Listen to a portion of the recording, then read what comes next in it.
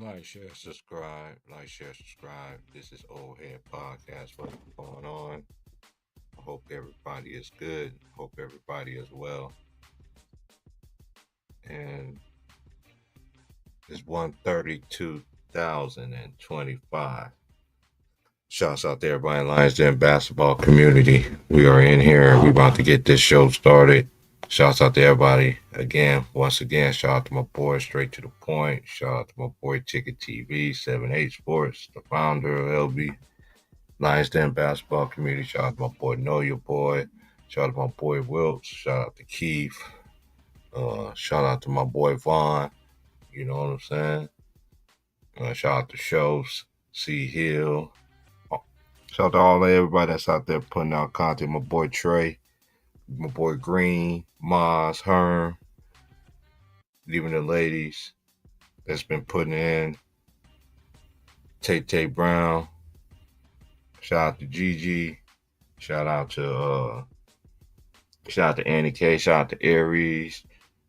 Shout out to Panama Queen. And shout out to LeBron is Glow Gone from the YouTube streets, man. But let's hope, man, the ladies come back. I remember the ladies, they keep us going, man. You can know some ladies actually know the game too. But anyway, let's get on right on to the business, y'all. We go to the games from last night. There was some games last night in the league.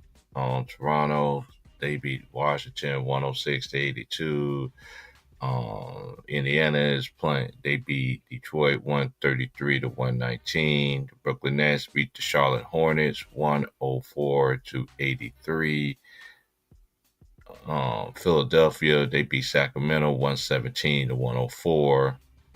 The Knicks, they beat Denver 122-112. Cleveland, they beat Miami 126-106. Boston blew out Chicago 122-100. And then you got the Clippers. They beat the Spurs 128-116. And the Mavericks, they beat the Pelicans 127-136. Then you got Minnesota. They beat Phoenix 121-113. And the Warriors rally in the second half. I did watch this game 'cause I do get it on. They came back and beat the SGA despite SGA 52 points. We just gonna go ahead and gonna go back and forth since. Okay. Jalen Williams, well, there was SGA was 16-29, 2 of 6 from three, 18-21 from the foul line. He had 3 rebounds, 4 assists, 1 steal. He had 3 turnovers. He had 52 points. Then they had 1, 2, 3. They had 3 players only in double figures. They had Jalen Williams. He was 12-26, 2 of 6 from 3, 0-2 from the free throw line.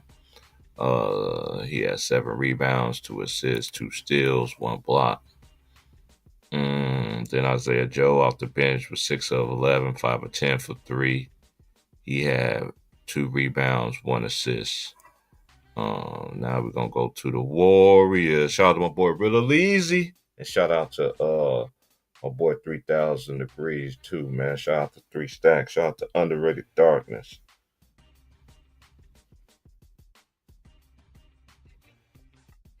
Shout out to the Warriors, all the Warriors fans, man. My boy Alex. I forgot the other homies, man. I know they ain't been on. I haven't seen their face. I can see their names, but I can't remember their names. I see their faces, but I can't remember their names right now. That are Warrior fans. Shout out to everybody though that are Warrior fans. Cause Steph, he had 21, 6 of 15, 5 of 10 for 3, 4 of 4 from the free throw line, 4 assists, 1 steal. And then on Andrew Wiggins, he had 27 points, so 10 of 17, 5 of 8 from 3, 2 of 3 from the line. And shout out to my boy Ron Time too. 4 rebounds, 2 assists, 1 steal, 1 block. And shout out to Conquering him too. Shout out to him. And shout out to my boy S Dizzle.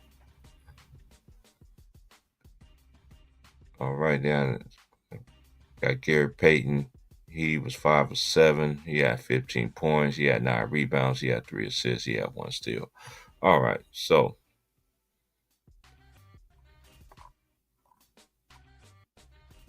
it was a tale of two halves. But the Warriors used a big second half, which they known to be during the time when they was um winning those championships. Made a dynasty in this era. They're the only dynasty in the Brown and them era, other than other than the Miami Heat. That's two. So, but anyway, let's go on to the next one and see who.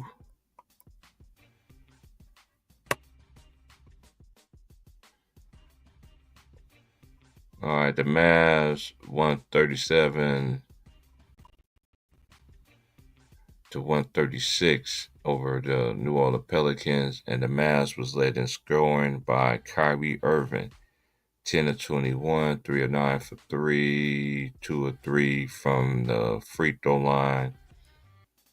He had 9 rebounds. Then Kyrie Irving had 5 offensive rebounds. That's how you know. That's how you know that the game. I like Kyrie.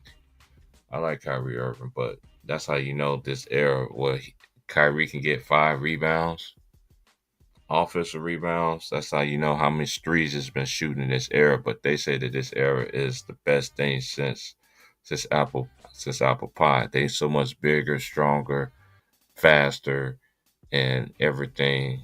But you get scores like this. Let me just go back at the scores.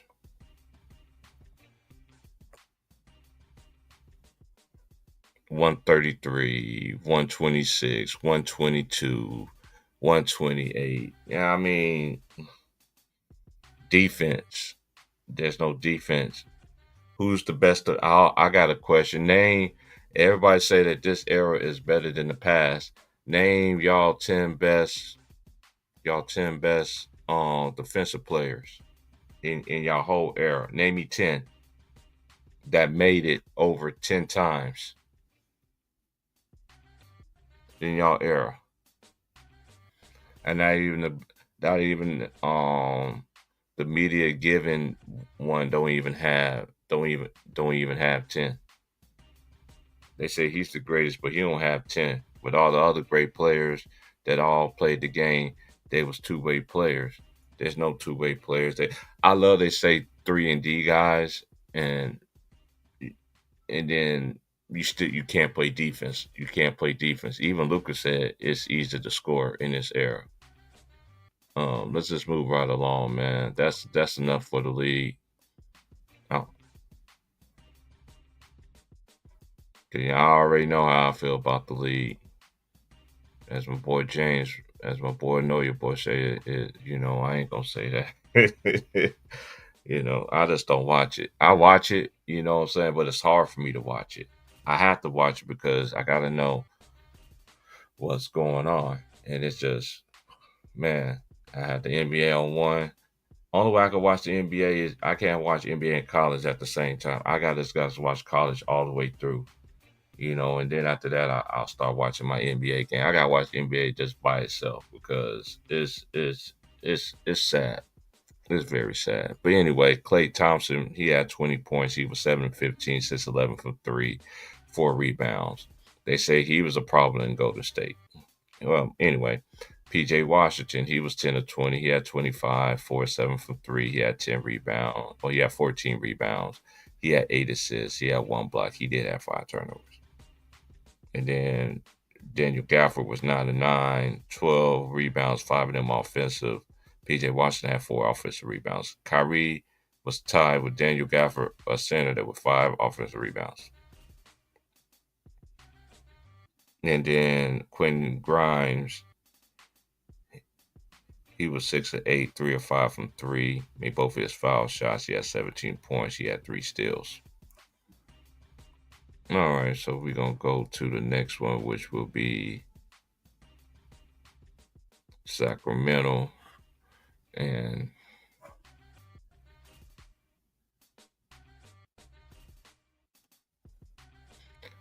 Okay, they was led by Malik Monk. He was 8 of 18, 3 of 9 for 3, 2 of 3 from the foul line. He had 5 rebounds. He had 8 assists. He had 3 turnovers. Then we go De'Aaron Fox. He had 19, 7 of 15, 1 of 5 for 3, 4 for 4 from the free throw line. He had 8 rebounds. He had 5 assists. He had 2 turnovers. And then we go to DeMar DeRozan with 7 of 17, 2 of 5 from 3, 3 or 4 free throw line. I think this is another team too that messed up. They messed up their chemistry. I see too many teams do this in this era where they just trade a player away and then that player go shine somewhere else. You know what I mean? And I see the other team just you know I just felt like Sacramento messed up their squad too. That's just my opinion.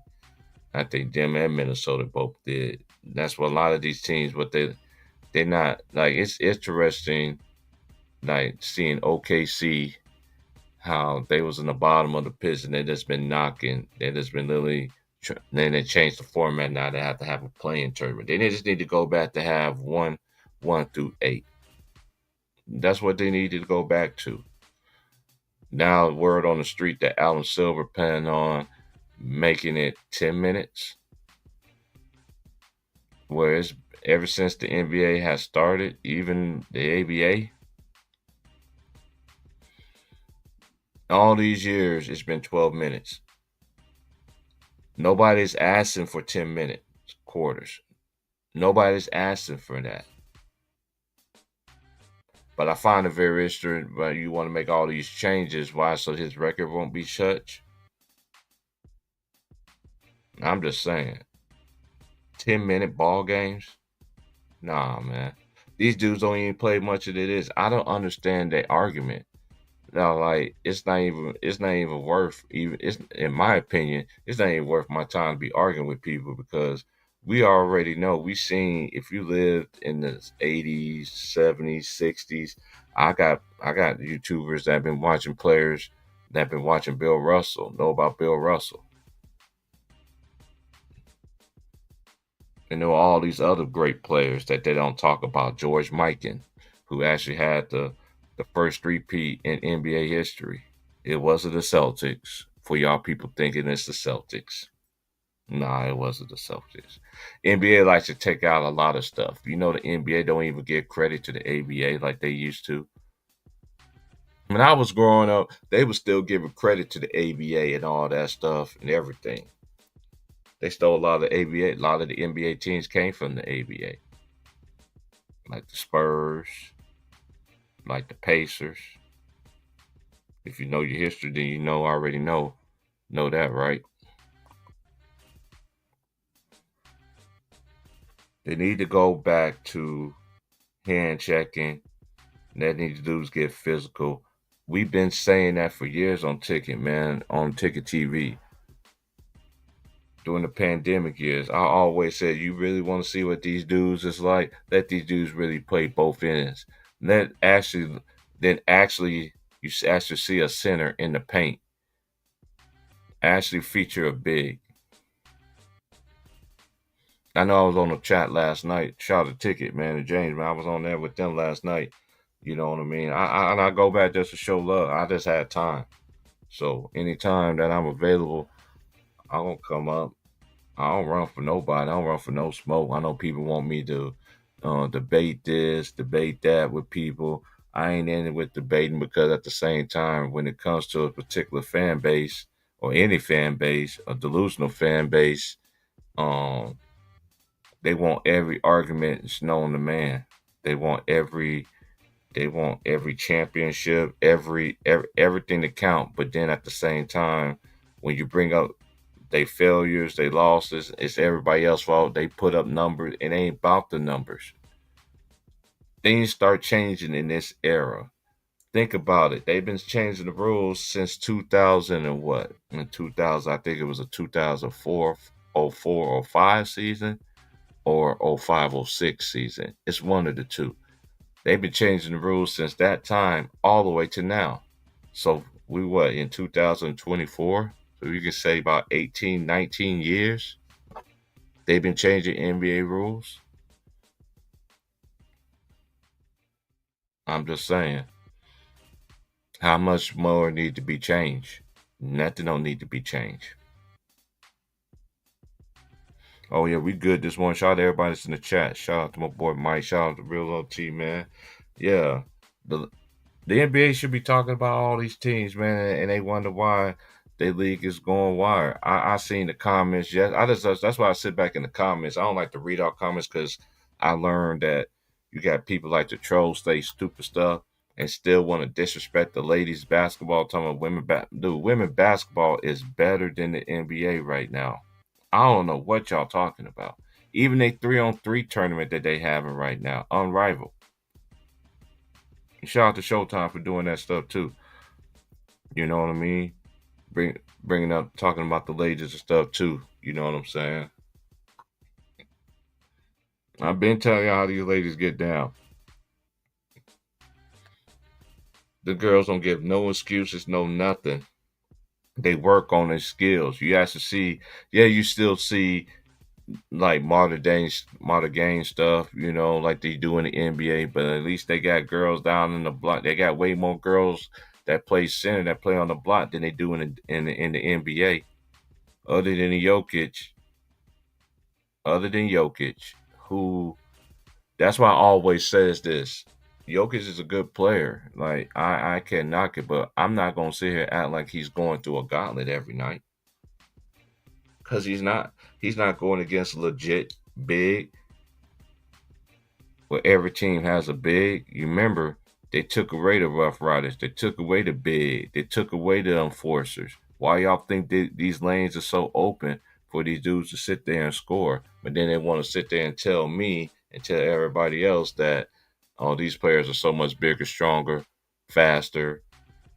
Uh, uh, uh, they got all these things, right? Then how come it ain't producing? How come when it's time you make your name in the playoffs, y'all favorite players ain't even there?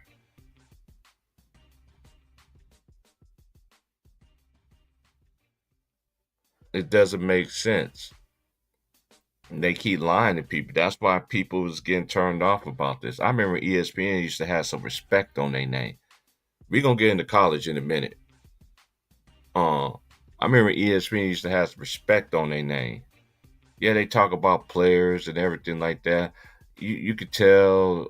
I remember when they was talking about Mike. I remember when they was talking to them dudes actually did their job. Yeah, they was friends, but at the same, you got some that say, "Oh, Marab, Ahmad Rashad, he was cool with Michael Jordan." Yeah, but at the same time, when he did an interview with Michael Jordan, you couldn't even tell that they was even friends because he did his job. They didn't like today's time where they do. Look at everybody that's look at ESPN. Look look at ESPN for instance. Look at all they sports that they have. Look at all they sports that they have that they talk about. And look at the panels that they have. Why the NBA is the only one that really don't have somebody like a big time that Asher Carey was one of the faces in the league. Why you don't see none of them on the panels? You don't see none of that. Look at all these other ones. Look at I give you what? Give you soccer, NFL, uh, what else? Tennis, baseball. They all they all do one. They do all do something that the NBA don't. They still embrace the ones that played the game before them.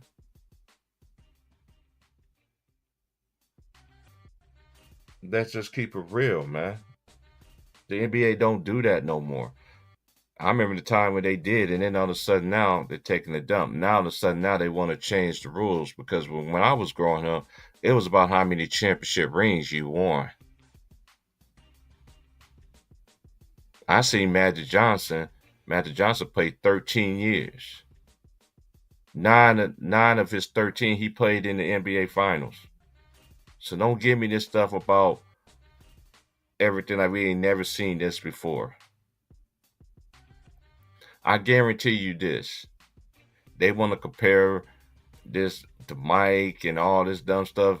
It don't carry no weight because y'all acting like y'all new generation acting like the old school players played the same rules and everything, and then y'all gonna say that all these players wasn't skilled and all that. And get back to what I always say, John Stockton, he lead the NBA in assists, but you don't see him in the top 20 in turnovers in NBA history. Make some sense to that.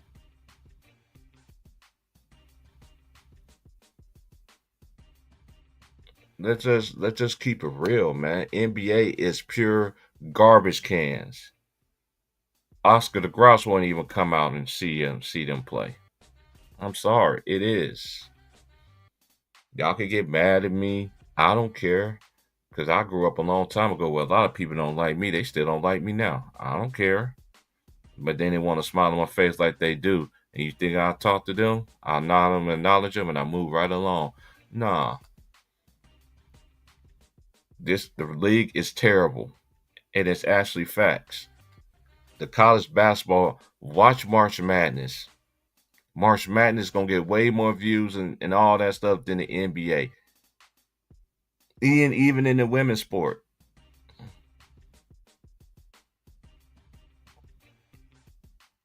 And this is the thing that I don't understand.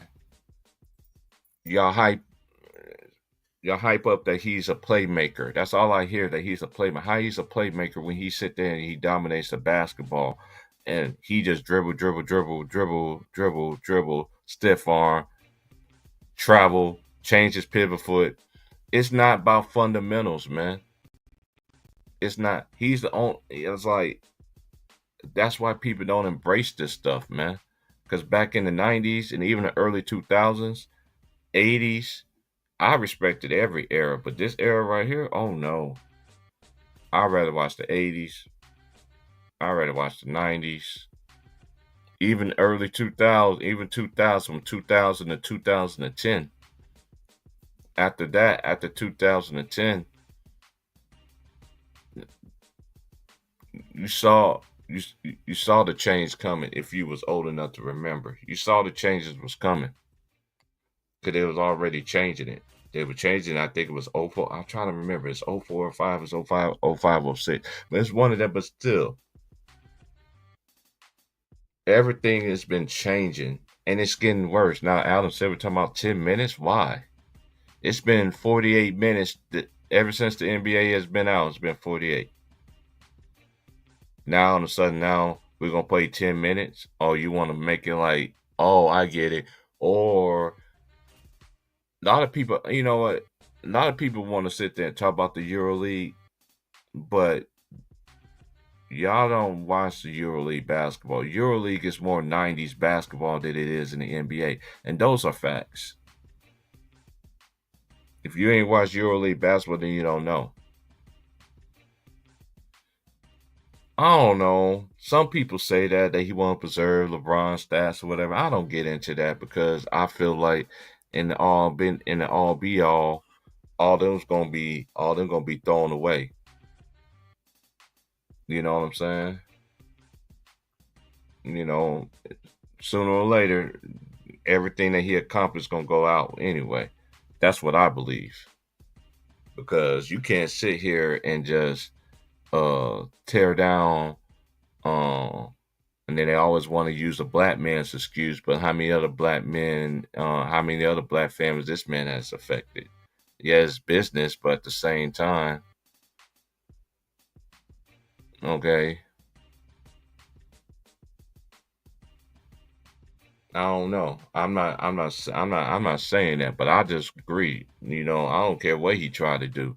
I feel like one day it's gonna be all taken away. Cause we ain't gonna sit here acting like this man ain't. They always want to make this man squeaky clean. And I always said this to my homies back in the day. I was like, dude, I never seen somebody just get so much protection in my life. And then at the same time, you on the big screen TV and they break you down. I see them built. This is how the world it is. The devil, what he do? He steals, he kills, and he destroys. He can make you look like you're some big something, but in actuality, it's not. Because these people worship these people like they like they gods.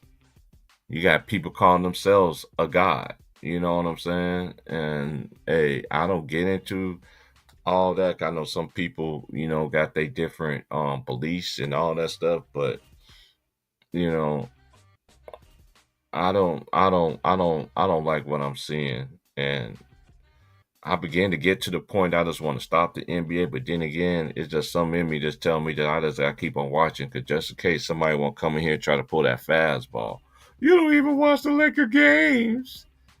Donkinette haven't even been playing. He should be playing.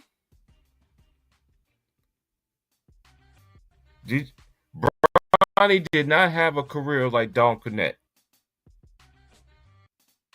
And mind you, Donkinette played 4 years.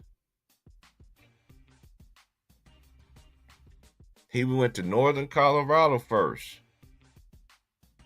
Then he ended up going to Tennessee. Ended up becoming an All-American.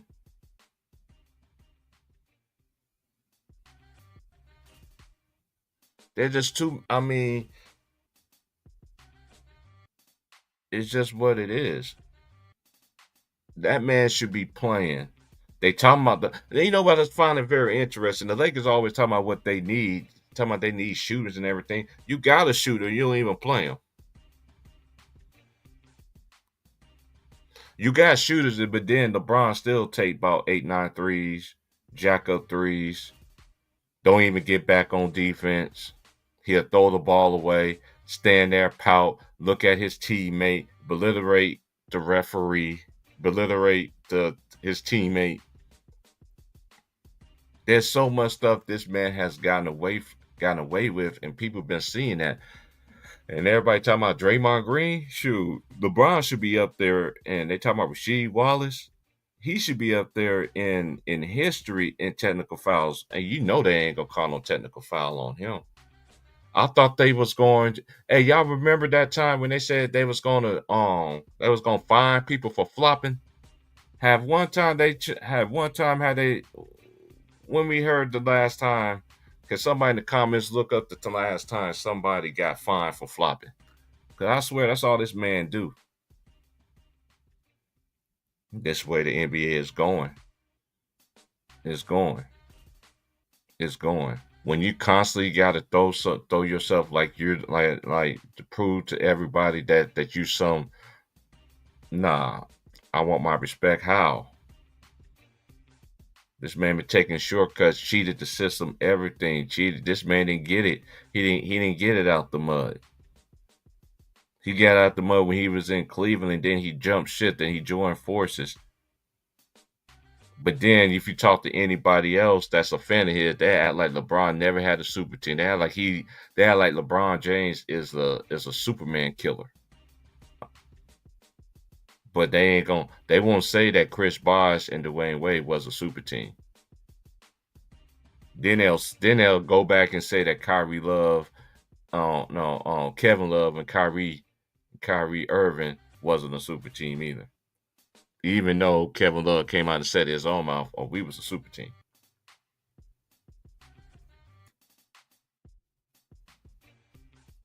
That's the same guy when they sit there and ask him, "Will you play with Steph Curry?" He say, "Yes, yes, yes, yes, yes, yes." My question is this to anybody: who he has made better? Who? And then they always want to talk about Kyrie. What Kyrie was doing at least Kyrie, out of all of them, Kyrie at least went to the NBA Finals without him. Yeah, they did lost, but he did went to the finals. Y'all can't continue to bring Kyrie name up no more. It's amazing. Every time somebody play with him, they play better without him on another team. But he supposed to make everybody better. Y'all don't see this stuff. They dog Westbrook. I never dog Westbrook. I never dog Russell Westbrook not one time. And anybody will say that? No. I always said, I've been saying this on YouTube since I got on. These dudes ain't point guards. These dudes are shooting guards that happen to play the point. Just because you dominate the ball don't make you a point. Like LeBron. LeBron is not a point guard. I'm sorry. He's not a point forward. I'm sorry. He makes too many reckless decisions with the basketball. Because I find it also very interesting. ESPN, y'all show sometimes. Now you want to show every once in a while you show his turnovers. But when Russell Westbrook was there, any game, y'all sat there and called that man all kind of names. Had kids teasing. You had kids out there teasing his kids at school, calling him Westbrick. Y'all don't actually analyze the game no more. Y'all pick and choose. Y'all on that money train. One of the biggest things I learned from the Bible is money is the root of all evil. And one thing my homie James always used to say, them dudes, you put $10 million on the table. 8 of them dudes gonna take it, or females gonna take it. 2 of them gonna be like, nah, I ain't doing that. People will sell out for that bag. They do. They don't give the they don't give these teams just they do.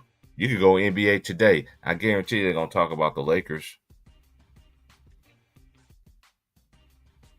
They're acting like the Lake. And you know what's very interesting too, y'all? The Lakers have not won 50 games since LeBron. LeBron been there what since when LeBron came there? Well, he been there what 6 years now? Out of his 6 years or whatever years he is, only 1 year they won 50 games. But y'all want to tell me that it's not an epic failure in Lakerland? You got JJ Redick out here throwing tantrums at Austin Reeves for shooting a three and bounce the basketball and throw a little childhood misfit fit, but you don't do it. You you don't do it. And this is one of the main reasons why he never decided to go play for Popovich. I hear y'all tell me all the time. This dude said in the comments, "Hey, this is the only reason why I'm talking about this. Cause dude's been coming at me in the comments yesterday and even comment on my videos. So I'm just giving y'all what y'all wanted. Okay, I'm gonna get to my college because I paid for this. I do what I want. If you don't like it, go listen to somebody that's gonna tell you a test a lie. Cause that's all they do anyway. All they do is test a lie every day. Don't keep the same energy. Don't do nothing. But I also find it very interesting because I've been said that the end of his career, y'all gonna start seeing little bits in here and there has everything begin to forfeit, forfeit, forfeit. Y'all talk about Diddy. Y'all think Jay Reed gonna go down alone? Cause he don't look like the type of person that's gonna take everything on the chest and take that. He don't seem he ain't. I don't think he's that way. And I'm so tired of y'all people saying Laker fans are crying. Only ones are crying is LeBron James fans. Man, there's a saying that we used to say back in the day. Man, LeBron can have all the what's that movie with Michael Jordan and he can have all the Space Jam characters, or we can just do it NBA. He can have an all star team. He can have an NBA all star team, and then he'll still say that's not a yet.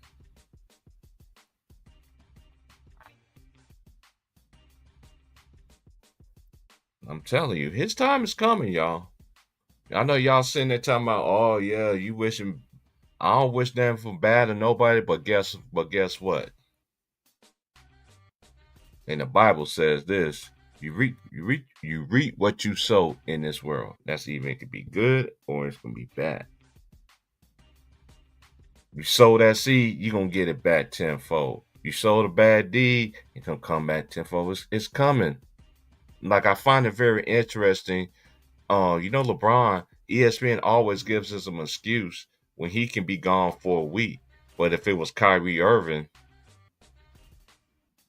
y'all want to throw this man on the bus. I haven't heard now one of y'all sat there and apologized to that man for what y'all said. Not one of y'all. Talking about the man selfish, all this. Nobody.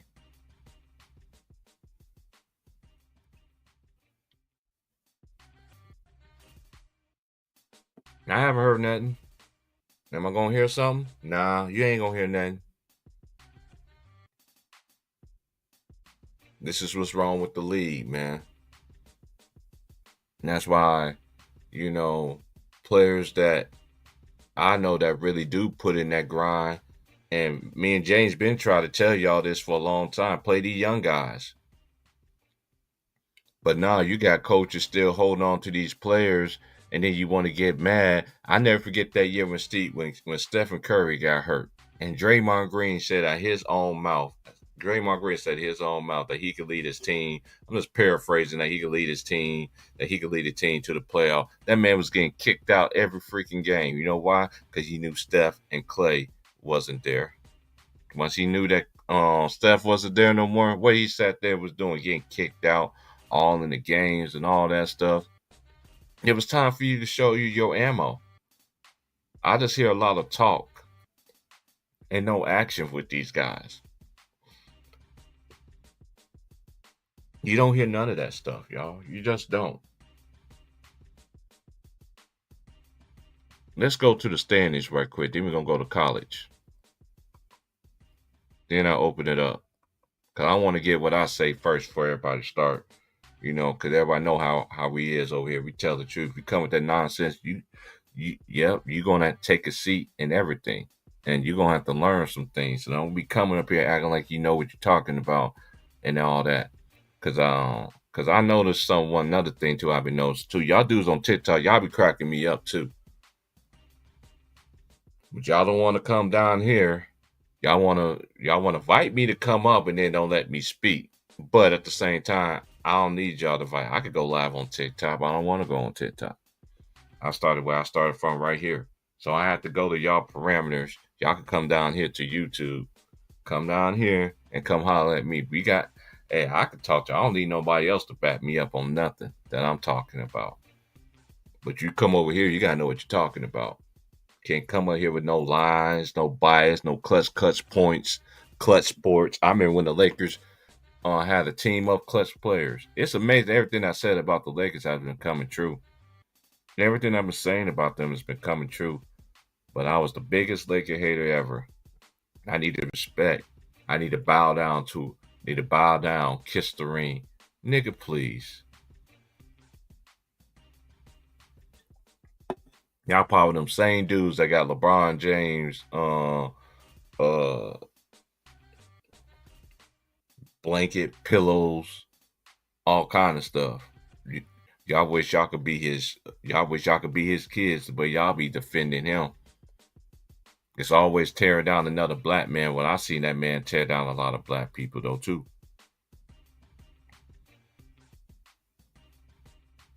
I never seen an NBA player got on a podium and sit there and say, "I can't win with this team." I know he did. That was back when we still had Lonzo Ball and all them. We still had the young core. I told y'all he was gonna trade everybody. But they won a championship in 2020. So what the world they been doing since then? Do you know they ain't got 50 wins since 2020? They've been a playing team? Man, stop it. Just stop. Even their record this year, I ain't worried. It's all gonna get exposed. Yeah, man, y'all hit that like button, man. I know YouTube's gonna do what they do and all that. I don't care, but hey, I tell the truth, man. I ain't with that nonsense, man. That dude is not built what he is. This man has literally destroyed the league. Now I understand why his friends defend him.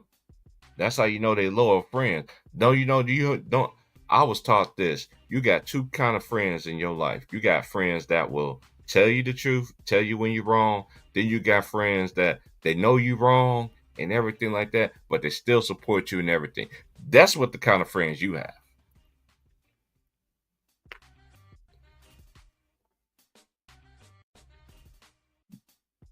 This man, how many more trades you need, bro? How many more trades you need?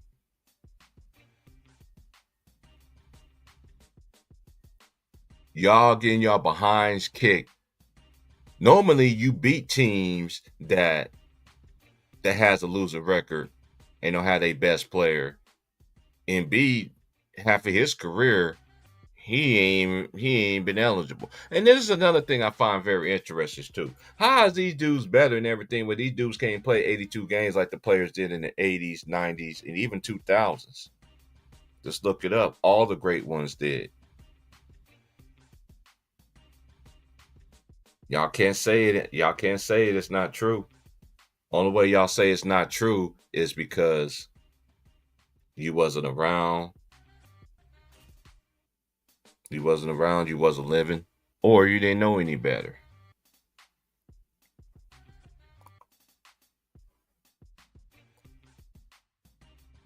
And they talking about this dude. I just don't understand it. This dude get more coaches fired than a little bit. David Blatt to me was his best coach that he had. He took him to 60 wins. He got him fired. But I'm just saying they keep marketing this dude. And they talking about Wemby. Look at the players they're promoting. They flying overseas. Yeah, there's some people say John Morant. John Morant messed up, but John, I hope he. I'm the type of person I don't give up on nobody kind of thing. I know a lot of people gave up on me, but I don't care about all that. I'm talking about the people that didn't get up, that didn't give up on me. I don't know. A lot of people say things and you don't really know, but you can tell when a person is being sincere or not. And I don't see no sincerity in nothing that this man do. Nothing.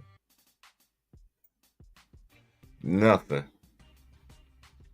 It's amazing. Stephen Curry has 4 championships just like you, and he did it in less time. And 2 of his championships wasn't a super team. 2 of them was. So I don't, cause it's just what it is. I always said I thought Steph was has a better career. Cause look what he had when he first started. They didn't think the man was even gonna last. I remember Skip Bayless used to sit there and just crush him and crush him and crush him and crush him. Hey Skip Bayless, I got a question for you. You said LeBron James is the best passer in basketball. How?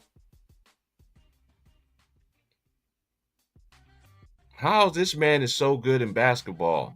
I don't understand how somebody got to explain this. How this man is so much better than everybody else? Because I don't see it. I don't see no fundamentals. All I see is traveling, pushing off, do his little shoulder shrug on weak teams. I noticed that you do that against weak teams. You don't against weak teams. When you know the camera on it, then you know you want to flex. Last night was an indictment of why Bronny James should not be in the league. This man got on the court before Don Connect did. And anybody that watch college basketball know what I'm talking about. Don Connect, he'll go anywhere else and get playing time. But you know what he ain't going to get playing time with? The Lakers. Because Bronny would get more playing time than him.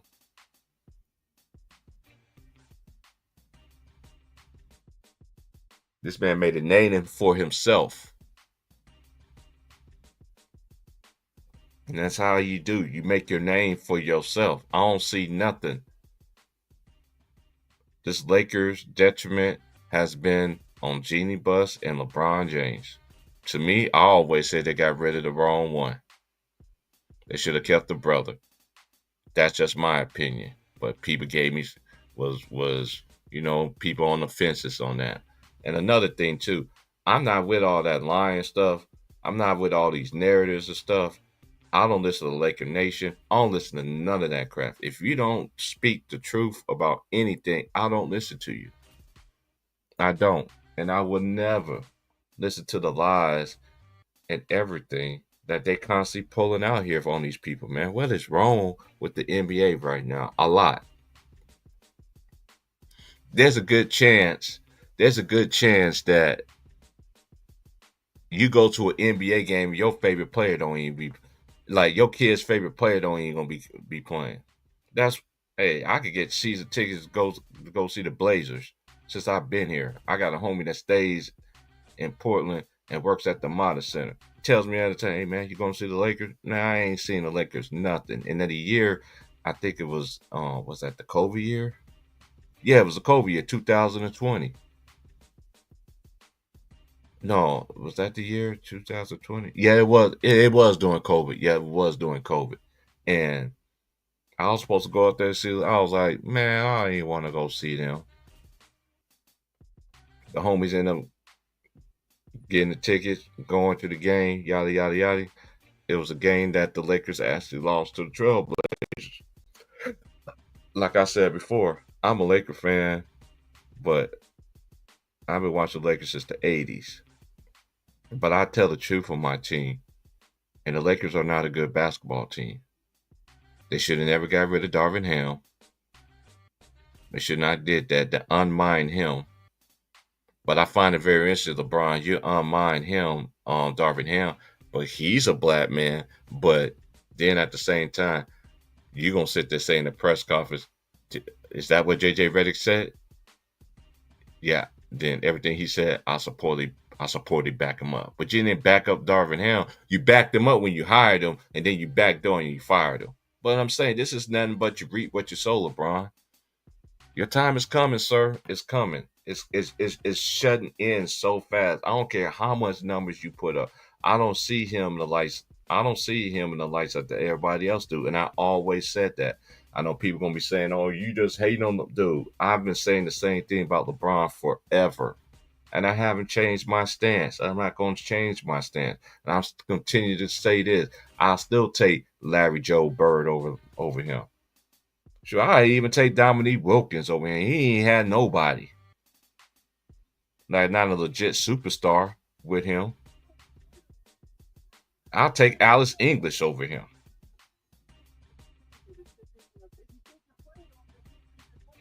I mean, y'all got to like, dude, they act like this dude just check all balls. Oh, he's 6'8" and 250. Dude, he would not survive in the 90s because all them dudes were just as big and strong as him. And you can actually get physical. Y'all just need to stop this stuff. I mean, this dude is so much bigger, stronger, faster, everything like that, man.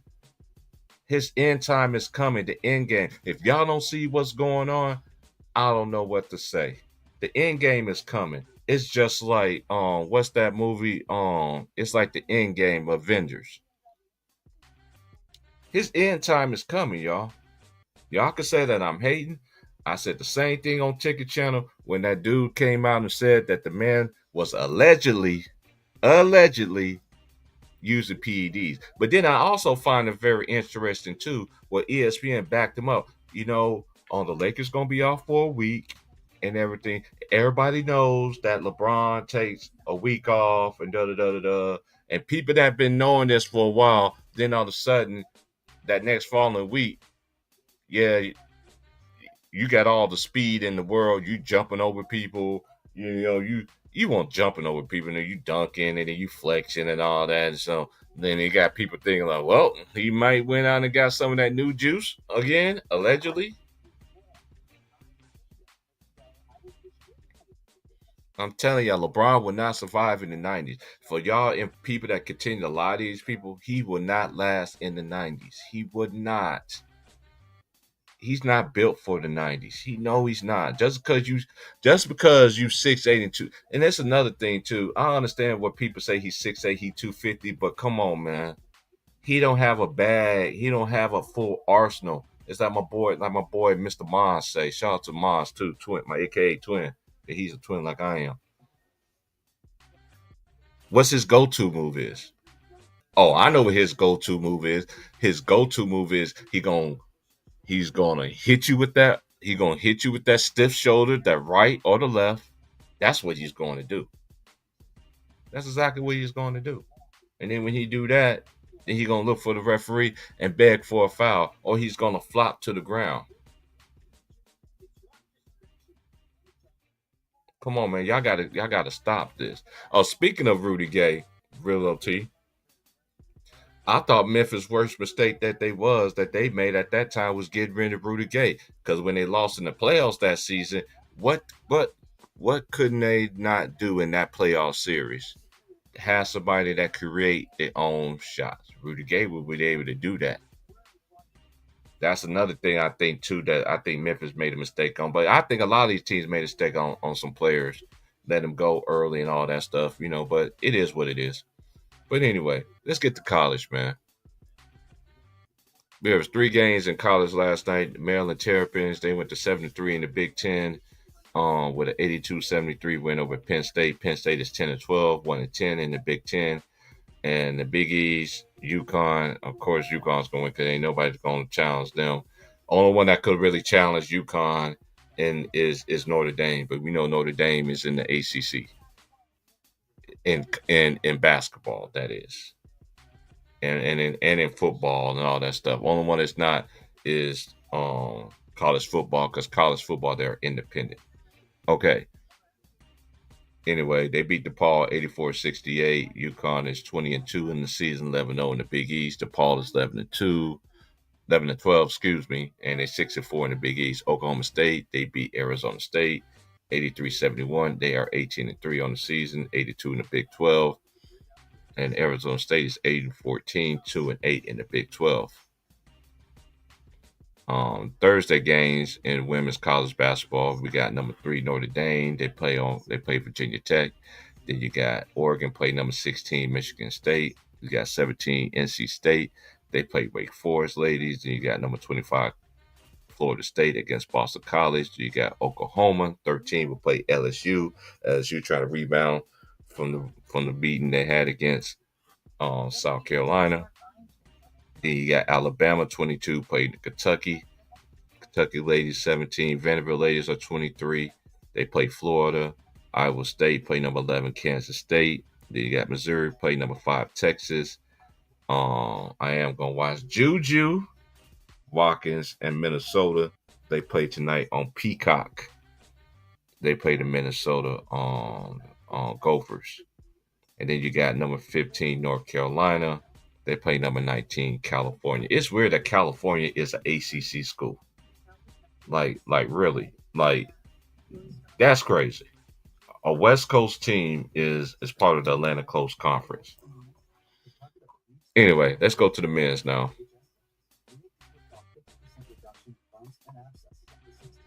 There was some good games last night in the men's game. Tonight's games, Illinois, they play number 18 Illinois, they play Nebraska. I do like that Illinois team. Memphis, I do like that team that Penny Hardaway has as well. They play Tulane. Memphis is 19, and number 16 Oregon Ducks. They play UCLA, and they play on FS1. Memphis and Tulane will play on ESPN2.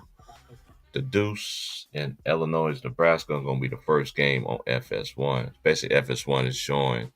I think they got a contract with the Big Ten and I think they got it with the Big Ten and and the Big East because I all I see on there on FS1 is always Big Ten and Big East games. But anyway, let's go to last night's scores. Number 1 Auburn. They beat LSU 84-74. They go to 19-1 on the season. They're 7-0 in the SEC. Alabama beat Mississippi State. Alabama is 18-3, 7-1 in the SEC, 88-84. Then you got number 6 Houston. They're 9-0 in the Big 12. They beat West Virginia 63-49. Maryland upset Wisconsin 76-68.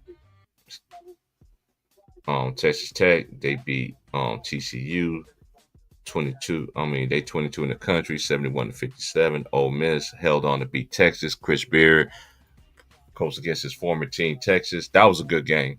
Texas Texas could have had that game, but when it comes down to execution, Ole Miss did it better at the end. Of UConn, they was down in the first half to DePaul. DePaul was playing good basketball early in the season. Then they got a conference play, and they have been stomaching. They are 1-10 in the Big East. UConn won 72-61. UConn moved to 15-6, 73 in the Big East.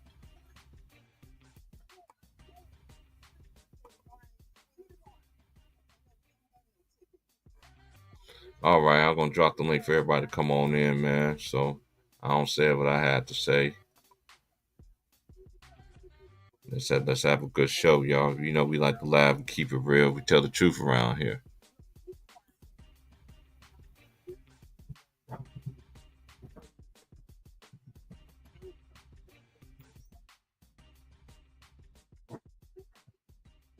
I decided to come on an hour early today. I'm kick with y'all for a bit here today.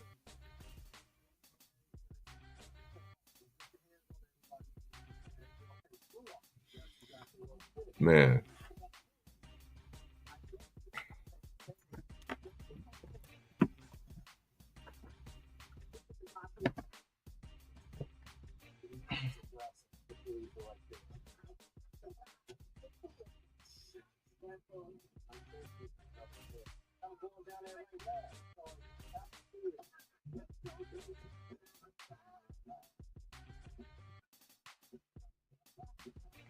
anyway, sticking to college, I think looking forward to the weekend.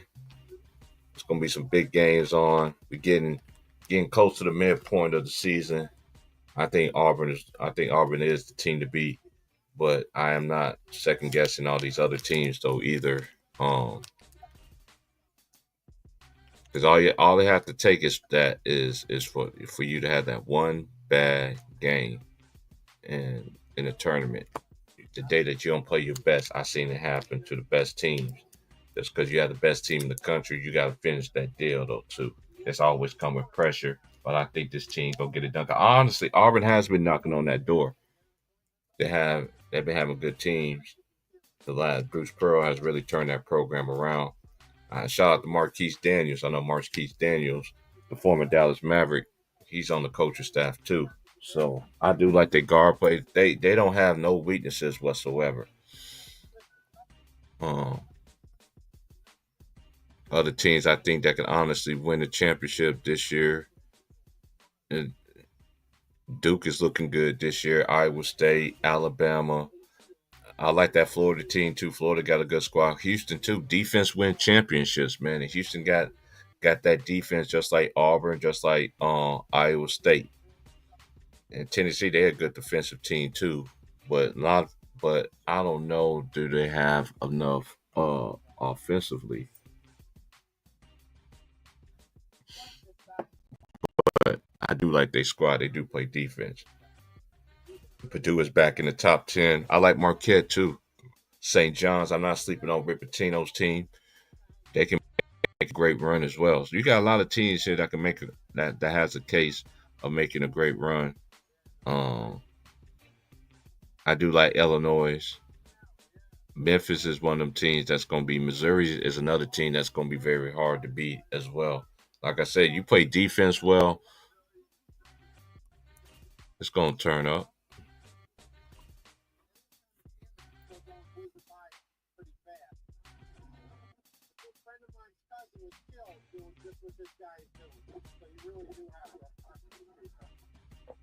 Hey, can you hear me? Yeah, I hear you, bro. What's good? Um, I want to ask you, do you think this is cool? Because it's very, if you look at that aspect, what you said, is this good for women's basketball, or how do you think about that? Because I actually, it is open field, open field. How do you feel about that? And I'll mute my mic. Uh, this is the thing. I just think now that my opinion, the women's game, because I seen how the women's game was back in, whenever WNBA first started, and just seeing the progression of it. I just think now women's basketball is going to another level. They're going to a level where the league is supposed to be, even though the league has been here a whole lot longer than the WNBA. Yeah, they don't make the salaries and everything like that. I get all that, but when I watch basketball, I see more physicality. I see more of everything than I in the women's game than I do in the NBA. Like I just do. I feel like the women's time is rising, and for me, it's bad on it. It makes the NBA look a whole lot bad too. 'Cause I know a lot of dudes want to sit there, want to say that they won't watch ladies play basketball and all that stuff or whatever. Some people think that's sexist and all that stuff. I don't even look at it like that. I just think that it's just the women's time. The women putting up a better brand than the men. You can't get mad at them for doing it. So that's how I look at it. They putting out better brand of basketball than the NBA. It's not even close. Well, I want to agree with you on that. And I was talking to my brother, and he's talking about, you know, um, being able. Yeah, we used to play it back to NBA Live '95, whatever. And then I brought up, I said, "Hey, man, most of the time when I buy these games, I play with the women because they fundamentally sound." And he was like, "I ain't never thought about that." Then when he started doing it on his own, he's like, "You right. Yes, it does. You know, it is making a impression. No doubt about it. No doubt about it." And you're actually right. So we could look at that. Like I'm like you. It's not about male, female, nothing. I'm talking about the game. Mm-hmm. I'm talking Mm-hmm. about the game. They know how to do it a little better than the product we getting put on stage right now. So Mm-hmm. why would that not be for people that really love basketball? We gonna gravitate toward that more than we will somebody don't know anything other than shooting threes, no defense, and open offense. Mm-hmm. When I see somebody miss a layup, scrap for the rebound, put it back up, and a head up the floor. I seen that as as a male playing that. So I don't feel like they need to be put on a shelf because they are females and they doing what we need to be doing right now. And And I'll it's a mute my shame mic. that hey, it's just what it is, man. Hey, I salute them for it, man, because a lot of because I see the feedback and everything like that. But I've been saying it for a while on my channel, like, hey, the women's. I'd rather watch the ladies get down, man, because that's basketball, that competitiveness. You can just see the competitiveness. You see the NBA, it's just it's just too many. It's too many friends. I remember back in the days, you didn't see them dudes dapping up each other, talking to each other, and all this other stuff. And especially when it's playoff time and everything like that, after the regular season game and all that. Now you see them just dapping up, laughing, and you getting your behind. Well, you got beat by 30. You sitting there laughing and kicking with a nah, man. Like the competitive is too much. It's too much buddy buddy system over there. But then at the same time, it's a buddy buddy system, but it's not working out because you get to see the product that's out there. And not only that, why the NBA is not doing their due diligence, they're not look, they could be talking about the Cavaliers, that the Cavaliers hold on, I'll just let me pull up the standings right quick.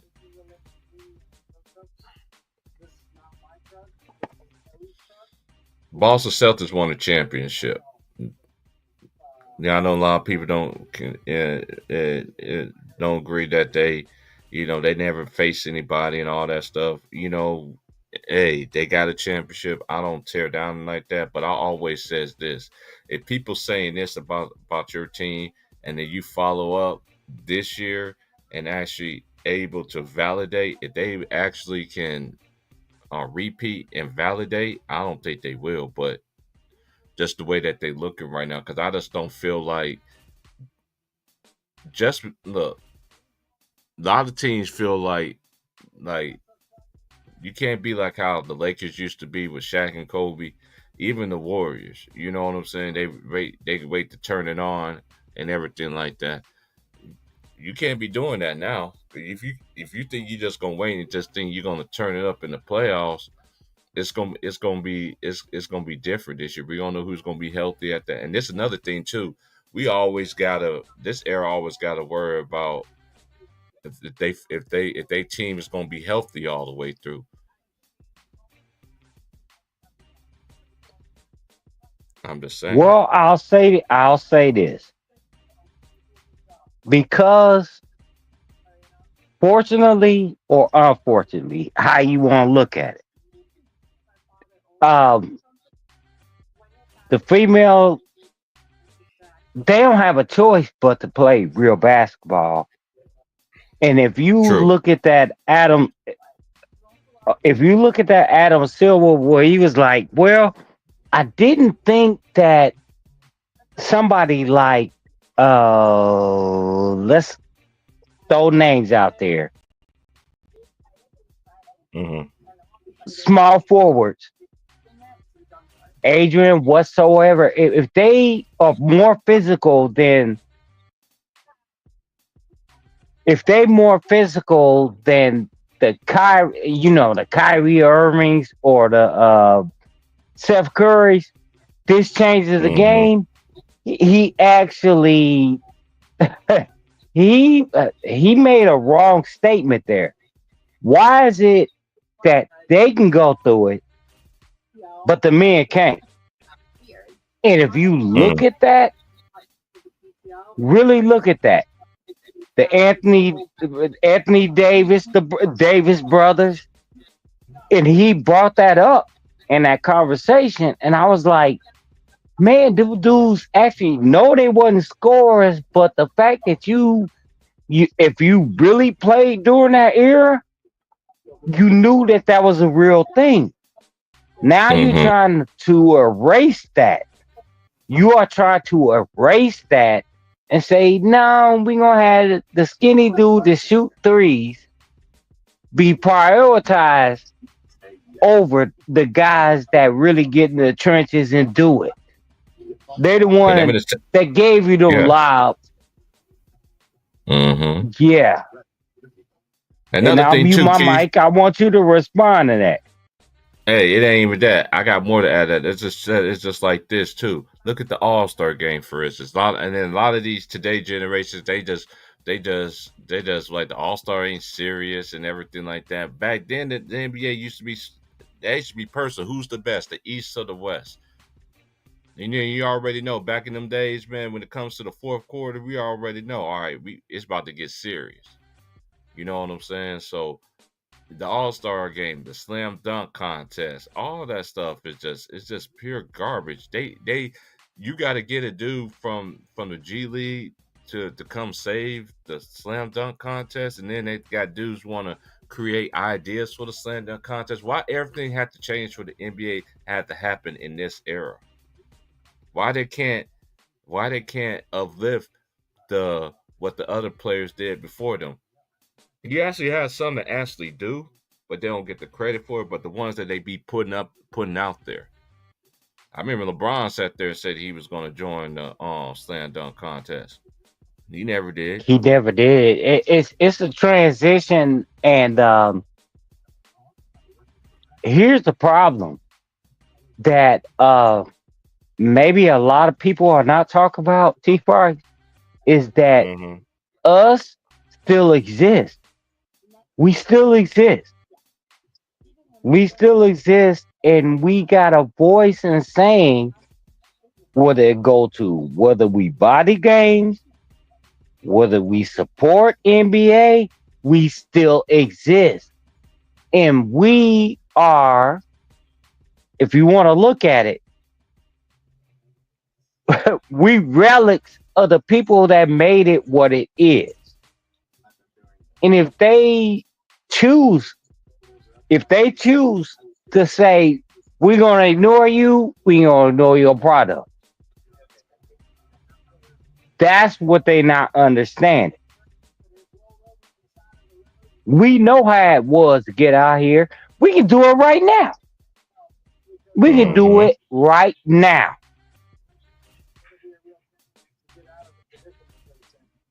And them ignoring us saying, hey, y'all probably need to tweak this, and them saying, no, we gonna go on this. We all about the money.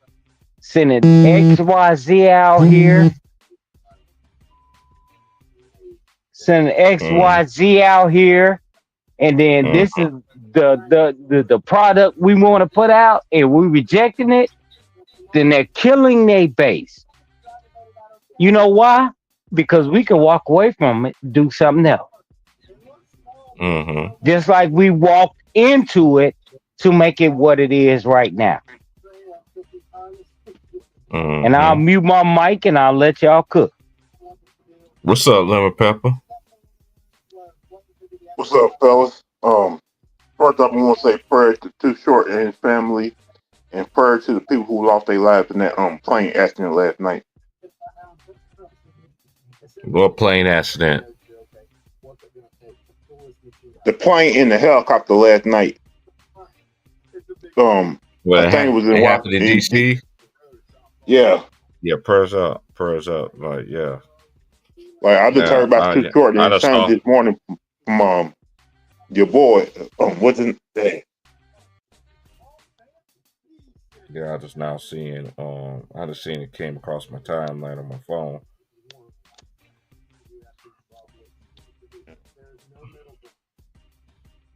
Oh, right. Did you watch any college games last night?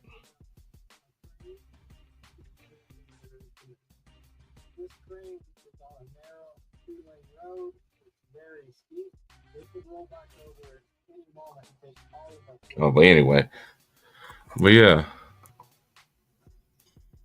prayers up to everybody who lost their lives. You know, I just seen. I'm just not reading it now and everything. You know, so yeah, at that time, like we just don't know what day, the time, day, or hour. You know that is really true. As they said, life is short. They was telling me about that back in the day. So, but anyway, let's get on into it. Yeah, I mentioned that yesterday. How they wanted. She said no.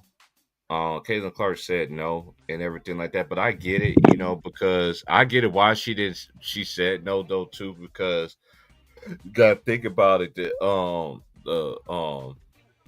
WNBA All Star Game is going to be in Indianapolis this year, so she's going to be able to play for her home fans. So I can honestly see why she said no to Adam Silver. But then again, why we got to change it up? Like ever since we've been watching basketball, NBA All Star Game, 3-point contests, is everything. It's always with men. There's always been the best 3-point shooters in the league. You know, I'm not knocking them for putting the ladies in there. You know, putting Sabrina against Steph and everything like that. I don't knock that, but at the same time, if it's broke, don't. Only thing I really like watching in this era is the 3-point contest. That's about it. The skills competition, I don't get into no more. Uh, the All Star game is basically, hey, you saw them what they put up. How many points? What was last year All Star game was? Like teams almost scored almost 200 some points, and Adam Silver said he's going to fix it. Man, Yeah, he ain't fixing nothing. You talking about the same guy that wanted? You talking about Adam Silver, the same guy that wanted to change the NBA to 10-minute quarters, where it's always been 48 quarters, and yeah. nobody's asking for that. And nobody's asking for 10-minute quarters. Nobody's asking for it. Nobody. But he wants to Adam change it. Silver is just, oh my God, this guy just ruined the game more and more. And plus, you let that narcissist tell you what to do too. Like you really fucked up the whole NBA system because you let the players run the league, and now look what's happening right now. You know what's something that and I'm gonna drop down. You know what something bother me is the integrity of the game. That this dude, what meaning Adam Silver, what he's doing is trying to undermine that. This is where the NBA got to where, and this dude is trying to undermine it. Saying it ain't about the athletes, it's about the show. He listened to a narcissist who didn't really who don't care nothing. Yeah, Nobody. but he can look at it. He can look at it as I can make this into a quasi WWE event, and people that know the game that played it, we got a problem with it. That's where he's having a problem. This is not us fake snap marrying and clotheslining people. This is us getting out there doing it. Like I said, And the player association kind of ruined the game too. Because the player association told Alan Silver, "We're not going to do this. We ain't going to do that. We're going to do whatever we want to do. And if you don't like it, we're going to go on strike."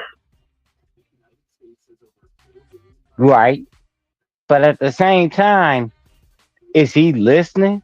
Because he's getting billions of dollars of revenue to have something we look as sacred, being a WWE event. He's doing that right now. We can sit up and talk about stats, things that we going up. We know he's trying to, if anything, he's trying to be like, "Oh, it don't matter." Why would you bring a woman into the NBA? Why would you not promote the women NBA as being something comparable to the NBA? Pay attention to what he's doing. That's crazy. I think you should you do the NBA because they losing money, but if you want to incorporate a woman into men's sports, here's the problem with that. Ain't the time, ain't the remedy. Right. I'm telling you right now, they're going to try to make a league where women and men can play together. Yeah, but it's not the time. It's not that time. And then if they do try to do that, it'll be dumb. Even though I know there's some women out here that could hold their own, because I know some women that they hold their own in their own what way league, yeah, and let them be. Right now, don't mix it up. Don't mix right it now, up. you got that new league, that free women league, basically getting more momentum than the WNBA. People are watching that more than they are watching WNBA right now. Like, you telling me that league that women put together themselves is getting more viewers and more ratings? You can't do it in WNBA. Okay, here's a question I got for you, homie. Why didn't they do that when the WNBA's inception? They didn't do that. No, they didn't. Like, the problem is they don't promote the league like they need to. Okay. Like, you don't promote with that being said, are they doing anything more to promote this league that the NBA didn't do? The WNBA didn't do. Really, they are, because you getting almost sold out crowds. I'm asking. Listen to what I just said. I said, do they do anything different for the WNBA to this league you talking about? We've been sitting on this for better part of 20 years. What they're doing right now, they are promoting this league more than they are in the WNBA right now. And plus, they sell more tickets than they are. And okay. And then it's also benefiting somebody that didn't put in that much work. So what that tell you?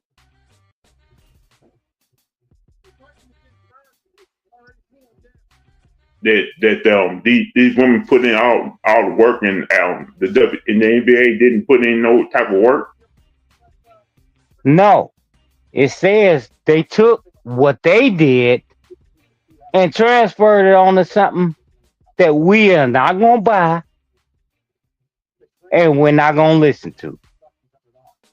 We would have been cool with the WNBA doing this better part of 15 years ago. But they didn't do that. Now they got this push for the same organization that you talking about. Now all of a sudden it's a big push. Pay attention.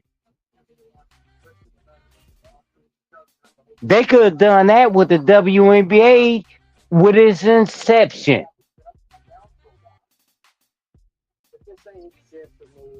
Now I land my plane with that one, homie.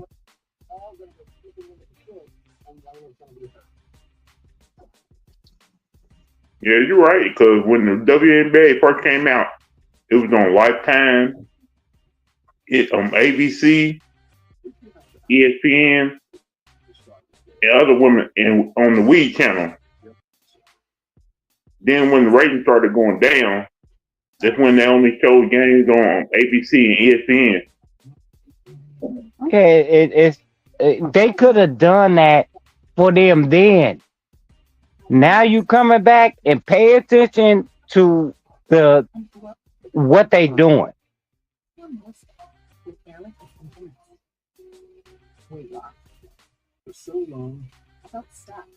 So with that, Mr. T Price, and I like you, Lemon Pepper Lou. Subscribe to your channel, but I want you to think about what I said.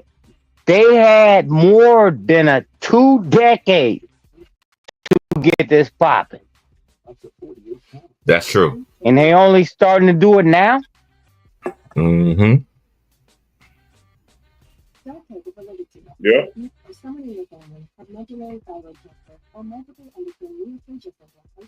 Like I sit and talk to my brother about we play basketball. This is from somebody that had an Atari 2600. Real talk. Mm-hmm. I did too. I skipped school the next day when I got Donkey Kong. So I know what I'm talking about. And I talked to my brother. He was like, hey, I don't even play the WNBA. I was like, why not? On his game. You talking I said, about go on there and play. Yeah, I'll go on there and play it. I go on there and play it because I love how ain't nobody jumping out ain't nobody shooting threes and nobody dunking from the hash mark. They miss a layup, they rebound, get it back, and I was like, hey, this basketball. And now it's got to the point where they're trying to trigger you into saying, okay, we can look at women basketball. You should have been looking at that 20 years ago. Not only that, you should have been modeling you as a game should have been like that. What they do, dudes, you got people that'll go from step back three, go in, could hit a mid range, and go back to shooting a three. Everybody see that. Everybody know that. That's not nobody want to see that. Last time you went to a court, did you see somebody doing that? If they trying to win, no, no. And if the dude did that, his ass was cut. You ain't on the next team when we got next. Am I lying? No, you're not lying. Back then, you had to earn to get on that court during pickup games. Yeah, that's how it been and that's how it should be. So I'm gonna drop down. Appreciate your conversation. Lemon Pecker Lou. All right, like I said, man, got your channel. But I want you to understand that it's a lot of older people out here saying this ain't gonna work. Mm-hmm. This ain't gonna work. Nah, we cutting them off at the pass. Like, no. No. And T Price, everybody in the conversation like this man's broadcast because he deserves it. And I'm gonna sit back and listen. If I do want to say something, please let me come back up. Yeah, that's no problem. This real talk. I'm telling you. I ain't just saying this just to be saying it. I'm talking about from people within my, my circle. Like, man, we ain't rocking with that like that. Matter of fact, if we play basketball games, we playing NCAA and we playing women's basketball. We not fucking with the men. Because it's that damn serious. So I'm going to sit back and let y'all cook.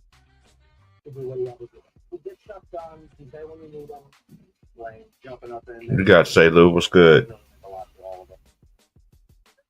Too. Before I came here, I just got back from the doctor. Got some unwelcome news, but I'm okay. Keep striving, bro. Praying for you, bro. Because when the devil say no, God always say yes, brother. So you're here for a reason, man. And, we just going to keep on keeping on for you, brother. Yeah. And good thing yeah. Go ahead. Came home in time, watching the ACC network. We were playing the Louisville and Wake Forest game from past Tuesday. Yeah, they are paying that right now.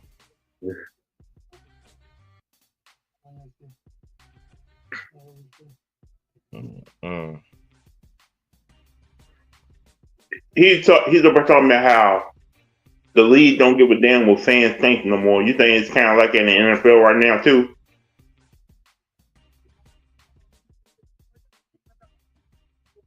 Hey, whatever happened to What happened to what's that dude's name? Oh yeah, I know what his name is. I gotta look him up because he used to play for the Lakers. He went to Kentucky. Wenyon Gabriel. Let me look him up. Gabriel? I think he's overseas. I think. So I thought Gabriel was gonna be I thought he was gonna be a defensive specialist in the NBA. You just got to give it. See, a person like he's another player that all he needs is just opportunity.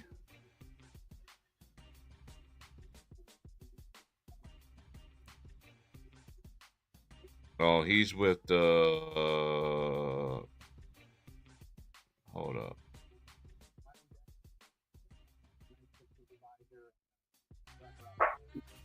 They got him in a Boston Celtics uniform. Now I'm looking up.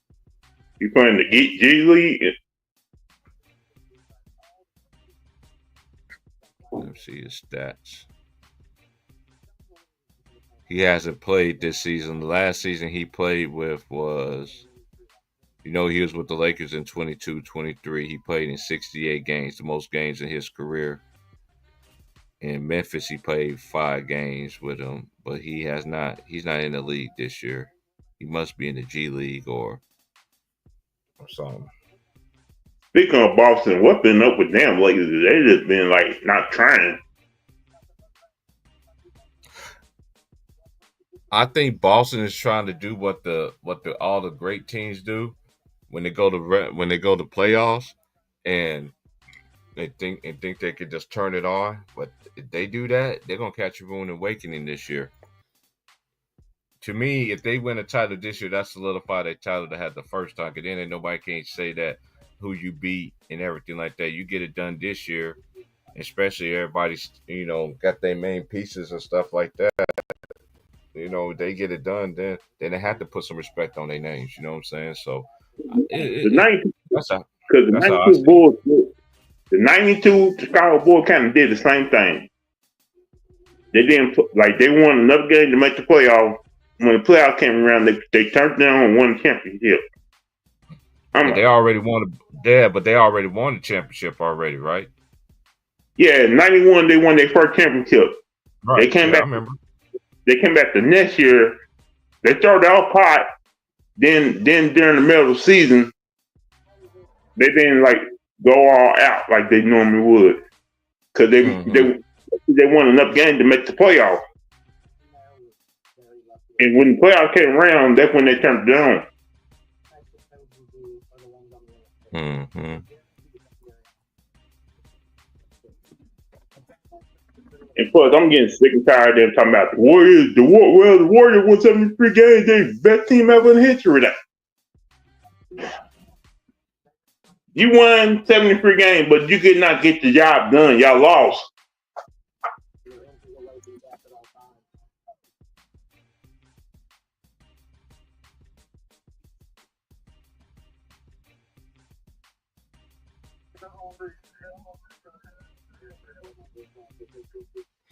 Oh, a fun fact for somebody was just messaged me said that for y'all dudes, man, all you gotta do is click the link.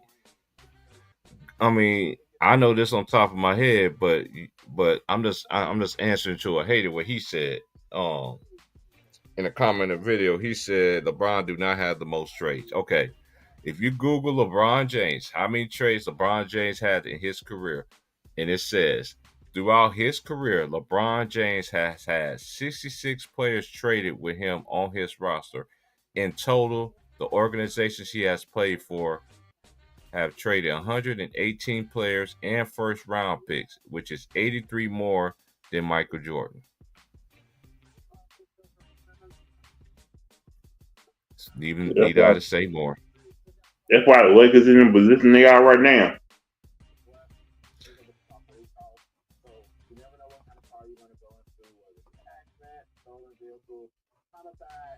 You I ain't traded worried all about. those. You traded all those damn draft picks that would have probably helped y'all in the future. See, I'm not getting into that. And Crowder is with the Sacramento Kings. GG. That's where he played for the Kings, Sacramento Kings. Jay Crowder.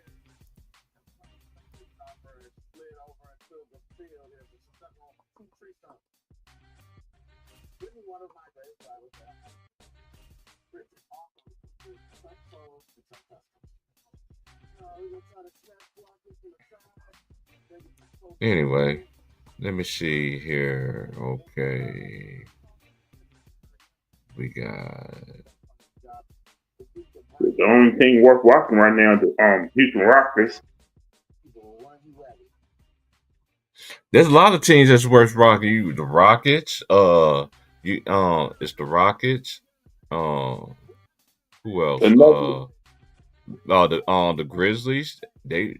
Hey, we always said this about the Grizzlies, man. John Morant's in there. I know, I understand that the Lakers, and cause we already know when teams play the Lakers, you know what I mean. They get that, they get more foul shots, and I don't understand how a team gets more foul shots than their opponent when they're the least team out of all the teams in the NBA. The Lakers are the last team in the NBA that have drives to the basket. So how can you? Yeah, that doesn't make any sense. Can somebody explain that?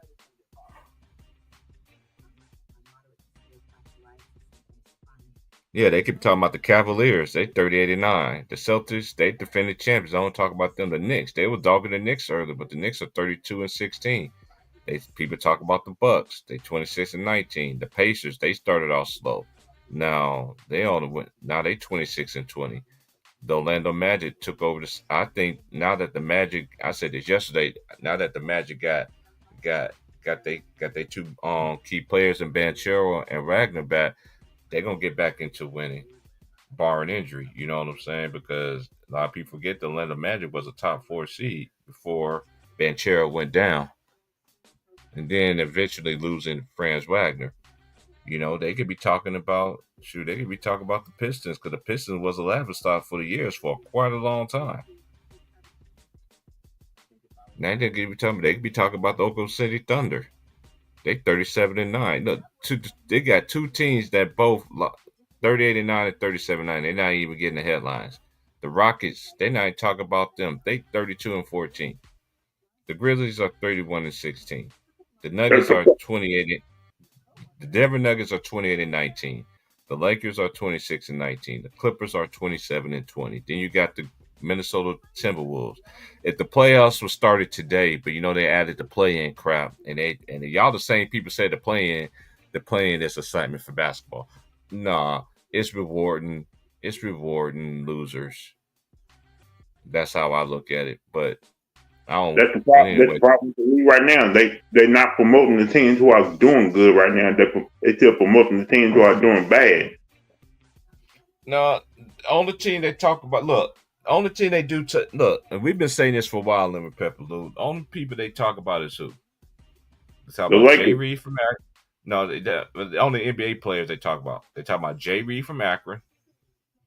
They talk about Steph Curry, uh, Joker, and Giannis to a certain extent, but I find it very interesting though. LeBron, this is another thing too. LeBron could get physical with any and anybody else, but nobody can. If you show that same physicality towards him, the NBA don't allow that. And that's another thing why people don't be watching the NBA too, because I see this man get called. I've been watching Laker games where this man don't even get called for no fouls the whole game. Mind you, I know he don't play defense. I see him pushing people in the back, doing all that dirty stuff. That they call that dirty work. But he gets away with that stuff. And when you That's call all. him out, for not playing defense, they saying you're a hater. Like he's the best two-way player in the game today. Like what? This is the thing, Lou. Look. I'm gonna say this. This just got this. I mean, it's not gonna stop. But like I said, on that day when everything comes out for the grass and all these videos that everybody been doing all these years and everything like that, telling y'all and everything, y'all still ain't gonna believe it. Y'all, I'm telling you, his fans don't. They want everything that's known to man. Like, oh, when he wins against Kobe, 16-6. And then I seen an interview where Katima Mobley was I like Katima Mobley because he said he was comparing Mike Jordan and Kobe and Byron Scott. I don't get into all that, but it's all about what? It's like who's harder to guard. They did start bench cut, and he says she start Kobe and he'll this is what Byron Scott said, he'll start MJ. And then he said he'll bench Kobe because Kobe started off at the bench, and he said he'll cut LeBron. He said that was, in his opinion, the two best players that he's seen. You should see the comments. You should see the comment section. Like the disrespect that Kobe Bryant gets and any other great, like especially Wilt Chamberlain. Y'all talking about Jokic is all skilled. He ain't skilled. He ain't more skilled than Wilt Chamberlain. Jokic ain't done. I mean, I like Jokic as a player, but let's keep it real, man. That man do not go against legit big, and the legit big he's supposed to go against. Embiid ain't even play. Embiid said trust the process. Trust what process, brother? You've been out plus over 400 some games in your career, and you to say you're supposed to be the second best big man. So who is Jokic going against? That's all world. what they don't understand, T. Price, before they started counting the triple doubles, Chamberlain kind of averaged triple doubles almost every game in his whole career. And another thing too, I'll call Cap on too. For him to have the pass Michael Jordan in 30 points games and all that, I call hella Cap on that because I know Will Chamberlain got to be in the records for more 30, 40s. You know what I'm saying? Because you got to think about it. Y'all got to understand something here. The first, I think. Wait, hold on, Blue. Let me explain this. Was it how many years before they start counting records in the NBA? Like he played like the first 8 or something like that. First time I got asked to raw that. Then they want to start putting stats in the equation. Now imagine all the stats that wasn't even accounted for all them years. Blocks, assists, block, and hold on. You already know I'm about to go to. Speaking of them, I just thought about it. I got it too. Where is it at? I think it's all the way down here. Chamberlain had a season where he averaged 50 points a game. 50 points! Tell me somebody in this. We ain't seen this done since 1968. Now tell me somebody in this era can do this. We ain't seen nobody do it in the 90s, but 2000s, 80s, 70s. This was done in the 60s. This is what you call a quintuplet, y'all. This man had 53 points, 32 rebounds, 14 assists, 24 blocks. And he had 11 steals. Don't y'all know? Man, I've been knowing about Will Chamberlain since I was in middle school. I've been studying him a whole lot.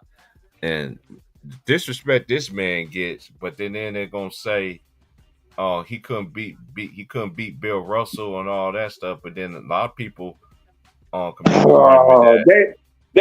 don't understand. It was only 8 teams at the time, and then the Celtics had basically all the best players on their team. Like they bench players, they bench players was better than the rest of the league at that particular time. You know what I'm saying? So they acting like that it was all 32 teams and all this other stuff. Yes, when it came to winning and everything like that, they put Bill Russell up there. I don't disrespect. I don't have a GOAT. I don't get in this GOAT debate and all that. All these players has been great in their own little way. They all have been great. They all make cases for. I don't understand. Now, this is just me. How can somebody has not? They still got Magic Johnson. They still got Kobe. No, they got Magic Johnson, Bird still in the top 10, and they ain't played since when? They ain't never dropped out. I'm just going by this fake media list. And then you got Kobe Bryant in there. Then they say, oh, people say Kobe don't deserve. And then they say Kobe, what they say, oh, we glorify Kobe we uplifted Kobe ever since his passing. You know, anybody that knows basketball, they know that dude was him. You hear more Kobe stories, and this man's dead. Even before he died, I hear more Kobe stories than I hear about LeBron stories. I'm just saying. Every week I always end up coming across an interview that I'd never seen before, doing a Kobe story of them just doing all the great ones. And shout out to Quentin Richardson though too. And I gotta say this. I like their podcast. Go ahead. I gotta say this, T. Price.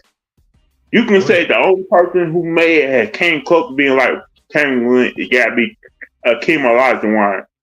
Olajuwon, if they really let him really go off like he was supposed to in his career, he would probably average a lot of points, blocks, rebounds, and assists. Because he was the type of center who would do everything. Like, why you think you got these players today trying to learn the dream shape?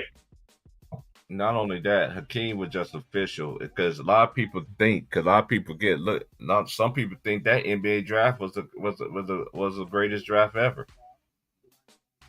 Look at all the players that came out of that draft. That was in that draft. You know, and this is another thing too. A lot of people forget about how good Clyde Drexler was. Drexler was that dude until he ran into MJ. I remember they was trying to compare MJ to Mike. Like, who was better, Drexler or Mike? And Mike just took it to another level. Even though Clyde the Glide, he was that dude. You know what I mean? I thought they should have beat the Pistons, but they didn't beat the Pistons that year. That's when the Pistons ended up repeating that year. You know what I'm saying? So then he ended up getting his championship ring with the Rockets, and he wasn't nowhere near. Um, and I never forget when they sat there and asked Hakeem Olajuwon, "Hey, how does it feel to win a championship?" He said, "How sweet it is."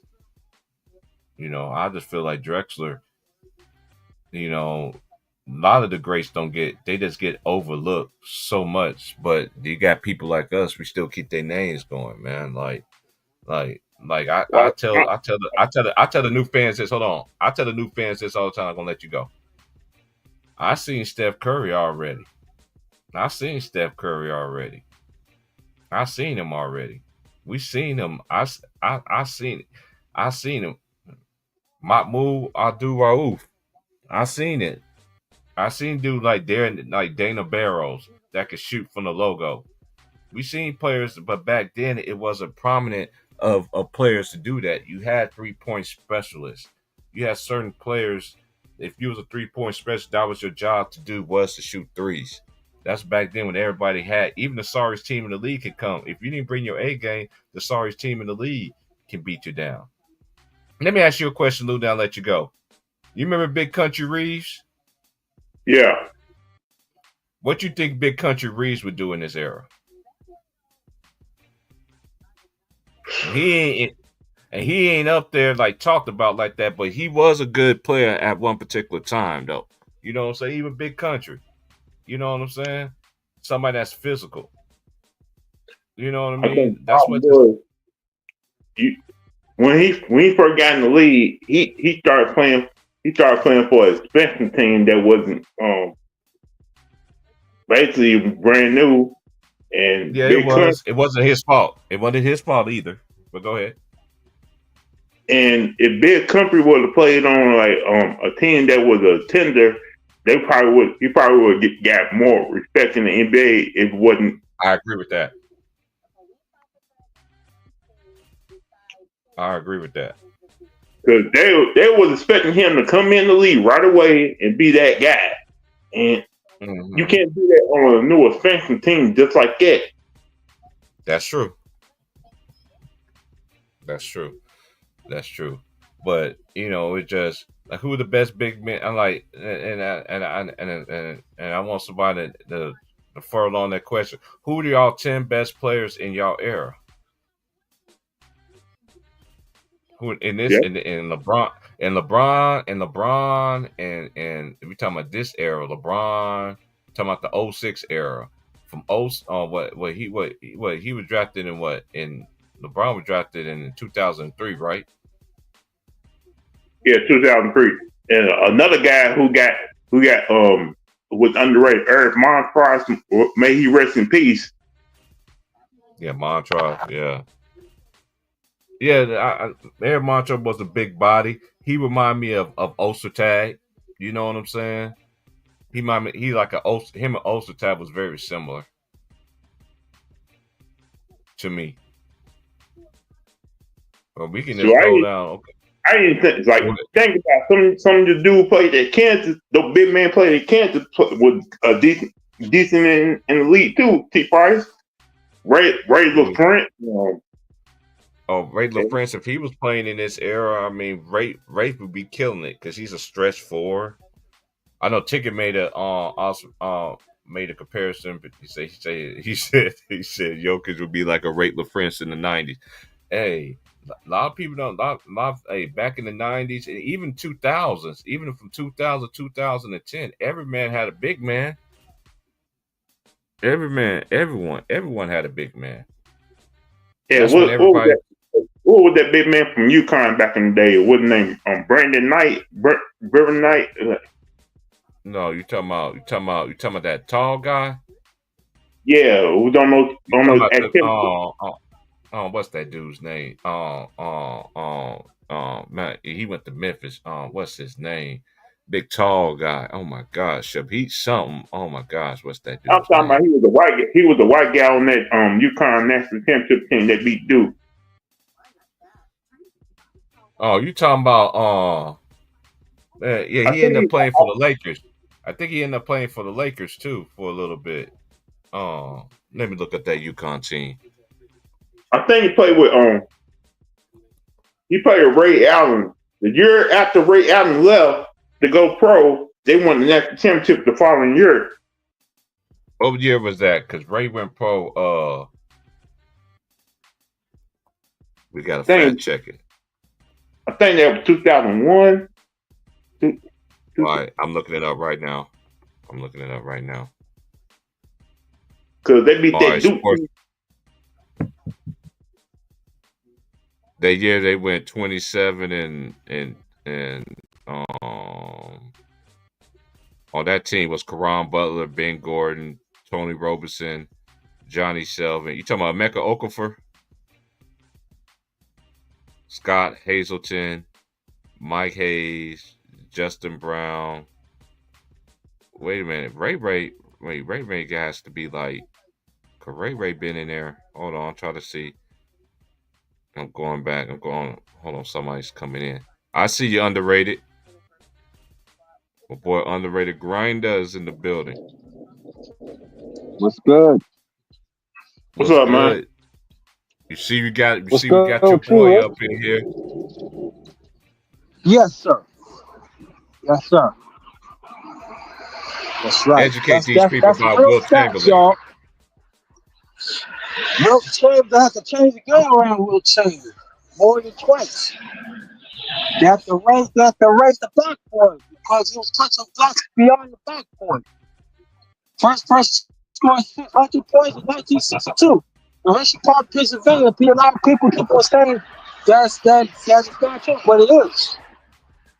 He grabbed 55 rebounds against the late great Bill Russell back in the 60s. He's the first player that you see. You see the stat. He called that quadruple. What you call that, bro? Quadruple double. First person did it. No more. And this is the twilight of his career, y'all. Look at the tape. 1969. Hey, what you look at? It's a possibility he may have done that more times than anybody ever knew. Yes. Yeah. And he had. They were the King staff thing. All right. In 1 year, he led the league in assists, 1968. Right? Never fall out of game. Never fall out of game. Right now, are you talking about every record offensive? Right. Mm-hmm.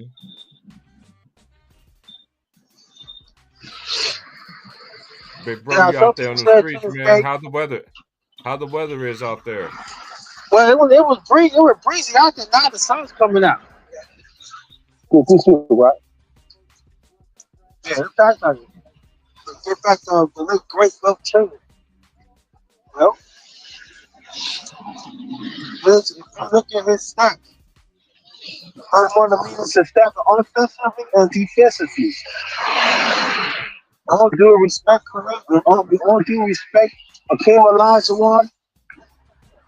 This man was an athlete. He was a high jumper. Right? He ran track. Right? Yeah. Mm-hmm. He was a world class athlete. That's all I understand. I'm like, dude, they talking about we ain't never seen nothing like this. Like, dude, I didn't get a chance to see Wilt Chamberlain, but I saw videos, saw old footage of him back in college, and even when he was in the league. I'm like, dude, he was doing that one step fade away before KD did. It's good, man. Yeah, and also, they said he could jump beyond the key and dunk the ball. They said the foul line, he could jump. They dunk with ease. Hey, but I think I found the person you're talking about. I found the person you was talking about, Lou. That was on that team with Ray Allen in 95-96. It was the center was Travis Knight. Yeah, him. Yeah, he used to play for the Lakers a little bit. That's what I thought you were talking about. Think about this, Go ahead, T. Price. Go ahead. Yeah. So we are also there. One time they show a link that we were playing, and the guy and Luke Kemp just caught the ball throughout the air. They call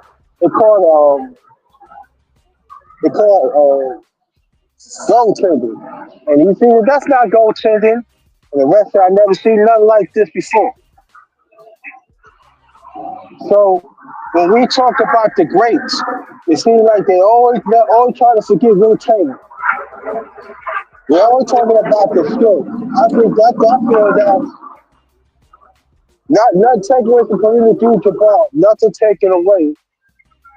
There's nothing taken away from Kareem Abdul-Jabbar. But if Will Taylor, when he was with the Lakers, right? If he was just, they tell him, you can go score, do all those things. How many points he really had?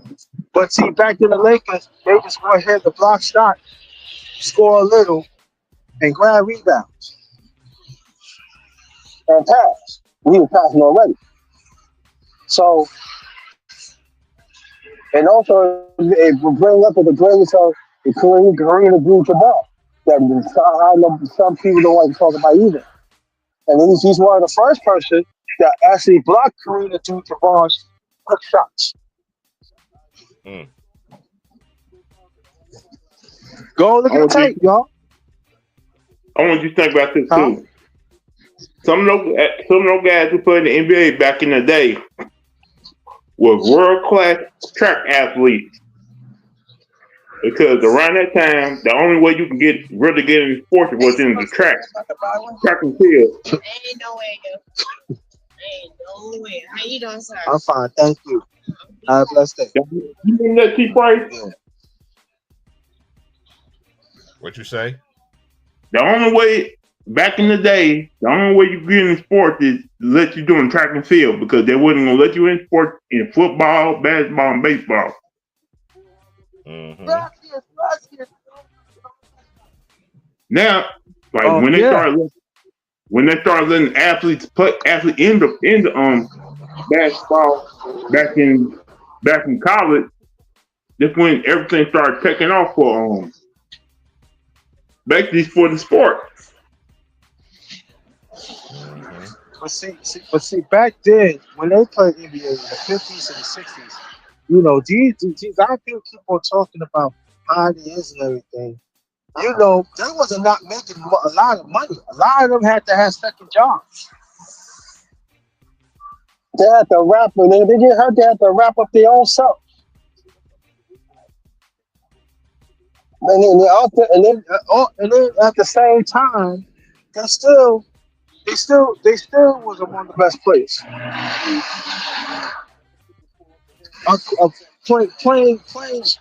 Playing the speakers that had just cloth on it. So that coach of the Lakers, that picklehead, yeah, I want to get at him. I always want to bring in my child. I want to get at him because him and his chocolate lover boy want to be quiet. Mm. I don't know what cream y'all like, but that's not the cream we don't deal with around here. Mm. But that coach, you need to be quiet. I want him real bad on my channel. Oh yeah, I want to roast his ass so good. Got the nerve calling 3 points, 3-point specialist. You know you got to the NBA, the color of your color of your skin, huh, boy? Huh? Because wherever you went, you went to Duke. You went to Duke. So Coach K got you in, boy. Huh? Mm. We talk facts over here, boy. Mm-hmm. Mm. They don't want to hear that. You ain't got that in your own merit, boy. Coach K had to call around and get you in there, boy. You had a few 3-pointers in your life. Coach K got you in, boy. Yeah. Top part that shit. You got your dark chocolate. You got your dark chocolate right there. Got the little chocolate right. You're better than Kobe. You're better than Jordan. You play more games because of longevity, huh? Yeah. You ain't got no killer instinct. I know of chocolate for chocolate. Shoot, gosh, I don't know about. I don't know about what's going on there. I forgot. Dark chocolate got you that coach position, right, boy? Yeah, we talk fast over here, huh? Yeah, you in the podcast, right? So I want to know how that chocolate head did you, boy? Mm-hmm. Hey, you need to All of a have your sudden, Scully on this you one. eat. You need your Scully back, man. You need your New York State of Mind back on them like how you used to 10 years ago, man. They don't forgot out Yeah, here, bro. yeah, They don't it's forgot. coming back. It's coming back. Yeah. You know, hey. Oh, I forgot. I just remembered. He didn't get the head coach of his own mouth either. Damn, we torn up, man. Damn, yo, he got that coach. He got that job off a podcast. Damn, yo, listen, I guess what we need to do, right? We do podcasts, right? What they give us $1 million and do podcasts, right? Why not? But I forgot of the color of his skin. So we got we got a person from Duke that we never really heard.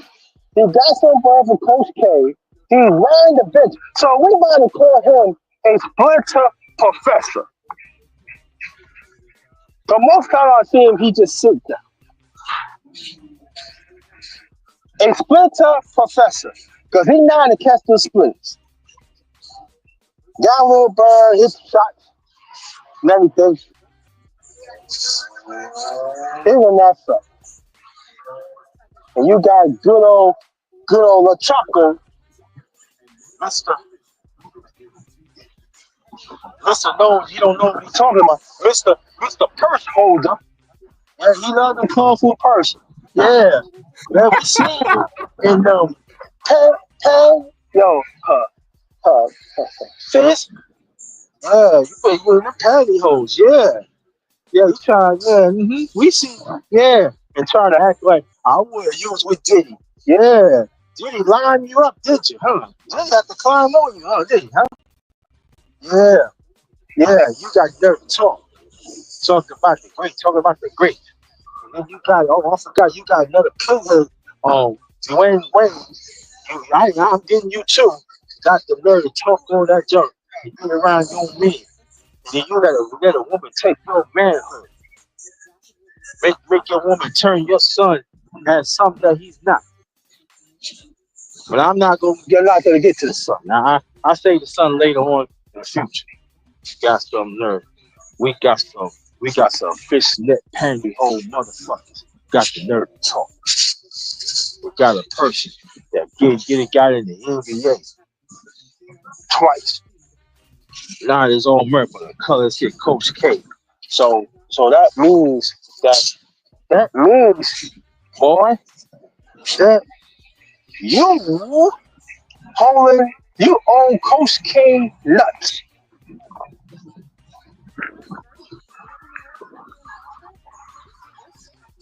Man, damn. I'm just saying, y'all, check the facts, boy. Check the facts, family. I'm telling you, we dealing with people that they don't know what their marriage is. They don't have the spine to work hard. But these are the same people in mainstream media want to push, but they don't want to push us because we tell the truth. We the media, y'all. We the ones tell the truth. We're the ones that they copy. You understand that? All that dumb stuff talking about. Then you shoot. Then you got Anthony Davis, the 10 man. Can't tell him to play the whole goddamn campaign. What's going on here? Gonna put him in the gonna put him in the 75th best. He better than Dwight Howard?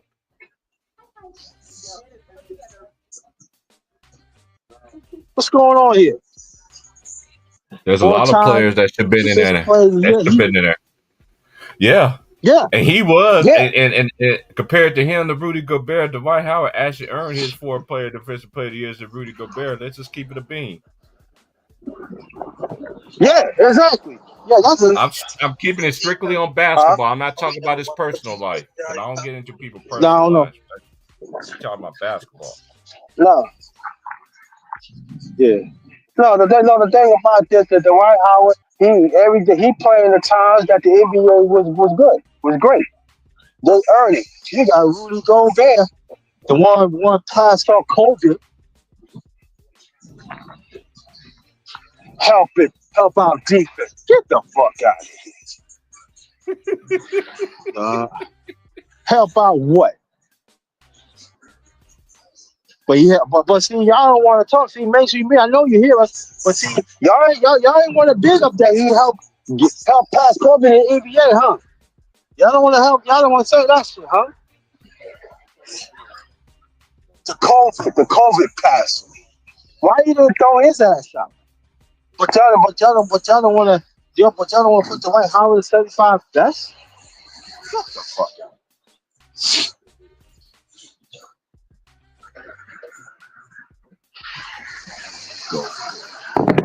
Yeah, he's a Rudy, all right. Rudy Tutti Fruity. Fun soft boy. Got to be true.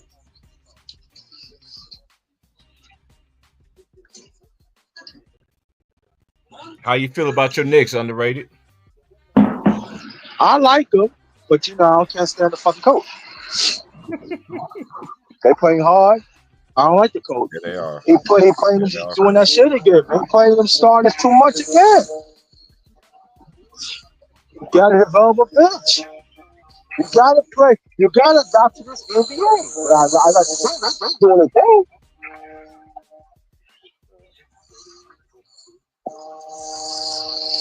They doing good. They doing good. I'm talking them out. They doing good.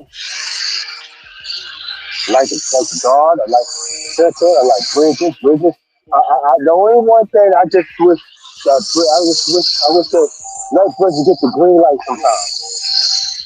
Let Bridges do his thing. He's really good at two-way. He can play defense, but let him get the ball and take the load off the what's it, that fucking coach.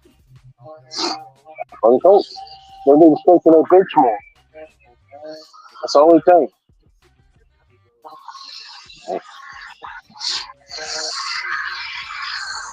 And let me say this. Stop saying that Akeem Olajuwon is better than Will Chamberlain. No, he's not. But he's not. That's not true. Stop it. He's not better. He's not better than Will. Stop it. I like Akeem. Me too. I don't think he's better than Will. Because he actually plays both ends. That's a game here.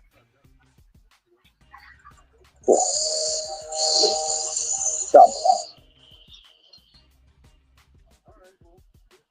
He's not. They said Will is not as quick as Akeem Olajuwon. Do you know he's a world class? Again, let me repeat myself. Will Chamberlain was a world class athlete more than a decade. All right. That's true. That's facts. More than a decade, he's a world class athlete. Come on, it's unfair. Stop it. Y'all need to stop this. Because I know your brothers, sisters in Africa, you never really show no respect of us anyway, and all that, but y'all need to stop this. Y'all got your Mutombo, Western Proof, and all that, but stop saying that he's better than Will Chamberlain. No. And I go one thing better. Stop saying and don't even think that he's better than Kareem Abdul-Jabbar. Do you want to hear about Kareem Abdul-Jabbar? Try to drop some science, bro. Mm-hmm. Kareem Abdul-Jabbar. Kareem Abdul-Jabbar. He born and raised in New York, played the prestigious high school top animal, Howard Memorial. All right? In college at that time, they would not let freshmen to play on the varsity team. He played against the varsity team when he first came. When he was in UCLA, when he was in UCLA, he played a freshman team against the varsity team. He scored 56 points, cracking it. So his sophomore year, right? He won 3 straight Right. titles. Player of the year. Also, they got Jeff the Corsair too. He was dominant. Everybody thought that Richard had hooks or no. Kareem had moves, yo. He had drop step. He could shoot it. Block shot, everything. Everything Kareem do. So put some respect to Kareem Abdul-Jabbar. Won state titles. High school. Dominant. Mm-hmm. Oh, Kareem Abdul-Jabbar too tall. No. He's skilled. So, yeah. So put some respect. Yeah.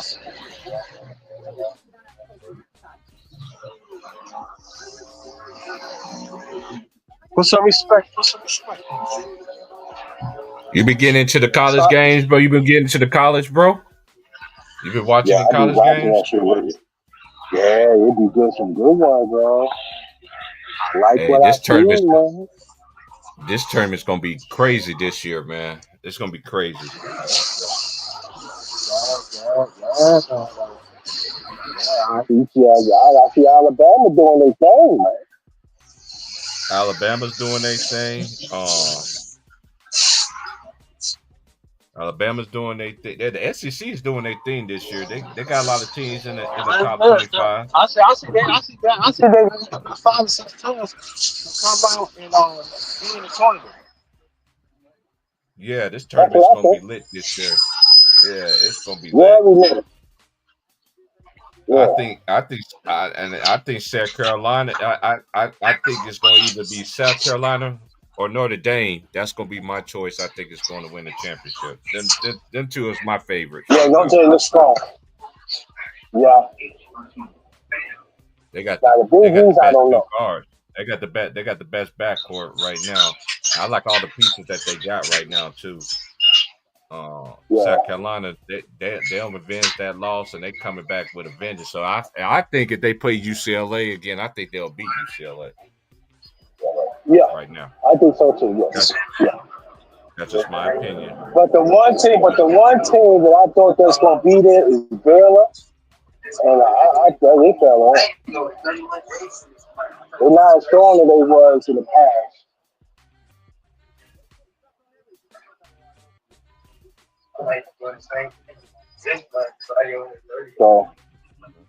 So God's game gonna be strong. I think it'll be lit, man.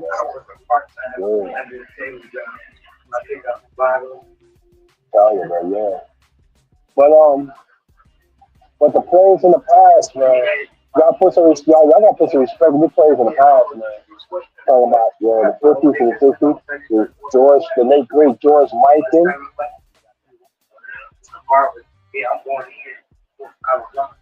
He was the first. Knocking or not, he was the first big man.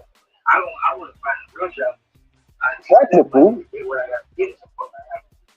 dominating this time, yeah. Then you see Will Chamberlain, right there. Will Chamberlain came in, and then he just took NBA to the next level.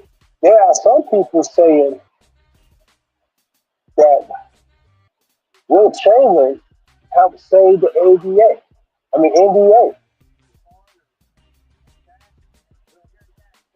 And other players.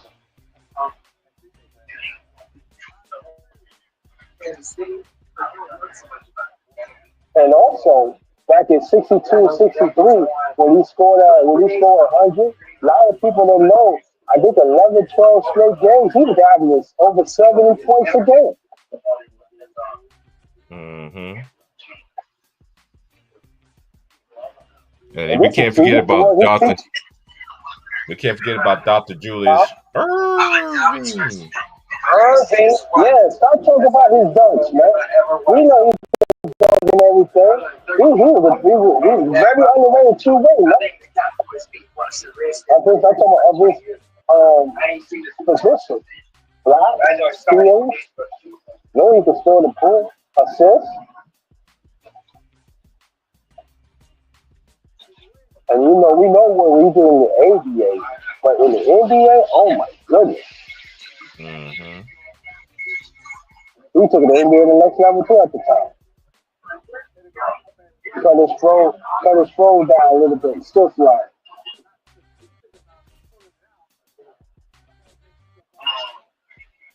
Mm. Yes, sir. So put some respect. So put some respect on Dr. J. Every time you talk about the great, the only day they don't know mention Dr. J. And you better mention Dr. J. Get out of here. Yeah, some people say, oh, you can't play at this NBA. What? Oh When my people say God, you stuff like laugh that, hard. underrated, when people say that, it's just like how they always say that great players like this era could go play back in them eras. Like I don't look at it that way because they won't be born. Like how you can put somebody No. there and they wasn't even born during that time. So I think that's disrespectful for them to say. But we already know that Yeah. the players that solidify themselves, if you play both ends and Yeah. you got the championship rings, you got the offensive accolades, first team, you got the defensive accolades as well, first team, second team of more than 10 or more. That's what I consider elite. If you only did it half of your career, how Yeah. can I call you elite when you only did it five? You had 5, 6 defensive great years, and they still keep on saying that this dude is in his Right. prime. Then how he ain't playing defense? Then he can have if he have all that energy to score. All the time he have energy when he take a hiatus and come back and dunk like he's Donkey Kong again. Mm-hmm.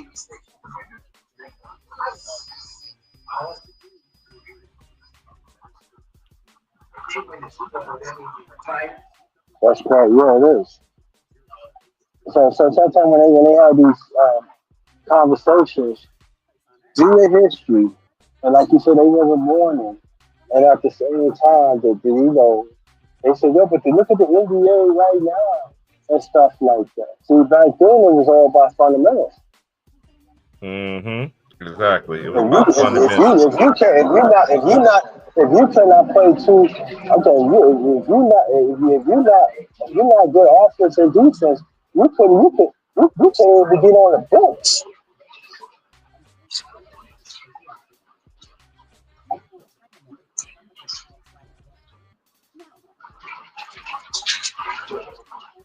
Another player, Dave Dean, he played a receiver. He's a shooting guard, 6'2", but he can score anywhere. So you look at Dave Dean today, he can score and stuff like that. He had assists, he had some steals. So he played on a losing team. You know? Then let's talk about one of my favorite players, the great Will Clark Frazier, coming especially big time in the playoffs.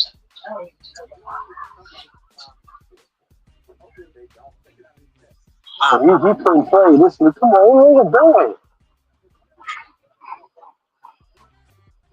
I don't know. And what baffles me about everything, they keep on saying these dudes are bigger, stronger, faster, and everything like that. When these dudes don't even play 82 games like the old school players did, and they did it with no Yeah. excuses, no nothing, with no, It's not that. It's just like a saying I always say. You can't pick the time that you are born in. You can't go. You can't pick your parents and all this other stuff. You can't. You just don't know. Only one know that you're gonna be on this earth is that man upstairs.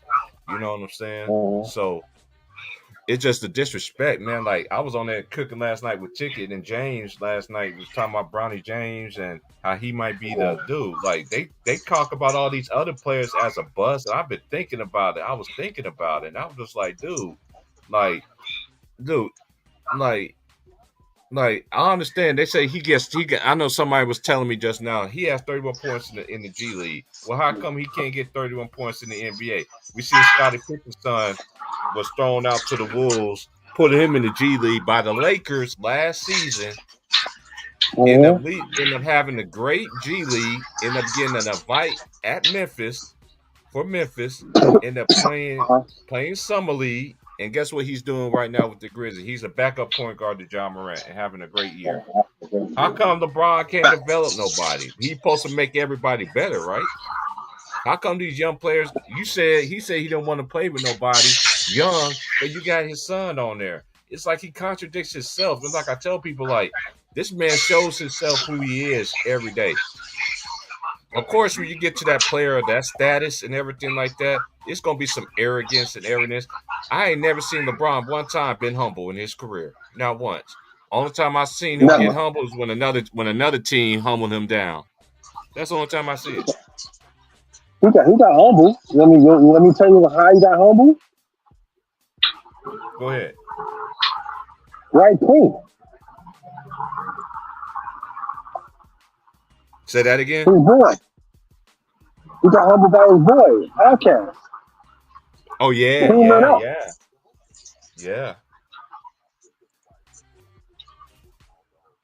I know exactly what you're talking about. You're right. He never been humble. No.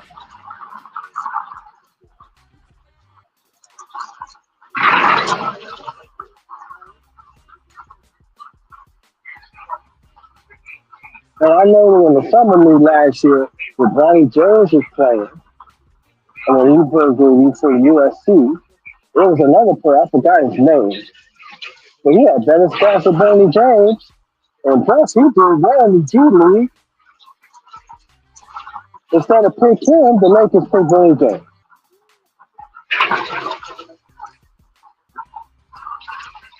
Mm-hmm. Hey, bro, I've been on here 2 hours, man. I'm gonna let you have the flow, man. Just give me about 15 minutes, man. I'm gonna stretch my legs and all that stuff, man. I'm trying to get some more people to come up in here, man. But you hold it down, man.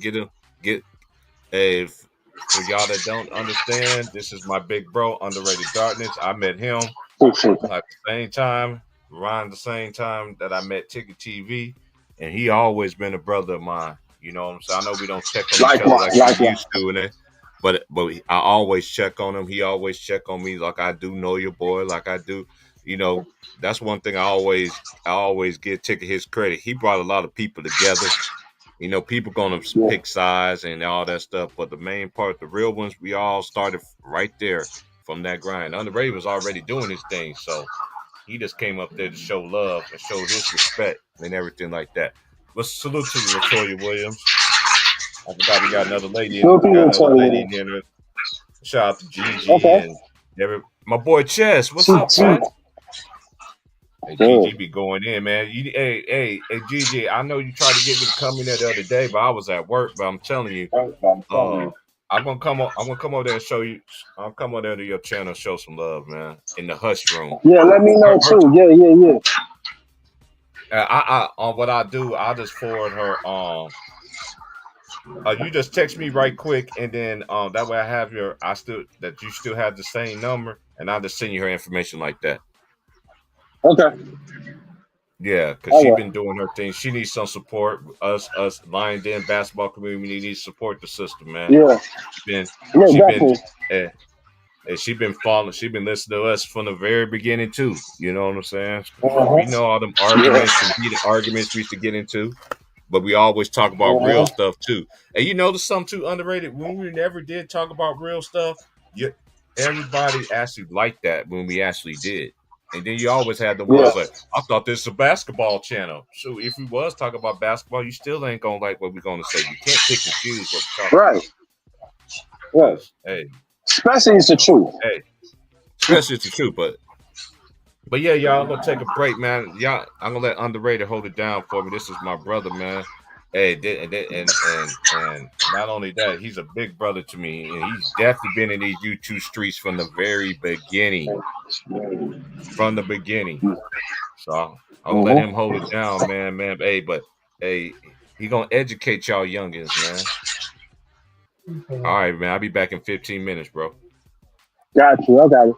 Welcome to my brother's channel, Old Head Podcast. Me and him be rolling over 10 years. That's like 12 years, going on 13.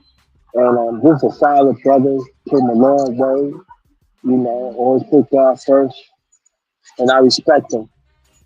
And he did it the hard way. You know, the system was, you did something, you pay for it, and they still trying to get him, but he said no. And he transformed through God, he transformed himself. He was solid, he always been solid. And you have to learn a lot from my brother T. First. We need a lot of, we gotta support black man like him. And we need to support solid sisters that we mentioned, GCG and Toy. We gotta support sisters that believe in the black family, believe in the black man and the black woman need to stay together, no matter what. And we gotta support these sisters even though, you know, sports in there, check on them, see how they doing. It's a movement, yo. We gotta get back to the movement of righteousness, yo. Right, moving with righteousness. You don't have to have money. You don't have to have none of that.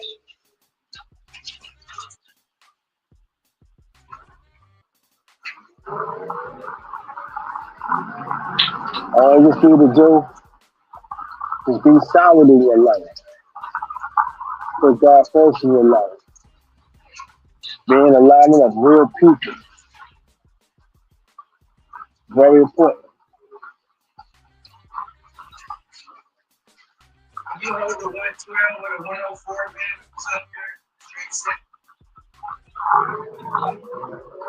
And that's like one of the reasons that, for me, you know, because when you stand and do what's right, there's losses going to happen. And it's okay. Except there's losses. And the losses, you know, other than after that, could be blessings. So to understand it, brothers and sisters.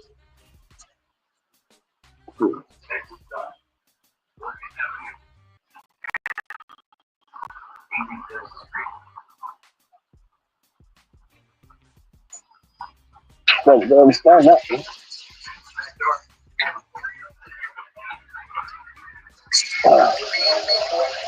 No? I just got the bus, so got the bus, so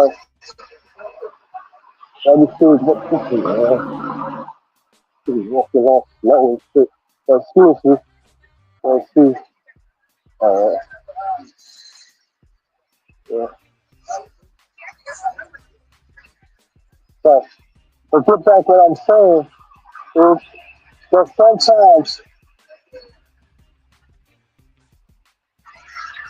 in life, man, you gotta see things for what it is. Applying this eternal learning, yo. Eternal learning, what we got to have that. You know?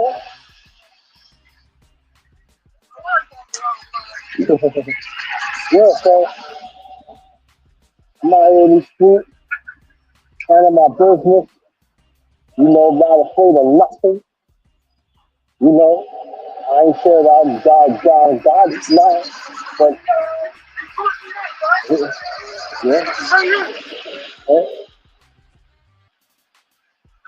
But to put my man, to put my man, to put my brother. I don't use family like that, but he been trying to underrated my family ever since I started it. You know, solid. You know, we all come from the LGBT. You know, now we the LGBT, we the legends now. You know, shout out to brother Ticket TV, always show me love. Hopefully I can get him on my channel so we can do the chop up. He promised he gonna do that, but I know he's a busy brother. And so shout out to brother Ticket TV, always looking out. You know what I'm saying? So me and old head, we legends, man. Put some respect on our name. We legends. Otherwise, legends, man. And y'all don't believe it? F78 Sports TV, who underrated darkness. You on my channel, I did a chop up on my channel. F78 Sports TV. Crazy. I'm certified. Brother Ohead was certified in this shit. Because when you when you kick that wheel, there's always gonna be haters. There's always somebody to try to knock out your righteous throne. Now, we always on that throne, and other women in the past on the throne. Now, put in work in this, man. We put in work. Nobody give us shit. Us. And maybe the others is not there that it should. The Lord right is not there what it should. But you stay true. You keep God first. Things will happen. Perseverance is very important. You know? Perseverance is very important. You gotta persevere in dark times, yeah? Anybody can persevere in light time. Anybody can do that because things are always good. What about persevere in dark times? When you're down to zero, and God knows what you made of and help. That's what I'm saying. But I'm just saying at the same time, get it out your own marriage stuff. That's what's important too. And nobody had to, a lot of people have to know. As long as you're doing it, a few others that God has hidden, simple, cool. That's all what counts.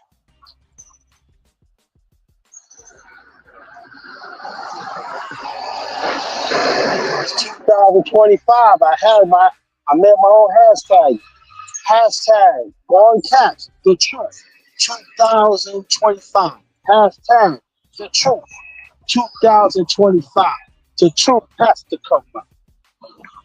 So all this forgave shit, all that, oh, I'm better than you, all that protector of toxic family friends, toxic family friends, associates, all that BS, it's gonna come out. Cause that God light shine on you, you can't go nowhere. There's no way you can go. You got two ways. Repent or God's vengeance going to come. One way or the other, but me not.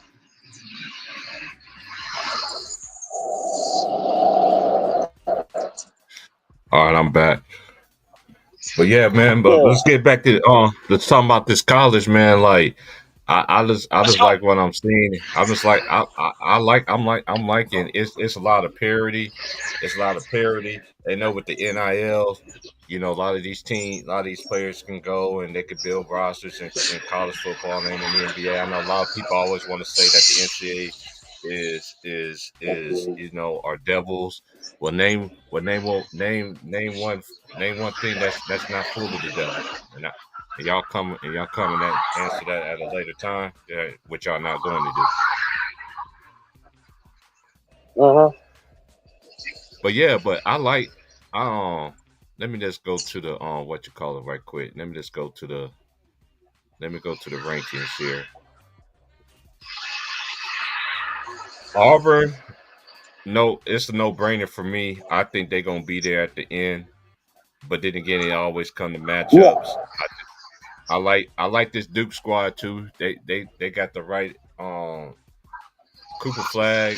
I know everybody is on the hype train of Cooper train. Hey, he proved a lot to me too. But at the same time, there's other freshmen that's having great impacts too, like Ace Bailey at Rutgers, and then you got Dylan Harper, which is Ron Harper's son, by the way. Yeah. What's that freshman in Maryland? What's his name? Hold on, let me think it. Oh, I can't think of his name right now. Hold on 1 second. I'll tell you. I see him. I was just thinking about him too. Let me go. Hold up. Let's go to teams, and let's go to University of Maryland. Cause they got a bad look. This freshman class, even next year's freshman class, it just gets better and better. Cause the NBA, it gets younger and younger. That's why a lot of these players they leave early. Yeah. And that's why they be able to get a head start compared to I've been saying this forever. The NBA gets younger and younger. Cap, one particular time the NBA was what about a year or two ago was what 25 years or younger. Yeah. It's gonna get younger than that Yeah. because you see all these prospects that's Yeah. coming in. Okay, I And found it. that's Hold why, on, let me yeah. go ahead. Okay. And let me tell you, the ones in college, y'all, get your money. Get your money. Don't listen to these people. I'm talking about the upperclassmen. Get your money.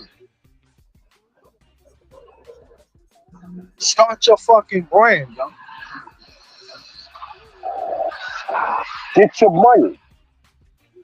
Listen to brother on the radio. Listen to y'all. Get your money.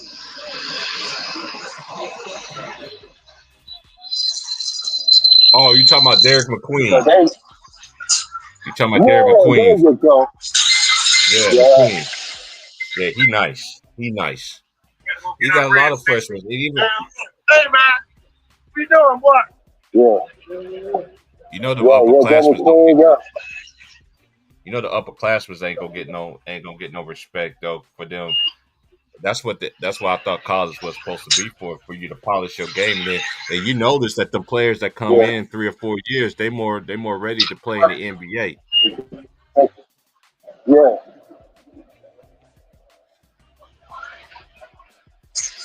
Get your game. I know. I got the upperclassmen. So get your money, man. Get your money. Get it. Like that. Start the brand, yo. Yeah. But like you said, Hey, we you ain't know getting no who else? respect to this shit and everything. Hey, you know who else, son, is balling right now in college though too? Peja Stojakovic, son. Oh, yeah, He's a bucket. yeah. But his father, tell me about the father, though.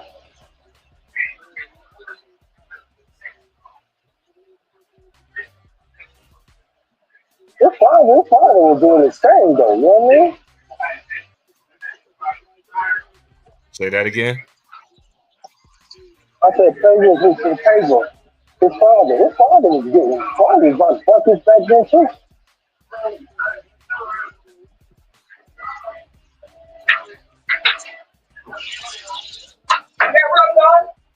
Yeah. All right, these are all the players, but that they listed so far. But there's more players than this. You got Dylan Harper, son of NBA standout Ron Harper, Cameron and Caden Boozer, twin sons of ex NBA All Star Carlos Boozer, Kyan Anthony, son of the 75th anniversary team Carmelo Anthony, Bronny James. A lot of people don't know this. Jamal Masper's son plays in college. Peja Uh-huh. Stojakovic's son, Peja Stojakovic's son. It basically what I'm trying to say is this, y'all. All these other players' sons that are playing in college basketball, they got the stats to back it up. Bronny don't have the stats to Yep. back it up. And Those are facts. you know what? And they stay with the process. That's a Yes. multiple point. They stay with the process. They trust the process. They listen to their father. You want to get to the NBA? You better go try and play some defense. You better know that if you go each one of them, if you notice, if you look at their games, they got some fundamentals with them. Oh yeah, I got some Like more the kids. I sack, got some more. I got some more. I yeah, got some yeah. more. I got some more too. Jason Richardson's son. His son Jace is playing for Michigan State. He's a 6'3" freshman Oh, guard that's averaging 8.4 games per game this season and shooting 62.5. But that was through 5 games. That was oh, early in the season. But okay. Hold on. I got the list. Oh, Andre Stojakovic, the younger Stojakovic, has a similar pedigree to the younger Harper and Richardson. He was ranked as the top 20 recruit in the class of 2023 by 24/7 Sports. He actually began his college career at Stanford, averaging 7.8 oh, per game as he was as a rotational player for the Cardinals last season.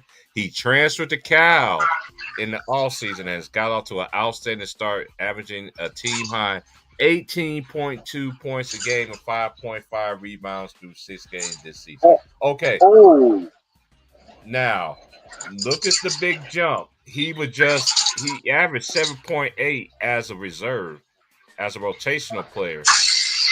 Then he comes in the next year and he averaged 11.2 points more. So that lets you know what you see in that underrated progression. Or let's just say this.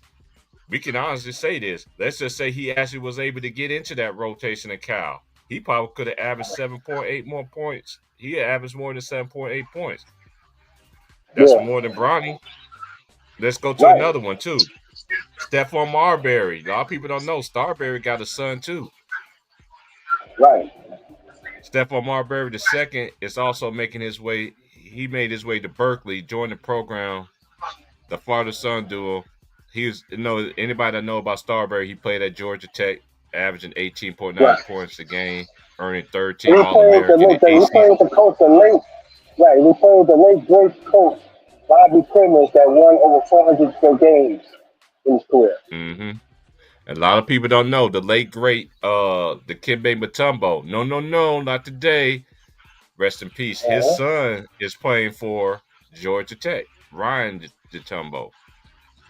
Then you got Jamal Mashburn Jr. I already said that the younger Mashburn earned a pair of all Mountain West team nods during his 3 seasons with New Mexico, and he transferred to Minnesota, scoring nearly 20 points a game in 2 different seasons. He's averaged again ahead of 2025, moving on to Temple. He scored 26 points in his Temple debut and is averaging 23.3 points a game while shooting 47.5% from the field. I'm just doing this article. This was early in the year. Oh, Justice. A lot of people don't know. Scottie Pippen got another son, Justin Pippen. Scottie Pippen has another son in college this season, Justin Pippen. He began his college career at Michigan, joined the Wolverines as the 70th ranked recruit in the 2024 class. His brother Scottie Jr. started at Vanderbilt. So he got a brother. He got another. Scottie Pippen Jr. Has a brother that plays in college. A lot of people don't know that. Jace Howard. A lot of people don't know who Jerron Howard is with the Fab Five. His son Jace played on Michigan. Then you got Mason Miller, who is Mike Miller's son.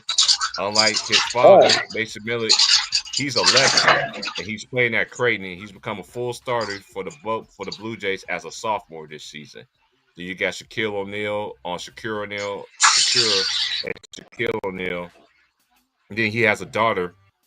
Mayara O'Neal just began playing women's college basketball for Florida this week after being a 4-star recruit. Shakir, meanwhile, transferred to Florida A&M after 2 seasons at Texas Southern, where he mostly played off the bench. Okay, then you got Sharif Abdul-Rahim, his son, Jabri Abdul-Rahim. The younger Abdul-Rahim has bounced between a few schools over his college career, played for Virginia, Georgia, and transferred to Providence ahead of the 2024-25 season. Ashton Hardaway, Penny Hardaway, played for Michigan. He transferred to St. Mary's. As a sophomore, he was a bench player for the Memphis. Then you got Larry Hughes Jr., Larry Hughes II. He played for St. Louis. Another NBA. Then all the college players that's playing, that's all the NBA players. Yeah. What is that noise in the background? I know you're on the bus and everything. I just got off the bus. Sorry. Oh, you good? I was like, man, you feel like you in the oil rig out there, man, working in the plant. I feel like you was in the plant. Yeah, I hear the difference now. But yeah, but that's just, go ahead. No, I'm going to cut you off. See, what brother T. Price, and tell me if I'm right or wrong, bro, because that's got to be corrected.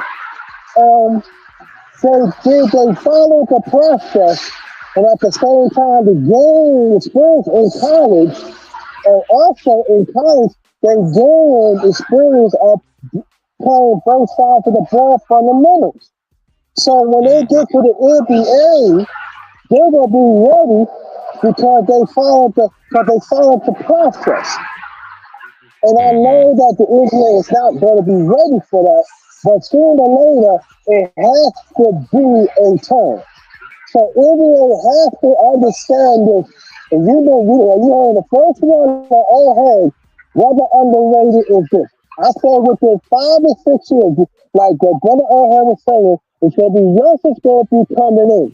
Now the players that he that the brother mentioned that they're in college right now, NBA has to make a decision. Do we want better players that play both sides that with the contact of sports, or we're going to continue to these young ones, they just come in there and play one way. Now the Mm-hmm. NBA gonna have to be on the crossroads with this. You heard first move here. You heard first right O'Head. So when y'all see things, check it out. You listen to O'Head right here, right now. We be telling your fools. And every time we talk, oh, that ain't happening. It'll happen a few years later, sometimes it'll happen a few months. But that's what I'm saying. The NBA has to ask this question right now. Because you cannot deny the players that Brother O'Hare has mentioned that in college right now. Because they're gonna take college basketball to the next level. The time in the NBA, and they've been asked a question because you can't deny them. Because they're gonna come ready, and at the same time, the one thing that we still have to understand, when I ain't talking about me and you, but I'm talking about other, we always talk about this, is this. They're gonna be mature. They're gonna be grown men. I understand what I'm talking about, family. Mentally, emotionally, physically, they gonna be ready for the NBA because they get extra help from their father. And plus they went through the college experience. So they're gonna be real quick ready. And are we gonna see something like that within 4 or 5 years from now? Because NBA, you cannot turn them away. And I hope that it happens that way. So hopefully the NBA will understand we got to go back to fundamentals, go back to rivalries, and go back to good old playing. Mm-hmm. Not knocking the young one. Listen, you get that money. Youngsters, get that money. Yes, get that. I want to get that money. But the ones in college right now, NBA, you cannot turn away. You cannot turn away. And hopefully that we can actually see good basketball again. They can bring the power, they can bring it back. But it's up to mainstream media to accept that. Because see, we the real media. 4 or 5 years, y'all. NBA, you better talk. Because now these players that Brother O'Head is talking about, and these young boys come from overseas and stuff like that. Now it's changing right now. Mm-hmm. The Mm-hmm. fundamentals is coming back in Shout America out now. to GG. Shout out to GG Chilling for the donation. I don't get a lot of donations and everything. I'm not here for the donation, Yeah. but shout out to her. Shout out to her for the donation. But yeah, it's just you know what we was I was explaining. Me and So Lou was man, talking about this. Look at the women's basketball, for instance. Look at what they doing with Unrivaled. Them games are intense. It's 3-on-3 full court. Them girl. That's why I always respected the ladies because the ladies don't get put on front street like the men do because men professional sports. But I'm not a feminist. I'm not just all men. But at the same time, I do respect the ladies for what they do because them girls got yeah. to stay at least till they 21 in college before they can even go pro. Now imagine if these ladies could have the same opportunity like the men has, like can go on pro when they Mhm. 19, and that's why I think that Caitlin Clark record, I think that record's gonna be broke because that Juju's on pace to break her record right now. And look, I know everybody try to say Mhm. what Juju's doing is amazing. Now I understand that she's the only female signed with Clutch and everything like that. So I just wish they just Mm-hmm. do her. I just wish her best in the career because she could play. That Right. USC team is coming together into their own. You know what I'm saying? So what Yeah. they doing at University USC? Because honestly, I haven't heard USC girls been good since I was little when they had Cheryl Miller. Yeah. That's almost You know, 30 years ago. and that's almost 30 years ago. You feel what I'm saying? So Yeah. I'm liking what they doing. I think the best conference in women's college basketball is the Big Ten. I know the SEC gonna get Yeah. love because Don Staley and the South Carolina Gamecocks, they solidified a lot of stuff. So Yeah. my boy Trey in the building, but it's good though, man. Hey, I liking what they doing, man. I really liking how these ladies. You get to see the progression, and even these players though too that stayed 3 or 4 years in the men's game. Keep y'all head up because we already know the NBA draft ain't gonna do them a solid. They're gonna go for the players Right. that are like a Cooper Flag, a Dylan Harper, but they younger and everything like that. A lot of these players don't have the opportunity like LeBron James to get the keys to the franchise when you first walk in and be able, he was the only player that was allowed to do that. So that's why I don't understand why Yeah. people want to compare. They want to compare other players. But Kobe came off the bench. Yeah, Kobe had to earn it though too. Kobe had they had all stars ahead of him. He had Nick Van Exel and they had but then again they're gonna try to tell me that they have 4 all stars. That makes them a super team. Kobe wasn't the player who he was at that time. You know what? At that time, at Dale Harris didn't even like his father. So he had a gripe against No. Kobe Bryant. And he Yes. purposely put that boy in there. And he purposely used to put Kobe in the games at the end of the time. And even though everybody even sat there and said nobody on that team wanted to take that last shot, well, he was the only one that wanted to. Right. Where in the world of me is your failures and you overcome your failures to get where you at? Ain't that supposed to uplift you to make you great? But nah, they think the That's what I failures thought. is. Yeah, they thought the failure but that's how much they changed. They changed the game and everything. Like they try to revert history. Me and you've been saying this forever. They try to revert history, but you still got people that's old enough out here. Don't you know underrated? Where I work at, I mean, older people to this day, they can't even watch the games now. And they say how this dude is compared to this dude. And every older person I talked to, they said the best person they ever seen in their life was Wilt Chamberlain. They give credit to everybody else for Bird and Magic and all the great ones, but they don't like these players in this era. These are people that are in their 70s, some in their 80s. If you meet them, you won't think they 7 or in their 80s. And they all saying the same thing, that Wilt Chamberlain was the best thing that they ever seen. And for y'all people to sit there and say too that Wilt never scored 100 points, that's full of lie. You dumber than a box of rocks.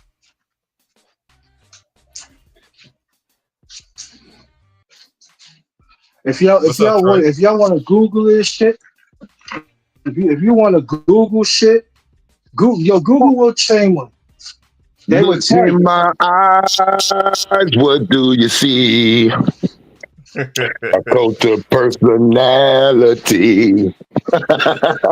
It's clobbering time, CM Punk. Yes, sir.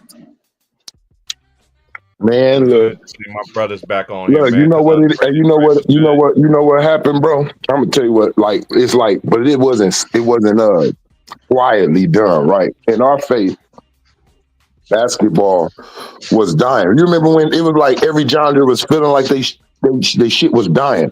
Rappers, Nas, real rappers, like not this, hey, I'll just make it something for you to go in the club and twerk your ass. Like, no, I know how to play with these words and make your mind think and guess. Like that's what rap was about when it came out. It's about you rapping about your neighborhood, rapping about what your mom going through in the house and everything, trying to let the world know what your community going through because they ain't coming through.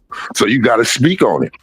And all of a sudden, remember heavyweight boxing, how big that was? And I'm talking about before this Tyson Fury and the other, they came and Anthony Joshua, after Mike Tyson them, for a long time, heavyweight boxing wasn't shit. That's facts. Why? Because nobody was taking that shit serious. Who was up in there? It was everybody from Rush, no American. Nobody wanted to do it. Everybody wanted to do what? Who messed up? Floyd Mayweather.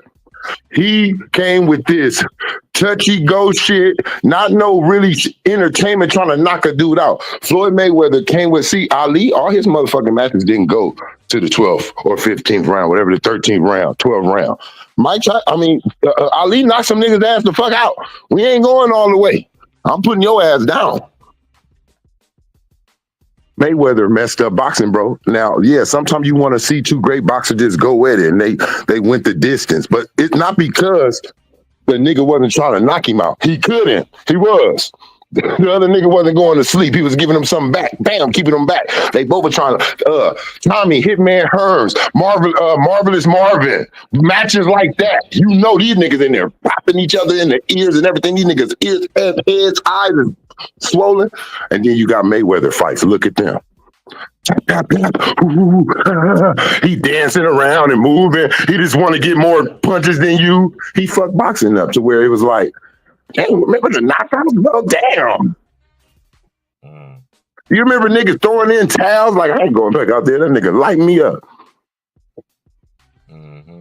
All that shit went away with Mayweather because it was about the bag. See what's fucking it up? The bag. It was just about the bag. You ducked Pacquiao for years. Then when he did fight Pacquiao, he was older. Yeah, that's what I'm saying. You ducked him. You let him fight Marquez 2, 3, 4 times, shit, because you wouldn't fight him. Marquez like, I'll fight him. And then you ever talking about he juicing. Marquez knocked his motherfucking ass out, made it a meme for 2, 3, 4 years. I got you underrated. Everything just gets destroyed when it comes to just you picking money, bro, I see. Because now the passion is gone. Your passion is gone because they gave you something that you didn't even have to earn. You know what I mean? Think about it. If your parents gave you your allowance before you did any of your chores, I guarantee you some of them chores ain't gonna be done because they already paid you. You're gonna skip 1 or 2 of them. You feel me? You're gonna be like, shit, I already got my teeth. I'll come back and do that one. Whoop, I'm out of here. I did the trash. I can do all the other shit. When I come back, I'm gonna go spend this money and go here. Look, see, you ready to go party with the cheese before you do the reward, before you do what gets you the money. That's these basketball players. You giving these niggas bags. These niggas making more money than Michael Jordan did when he played. Kobe Bryant. Like all these niggas that's better than them. These niggas making way more money than them way early in their rookie years. Like in their first 4 years, they making way more money than niggas. You think they're gonna, that's their championship. They don't give a fuck about that championship like that no more. To them, nigga, I can buy myself whatever I want. I'm dating Instagram models. Look at Ben Simmons. No, we already know I was right. He don't even give a you had niggas that was so mad about play. Look, Kobe Bryant was mad over there making millions of dollars. Man, if you don't let me in the game, nigga, I'm going crazy. He wasn't one of them niggas that's talking about I'm just gonna sit on this motherfucker and make my cheese. Shit, fuck it, I don't gotta play. Yep. When we start putting this money in the game, it's a golfer. It's a golfer. I forgot. They got the dude who played Jesus in Passion of Christ. He plays this dude in his biography. And the dude said in the golf man, he said he never turned pro. He stayed an amateur, this legendary golfer. And he said, if I start playing for money, that's the day I'm going to retire. He said, because your passion leaves from any sports when it's about money. He said, if you don't want to play, the only reason you win is because of the money. Oh, I really don't want to do this tournament, but they said they're going to pay you this much. Okay, let's go. So that means I'm not going to get 50% of my game. I'm just going to get paid. That's what all these players are doing. I don't care what sport it is. Even actors. Nigga just went and picked up a check. Like, you know this movie gonna bomb. You know this movie gonna bomb, but they say they gonna give you 20 million, so you did it and put a floppy ass movie in your fucking catalog. You feel me? Look, that Jim Carrey shit, that Wild Wild West Will Smith shit. You just went and picked up a big ass check. You know this movie sucks. Oh, you talking about tucking in penis on Will Smith? I'm sorry. Man, look, yeah, I'm talking about, and you know what? I'm just saying, at the end of the day, money is messing up the competition too and the passion. Because if you pay somebody what they're not worth yet, they're not going to ever be worth what they supposed to be because they don't have to strive for it. Nigga, you already paying me $200 and some million. Why do I have to be a $100 million player on the court? Literally, why do I have to average 24 points, 8 this, 7 that, when you already giving me the keys? Why I gotta win a playoff round when I already got playoff round keys? Why I gotta win a champion? The nigga winning a championship, it might be a loser. It might be a nigga who ain't never won a championship getting paid more. Matter of fact, Ben Simmons getting paid more than Joker. Ben Simmons getting paid more than any nigga who won a championship right now. See, that's the bullshit I'm talking about. See, shit like that will irk me. If I know I'm sitting in the NBA and I'm a 4-time champion or any-time champion, I look at Ben Simmons' paycheck, I'm going to say it's something wrong with that right there. What you mean? He didn't win shit, he never won shit, and that nigga getting paid more cheese than me. What the fuck is going on? And I'm the face? Yeah, no, that's what I'm saying. Is niggas getting cheese that shouldn't be getting cheese. No way in hell Ben Simmons should be getting that much money. Ever. He ain't did shit. I don't give a fuck about potential. See, niggas getting paid for potential. He can potentially be. Man, get the fuck out of here with that potentially be. Nigga, I could have potentially been somebody too, nigga. You pay me. Shit. We all can potentially be somebody, nigga. The hell wrong with y'all? But see, we the ones talk to the real and get back with the point I'm saying. Yo, good. Oh, I'm sorry. Happy belated New Year's to you and your family. Much appreciated. But this is what I'm saying though. But look who put him there. Mainstream media. Cause us as real media, we call that shit up. Ben Simmons, I call him Ben Soft Bread Simmons. Yeah, I'm sorry. No, Soft Bread harder than him. I gotta make up a name for Ben Simmons. I can't even say Tin Man. Tin Man harder than him. God damn it. But that's what I'm saying. But these are the players that we got right now. It's hurting the NBA. He should get thrown the hell out. Renege his contract, get thrown out, period. I mean, what's wrong with just earning it, bro? That's what you do with, like, at the end of the day, right? They're doing something that everybody in the world, and what I'm meaning, listen to me, anybody can do it. We can all go to a park and just throw that ball to the hoop. They get to do something that's really not a job, but you made it your job. You understand? It's your job. So at real jobs where you really gotta work, not none of this shit entertaining people and you getting paid more than doctors who really are helping people and saving people and shit like that. I need you to take your job serious, bro.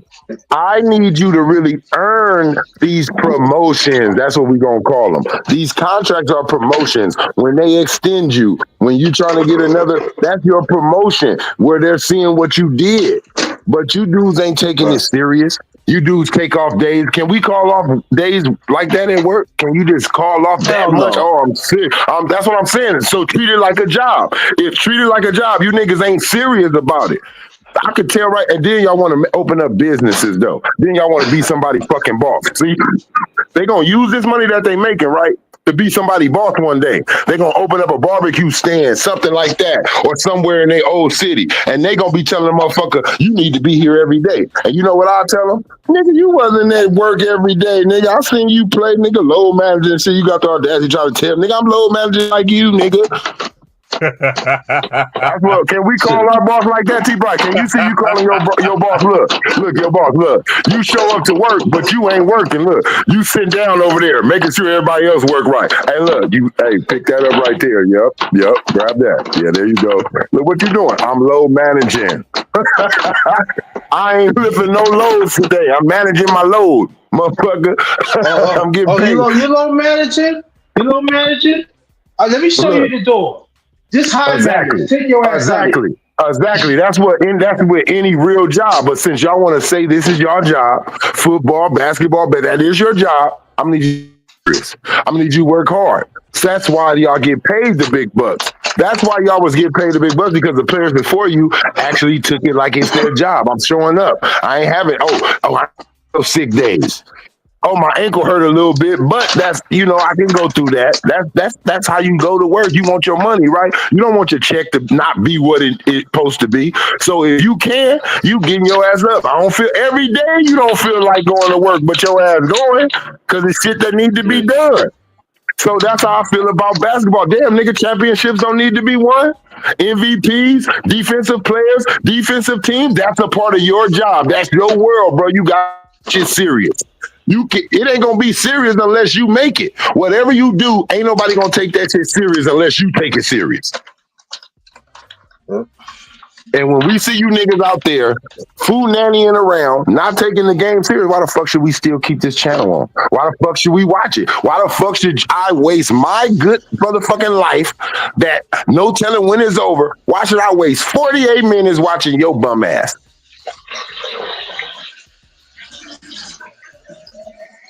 I don't want to grow up. I'm a Toys R Us kid. That's what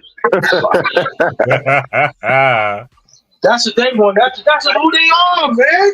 This is who we are. We're dealing with Toys R Us kids. Yeah. They don't know the value of work. You know what? Like you said right there, God said in the Bible, when you a child, you supposed to think like a child. But when you a man, you gotta start thinking like a damn man. You gotta let that childish stuff alone. You can't do that no more. Do you see us around here riding bikes? Hell no, because we feel like we grown ass men. We don't need no goddamn bike. We need some wheels. We need some real big wheels. We need some car. What we gotta do. Yeah. You see a grown ass man laying in a bunk bed? Look, hey man, what you going through? You all right? Why you ask that? Because you in a goddamn bunk bed, bro. Yeah. So I'm like, let me go to one of my partner's house. And this nigga bed is the bunk bed. I'm like, what the fuck with Ninja Turtle sheets on it? Yeah. What kind of kid? Look, I love me some Kobe Bryant too, but I ain't about to buy no Kobe Bryant sheets. I'm a grown ass man. I ain't about to buy no Kobe Bryant pillow and shit. Mm-hmm. Hey, we was talking about this last night. Shay. Let me ask you a question, because I was on there kicking with Ticket and James last night on the stream last night. Who you think is the worst? Who y'all think is the worst?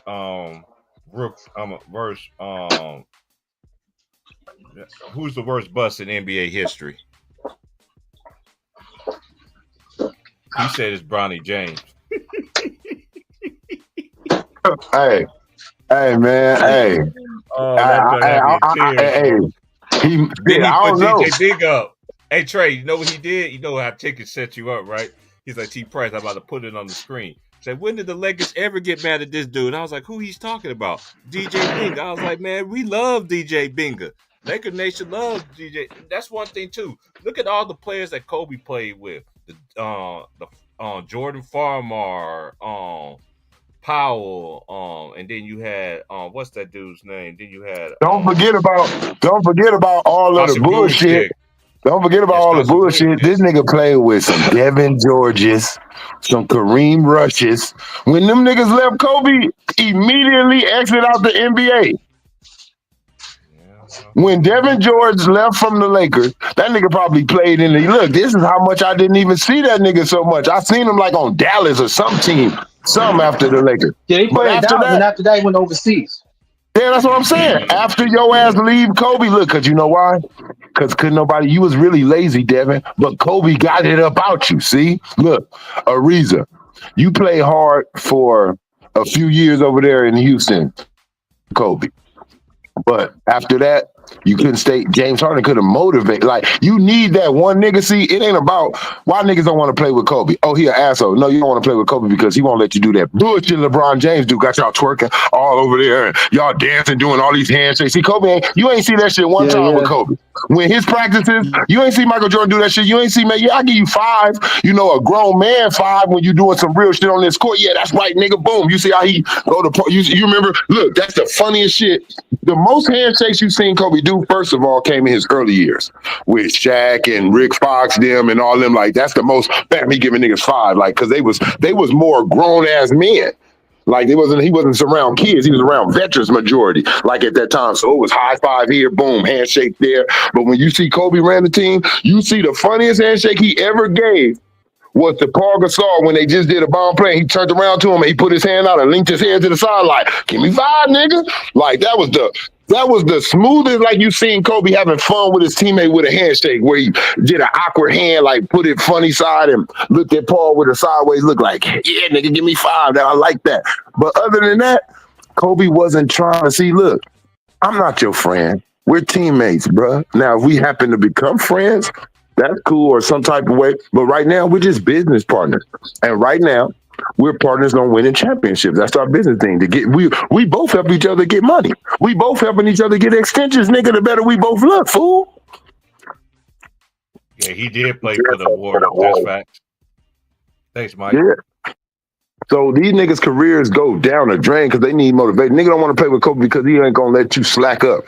Kobe ain't gonna let you load manage. See? He ain't gonna let you do that shit.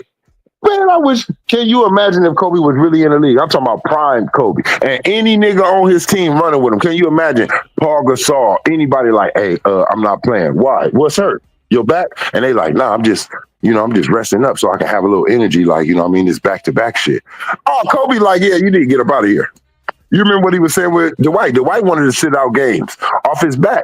He like, nigga, no. Like, you can play, you can't play off, like, I understand you coming off back surgery, but you didn't already play games. You just want to sit out because you just, I ain't there. Nigga, you leading the league in rebounds while you talking about you ain't there.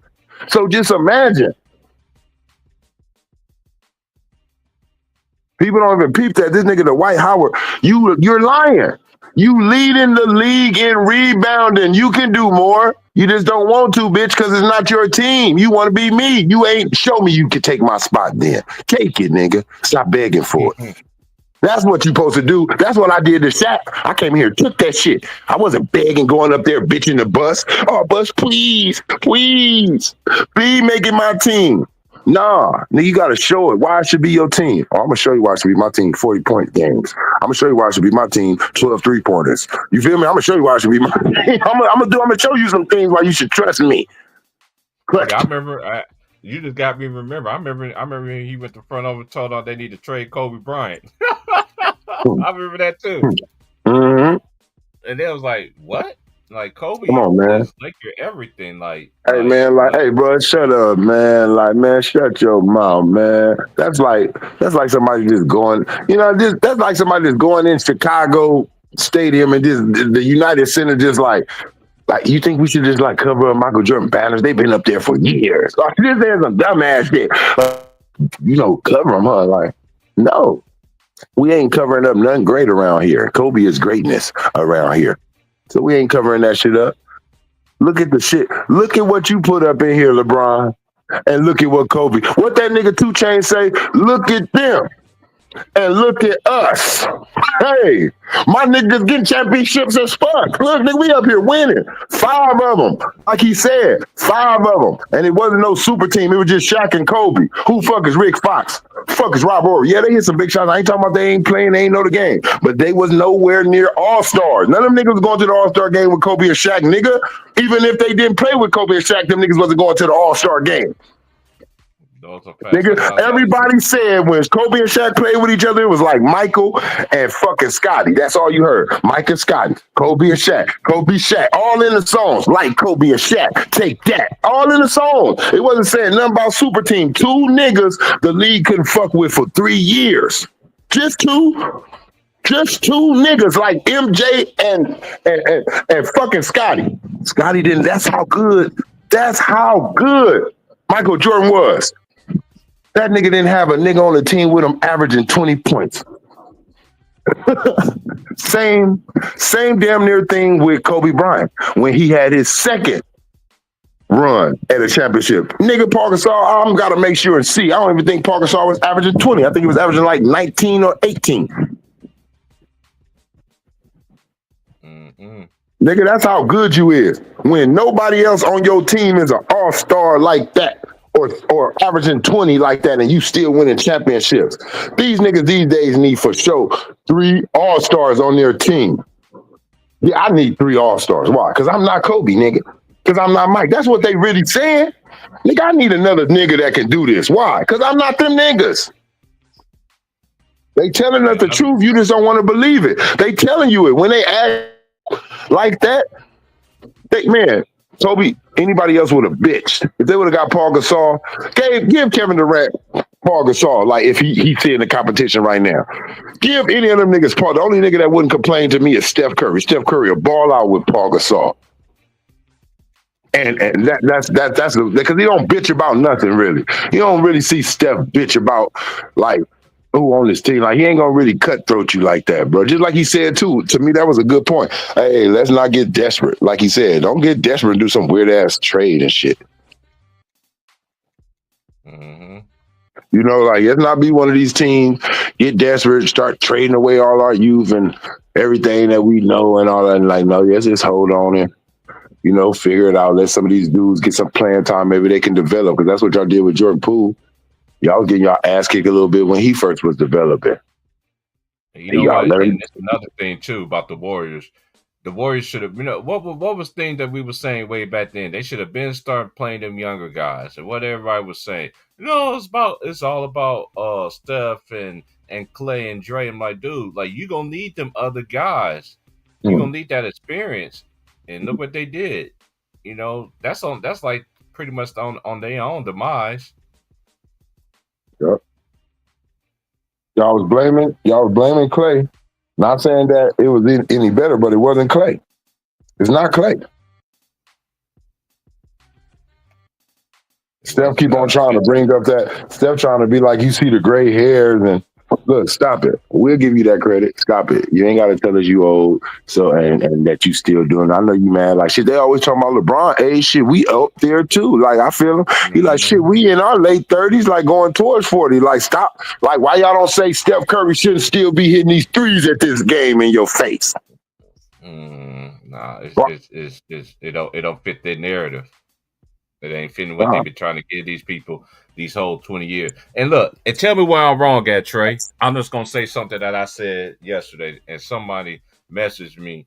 You know how they do it on, you know, they message in your comments and they delete your comment. Tell me somewhere I'm wrong at. The first time LeBron went to the finals, right? Yeah. With the super team or when he was with Cleveland? No, I'm talking about when he went to Cleveland the very first time. Okay.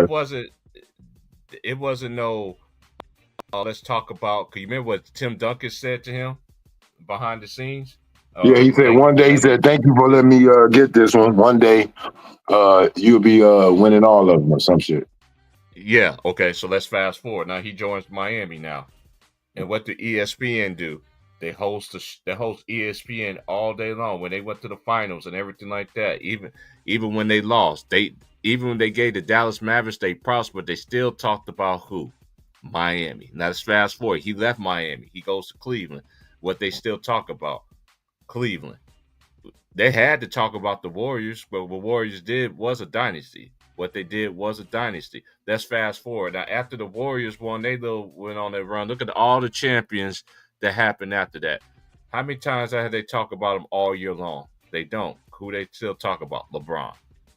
Point taken. My point that I was making is if LeBron is not in the finals and everything like that, and if he was in the finals, they be getting way more airtime. Look at all the teams look at Boston just won a chip. They ain't getting no airtime. The year before that, who won it? Was it wait a minute, who won the year before the Celtics? That was Denver, wasn't it?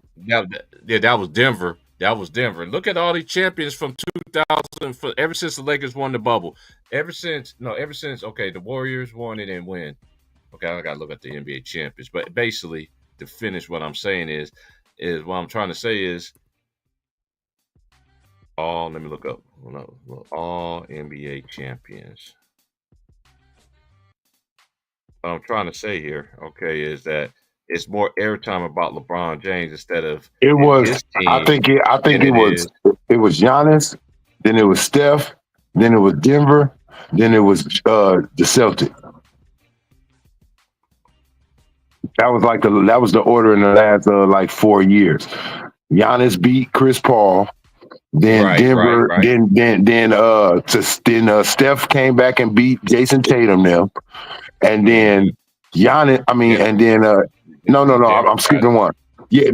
Then Denver got it. Yeah, and then Celtics came back and got it.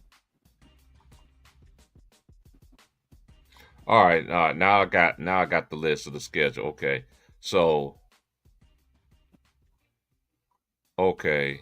All right. Okay. So LeBron came in there 03. So the 03 was the year San Antonio beat the Cavaliers. So it was like 07. So it took that nigga coverage. It took him 6 years to get to the finals. I'm not even It took saying him 6 years to get to the finals. I'm not saying that.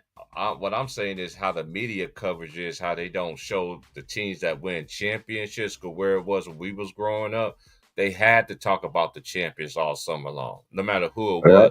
Now all of a sudden, when he comes around, they start okay, I'm looking at it right now. Spurs won it in 05. The Mavericks, they didn't talk about them that year. Then in 07, the Dallas Mavericks. Matter of fact, the 07 Spurs to beat the Cavaliers 4-0. Then 2008, Boston. They had to talk about Boston at that particular time because they was a story franchise. Then the Lakers go with Phil Jackson. They go to Orlando Magic. They beat the Orlando Magic. Then they ended up getting a rebound from the Lakers because what we always said about what Magic always said to Kobe, if you want to be the greatest Laker of all time, you have to beat the Celtics. And he did. So now let's go to 2012. They lost to the Mavericks. Now listen, that's when 2011 until now, that was when they started disrespecting these other teams. They talked about Dirk team for like one day, and it was all about LeBron James. That's been going on from 2011 all the way to this present time. Look at all the champions from that time since 2011. I think they just realized, bro, that he wasn't as good as they thought he was, and they didn't think they was gonna have to give him this much help. They didn't think they were gonna have to call these many fouls. They didn't think they were gonna have to do these many trades. They kind of felt like LeBron would adapt. I'm gonna be real. I think they thought LeBron would be like a Mike or a Kobe, like he gonna come in and start destroying shit, but his skill level never rised up. And people gotta be honest. His skill level is not on the level of a Kobe Bryant or a Michael Jordan. Hey, he don't have the skill level of Ray Allen, the old Ray. That's why I can look. Your skill level, look. I can say, man, your skill level. I don't even know if you got a better skill level than KD. Skill. Kyrie Irving, skills. Trace McGrady is another one. He ain't better than T. Grant Hill. Heyday Grant Hill. Skills, nigga. Yeah, skills pay the bills.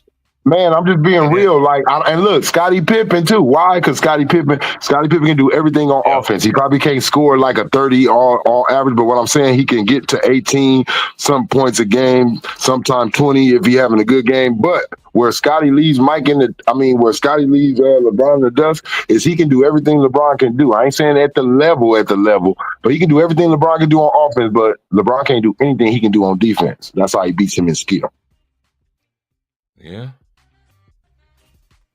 So basically from 2011 all the way to the present time, that's when the media just goes straight haven, because look at all these champions that's been going on. They had to talk about, even the last time Steph Curry won a championship, they talked about it for about a day. They just now stole. They didn't even talk about Steph Curry. They ain't even talk about Steph Curry performance in the Olympics. They just gave that shit to LeBron. You know why? Because LeBron never had an Olympics. When he had it the first 2 times, he got his ass whooped. LeBrons. That's what they call him. LeBron. That's all he was coming back with. Bronze and not even getting it. Then Kobe came, stole it. Kobe, that whole one was about him. Kobe came over there. He was Mr. Hero, Carmelo, D Wade, Chris Bosh, everybody. Oh, Kobe. So that's not LeBron Olympics.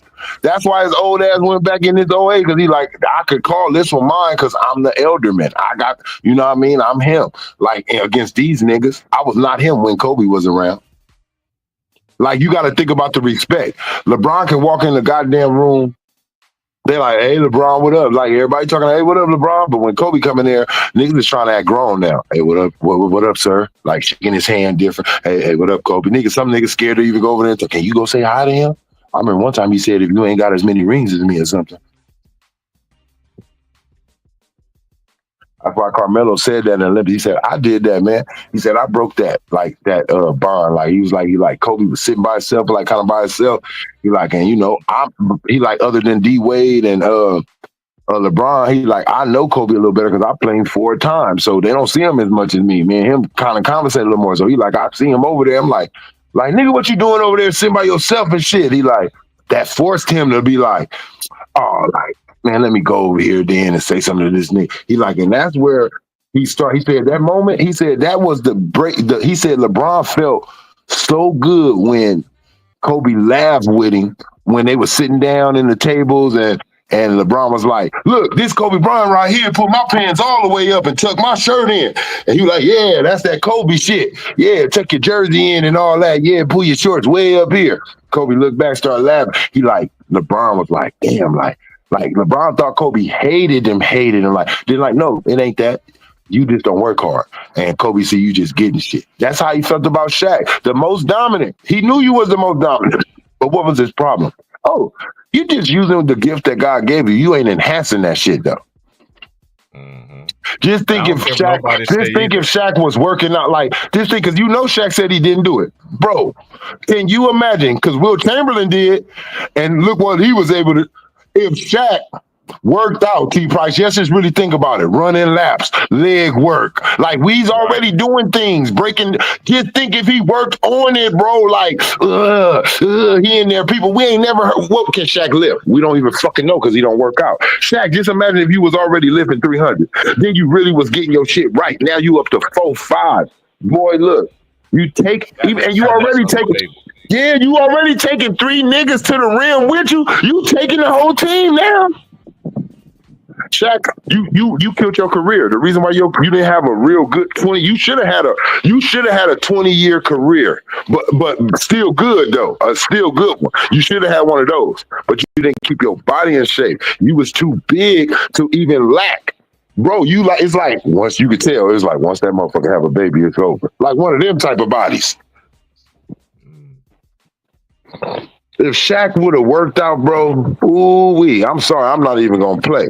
If Shaq would have been a monster working out, like, I'm going to work out off-season hard on my game and all that, my free. If he would have... You should have did, like, Will Chamberlain kind of stuff. Shaq would have been in the conversation, bro. Shaq would have been in the conversation. If Shaq would have took his body and game serious, he would have been in the conversation, bro. I ain't even going to lie. He would have been in it. I ain't saying he would have been him. He would have been in it, though. Think about it. 20 years of Shaq. He's already, what, like number 9 in scoring or something like that? I don't know, like 11 or some shit like that. So just think. A Shaq working on his game, getting his free throws better, at least getting up to like 69% in free throws or something, 70%, something like that in that area. If he can do that, and Shaq can stay healthy to where when Shaq was in his 18th year, when he's 36 and 35, he still can look good like certain other big men that's age. He didn't do that. He didn't keep himself in shape like a Kareem, like a Wilt, like a Bill Russell to go long into his career. That weight was too much. You running up and down the court. You seen Boston Shaq? Did you see Cleveland Shaq? He should have never looked it like that. Phoenix Shaq was the last, like, kind of best, like, in shape Shaq. The Phoenix, Arizona Shaq was the last good Shaq. Like, well, like okay Shaq. Like, it was the last okay Shaq.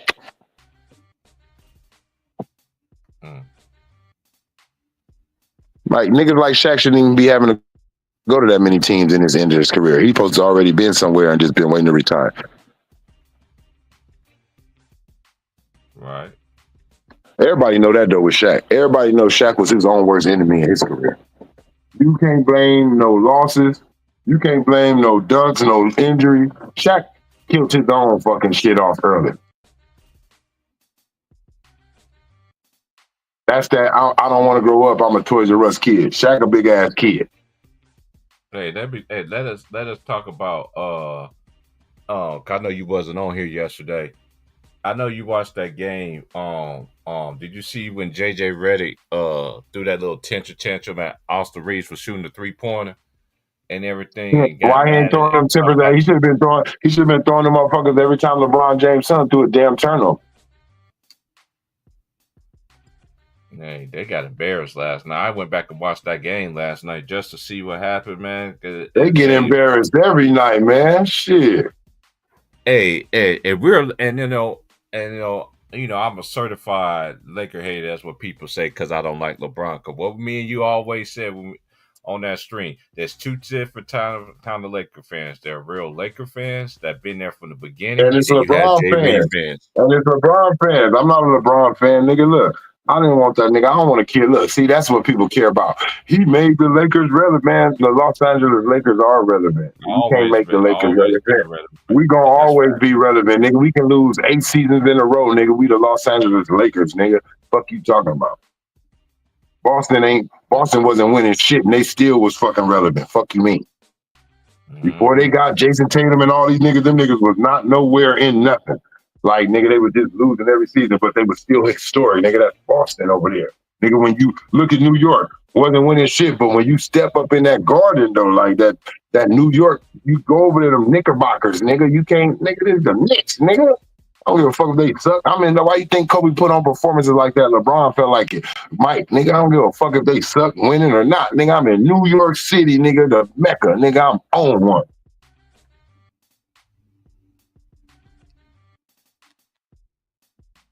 Now I saw him throw that chance. I was like, really, JJ? Like you're yelling at Austin Reeves because I forgot. You don't want to yell at that's one thing I miss about coaching where these star players chew his ass out. Chew his motherfucking star ass out. Yeah, because hey, it's on you, right? Because you want them to kiss all up in your ass if we win, right? If we win, you want us to tell them you the reason, you why, you did it, nobody else, just you. So, bitch, when we fucking lose, we gonna give you that same smoke too. It's you. You fucked up. You didn't bring us to glory. You the reason.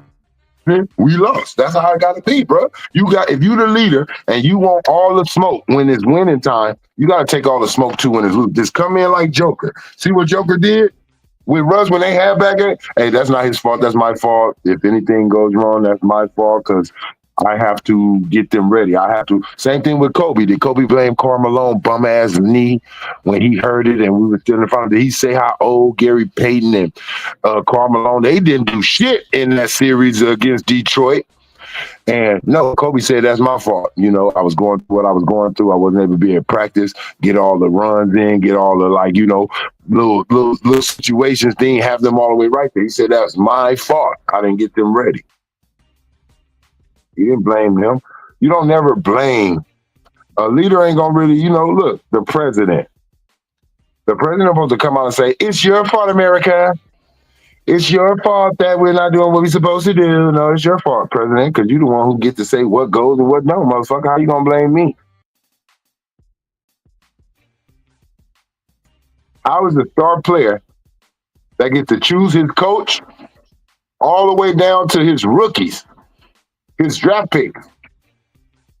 How dare you come in here and blame it on anybody when you picking every goddamn thing in here?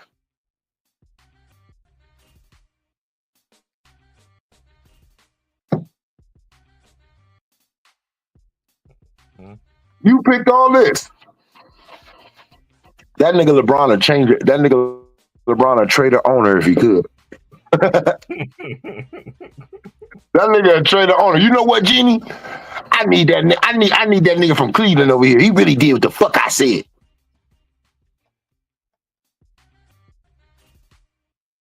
That nigga would trade our owner, nigga. If he could, he'd trade the fans, nigga. He'd send us LA Laker fans to Cleveland and bring the Cleveland fans to LA.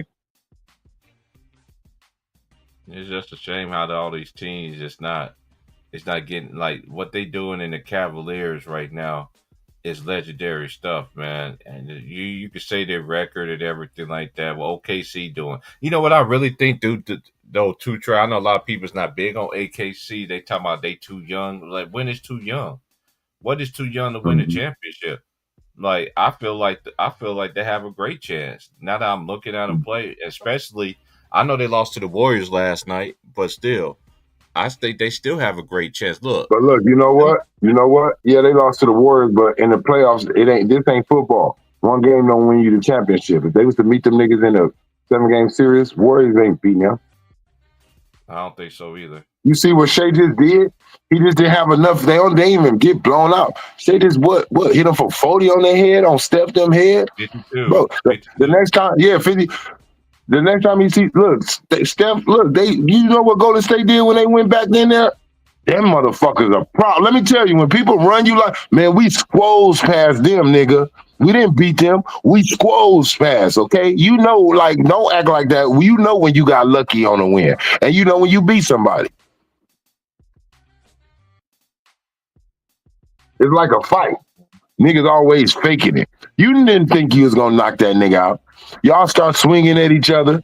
One of your hands hit that nigga in the right place. He fell down when you realized you knocked his ass out. Now you went along with it. Yeah, boy, yeah, that's what I'm doing. You didn't know you was even gonna do that.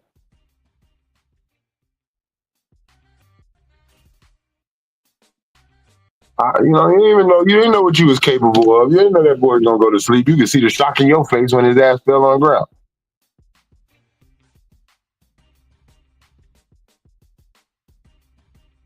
The NBA got to get this shit right.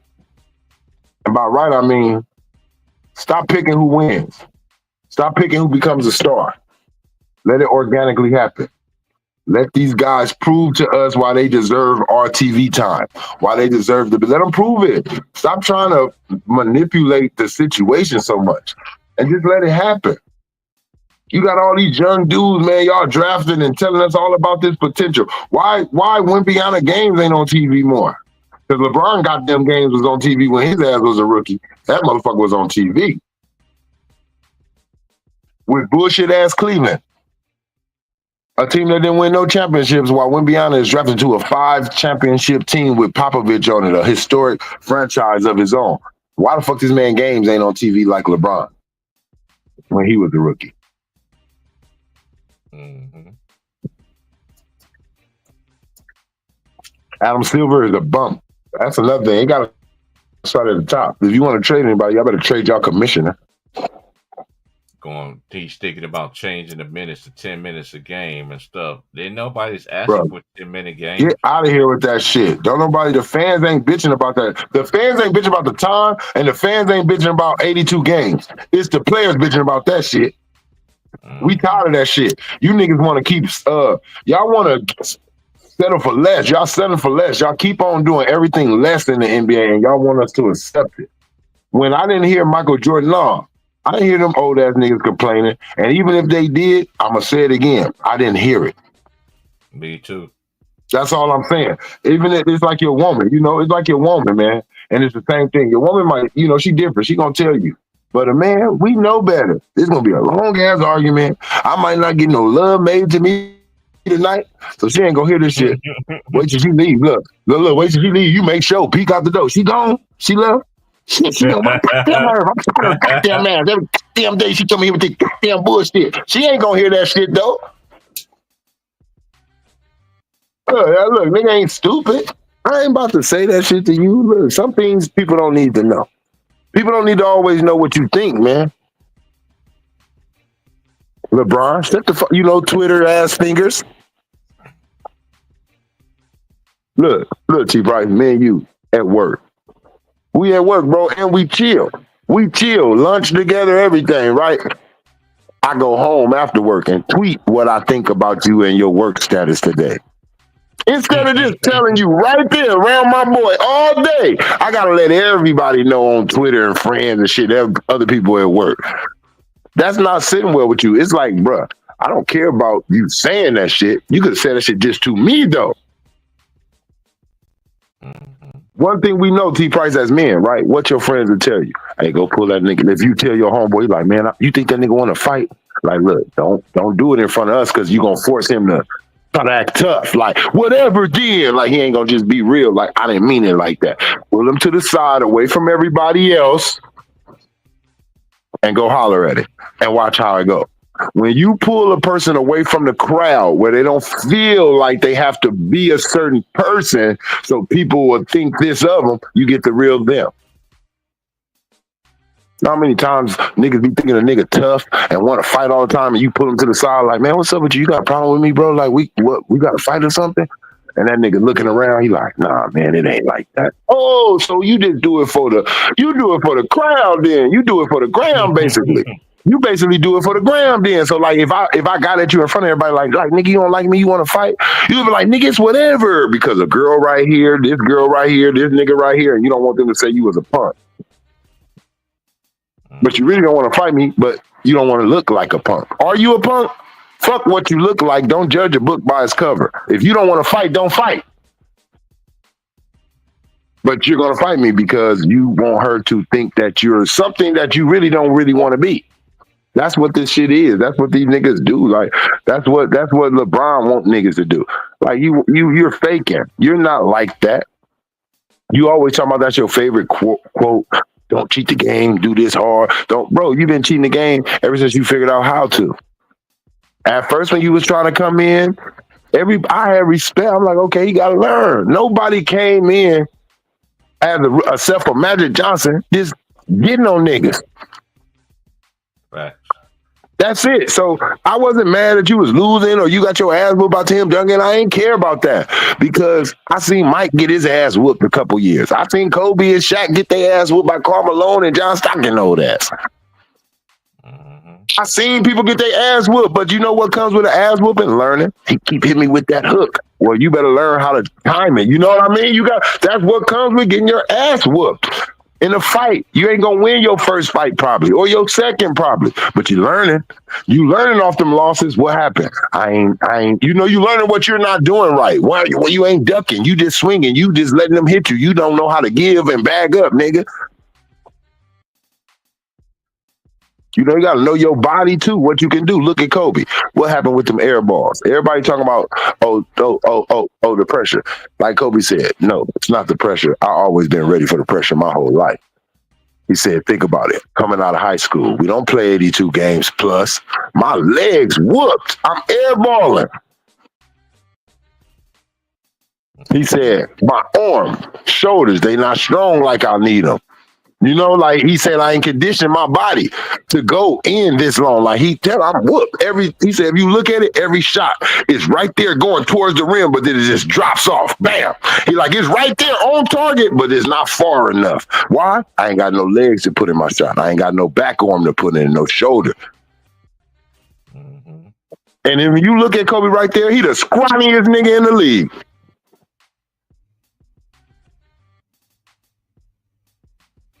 When you look at Kobe Bryant coming in the league, compare to everybody who they think is them.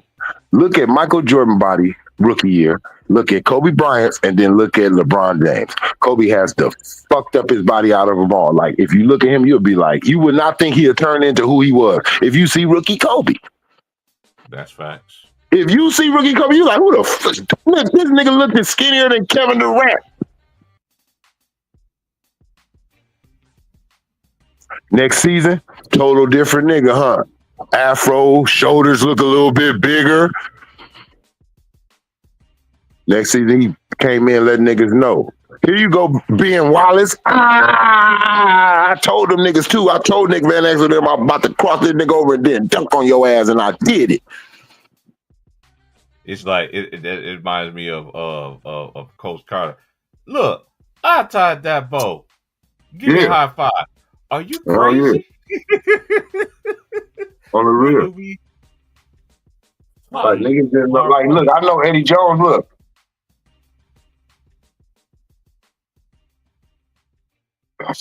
I know Eddie Jones at the same time got respect for Kobe, but at the same time, he didn't like that little nigga because he knew that was his replacement.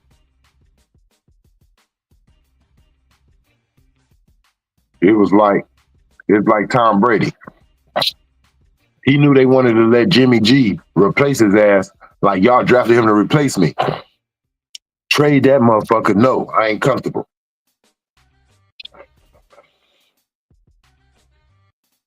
Look, if you look at it, Chicago Bulls, the whole time they had Jordan, never drafted another fucking shooting guard that they thought could be anything. Mm-hmm. You don't threaten a player that's a all-star unless you mean to replace him. Eddie Jones knew what was up. He ain't here for Cedric Ceballos, nigga. Mm-hmm. Now Eddie Jones was a jump man.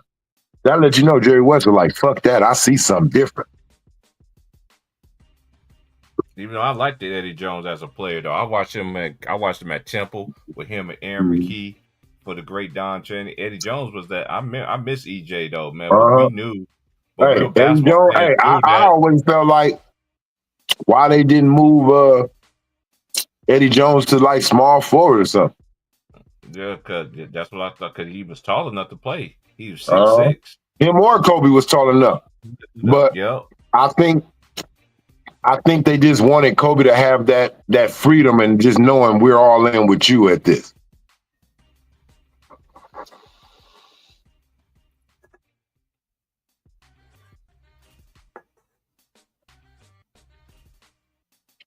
Yeah, man. Niggas is firing coaches, acting like it's the coach's fault. Team still in the same situation, if not worse.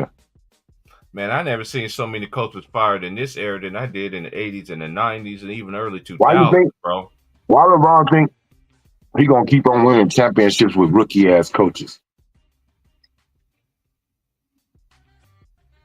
You gotta let a coach get experience, man. To better his system, to better his plays, his calls, he has to be able to coach. Darvin Ham was doing all right, man. Hey, this is a fun fact, Trey. I said this earlier. When the last time the Lakers, since LeBron been there, has won 50+ games?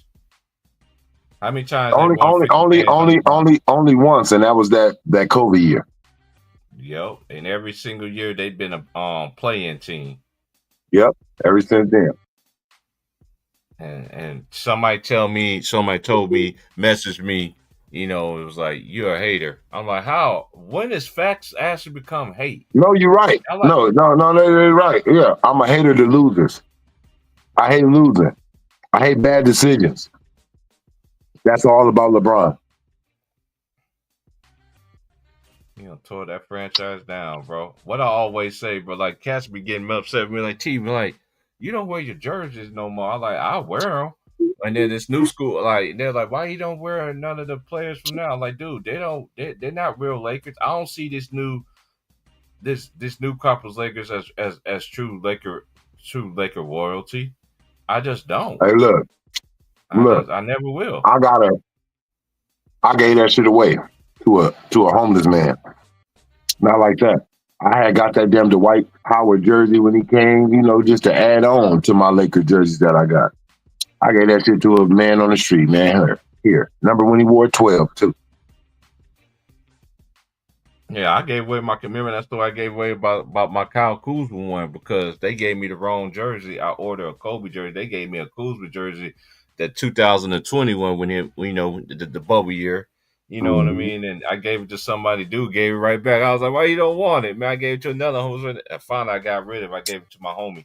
She was like, shoot, my brother would take it. You know what I'm saying? But he don't even wear it. But he was just like, man. He's like, Smush Parker. Hey, Smush Parker. Is Smush Parker better? Is Smush Parker better than Bronny James to you? Yes. Smush. All right. So I'm saying that I'm bringing that in to warm up to this, right? And Kobe said, we just let this nigga walk in from the streets, huh? Kobe was like, The Lakers was too cheap to get a point guard, so we just let this nigga walk down the streets. I'm not bashing Smush. Wherever he got between. No, Kobe, listen. No, my thing is, Smush Parker is better than Bronny James. Like literally, like really, he's better. I know he's taller than him, but he was better than Bronny James. And this is what Kobe was saying about Smush. Like he's a walk-in. What the fuck is Bronny? So could you? And I'm saying that I already know what Kobe would be feeling like with Bronny being on Lakers. He wouldn't say it out loud because he don't want to disrespect a man's child. But Kobe would be like, he's not ready. Like that's what Kobe would say. Like he's not ready, man. He need to, you know what I mean? Look, hey, Kobe was alive. He might do you a favor, LeBron, and be like, send that nigga to the Mamba Academy. I'll get him right.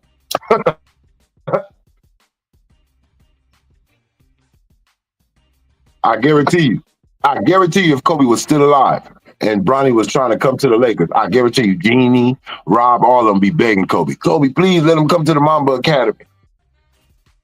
All right, man. All right. Fuck it. Bronny can come just one time. Why the fuck he need to come to my academy? His daddy got all these damn academies. Oh, a lot of people forget. Hey, you know, I got the old school classic games. That Shaq Fu game was tight though back in the day. A lot of people forget about that Shaq Fu. That Shaq Fu was that's what I'm playing right now. I'm playing Shaq Fu. I forgot how cold that game was. That shit gets out on Sega, nigga. I remember. Mm-hmm. I remember Sega. Kids don't even know what that was, boy. That was and let me tell y'all. How Nintendo is Mario, Sega was Sonic's. Sega belonged to Sonic. You hear that? Sega. Dun, dun, dun, dun, dun, dun, dun, dun, dun, dun, dun. Nigga, that was that Sonic coming on. Mm-hmm. Nigga up in there like Dr. Robotnik. What kind of robot is this nigga that made? Mm-hmm. Shit, Charles Barkley game was cool too. I like the Charles Barkley game. Charles Barkley had like the first street game, like street basketball. Charles Barkley shit was. Yeah, I got it on here too. I was just playing that early on the stream. That's all I be doing, playing these old school. Niggas don't remember. Niggas don't remember them. Hey, look, these kids don't look. If we had them play them old ass Madden games, T Price, them old ones, them early ones. Hey, look, them graphics, look, and them bullshit spin moves, because all you could do is spin back in the day. Hey, you remember Game Day? Even Game Day used to be the shit too. Even Game Day used to be. I hated Game Day because all that nigga had to do was juke and you just fall off of him. I'm like, this some bullshit. Yeah, that is true. But I grew up playing Game Day though. Mm-hmm. I remember when 2K first came out on Sega Saturn. I was playing that shit. The first cover, people don't even know. I'm gonna tell you, the first cover player on 2K is Kevin Garnett. I thought it was Allen Iverson. It was, Allen Iverson. Yeah, it was either them because it was back to back. Either Allen Iverson or Kevin Garnett was the first one. I don't know, but it was between them two. It don't really matter. AI first, and then it was Kevin Garnett. Mm-hmm. Yep. Because Kobe didn't need to be on there at first because he had Kobe courtside. What LeBron game is, I forgot.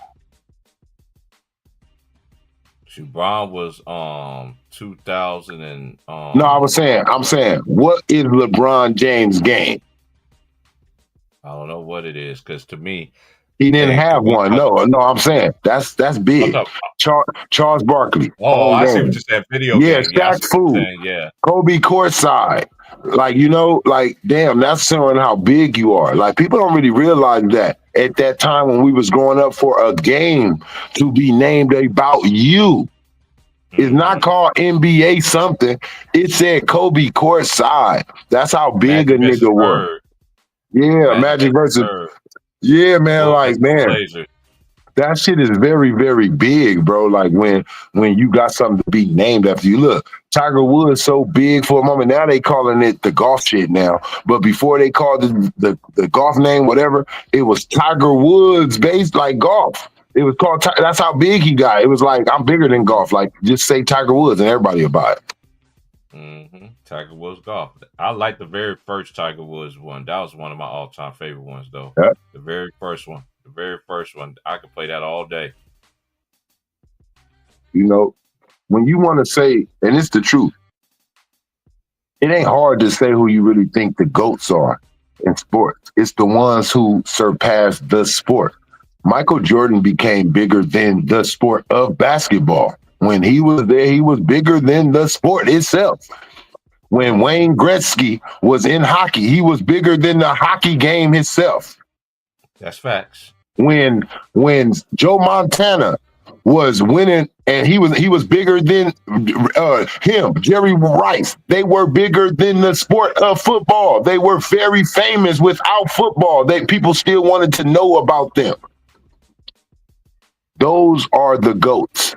The GOATs are the ones that surpass the sport. You don't just watch them for the sport. You watch them after that sport. You care about just them. You're interested in them.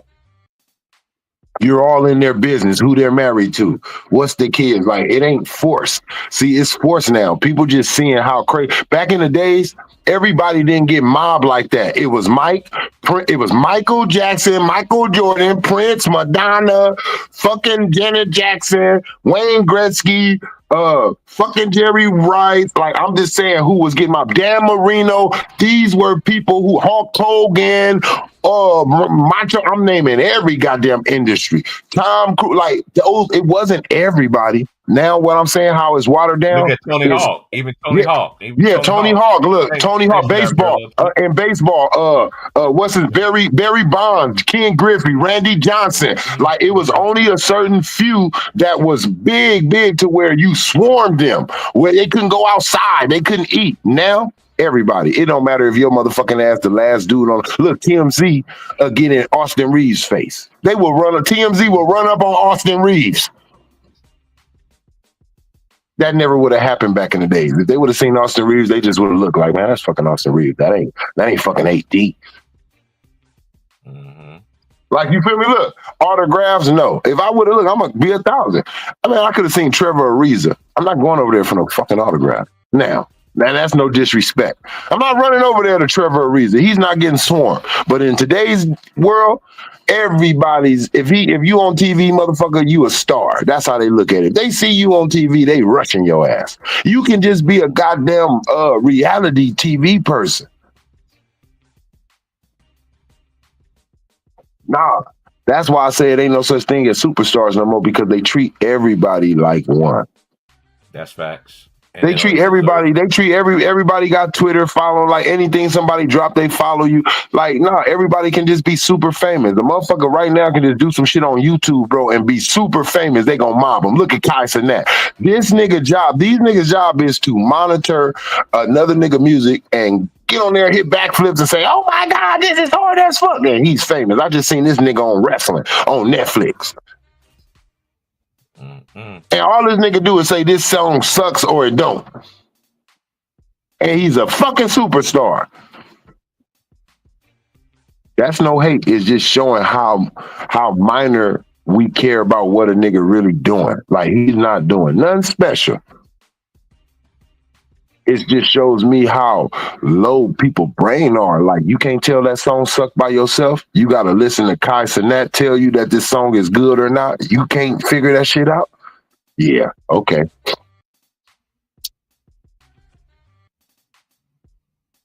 You feel me? Look, hey, I'm telling you, look, what? The Wizards are good. Then you watch the games. T Price, look. Man, them motherfuckers ain't good, man. Get out, don't you do it. Look, you gonna let another nigga tell you, look, that this song is good, this team is good, this game is good, and you watching it with your own goddamn eyes and you yawning, bored.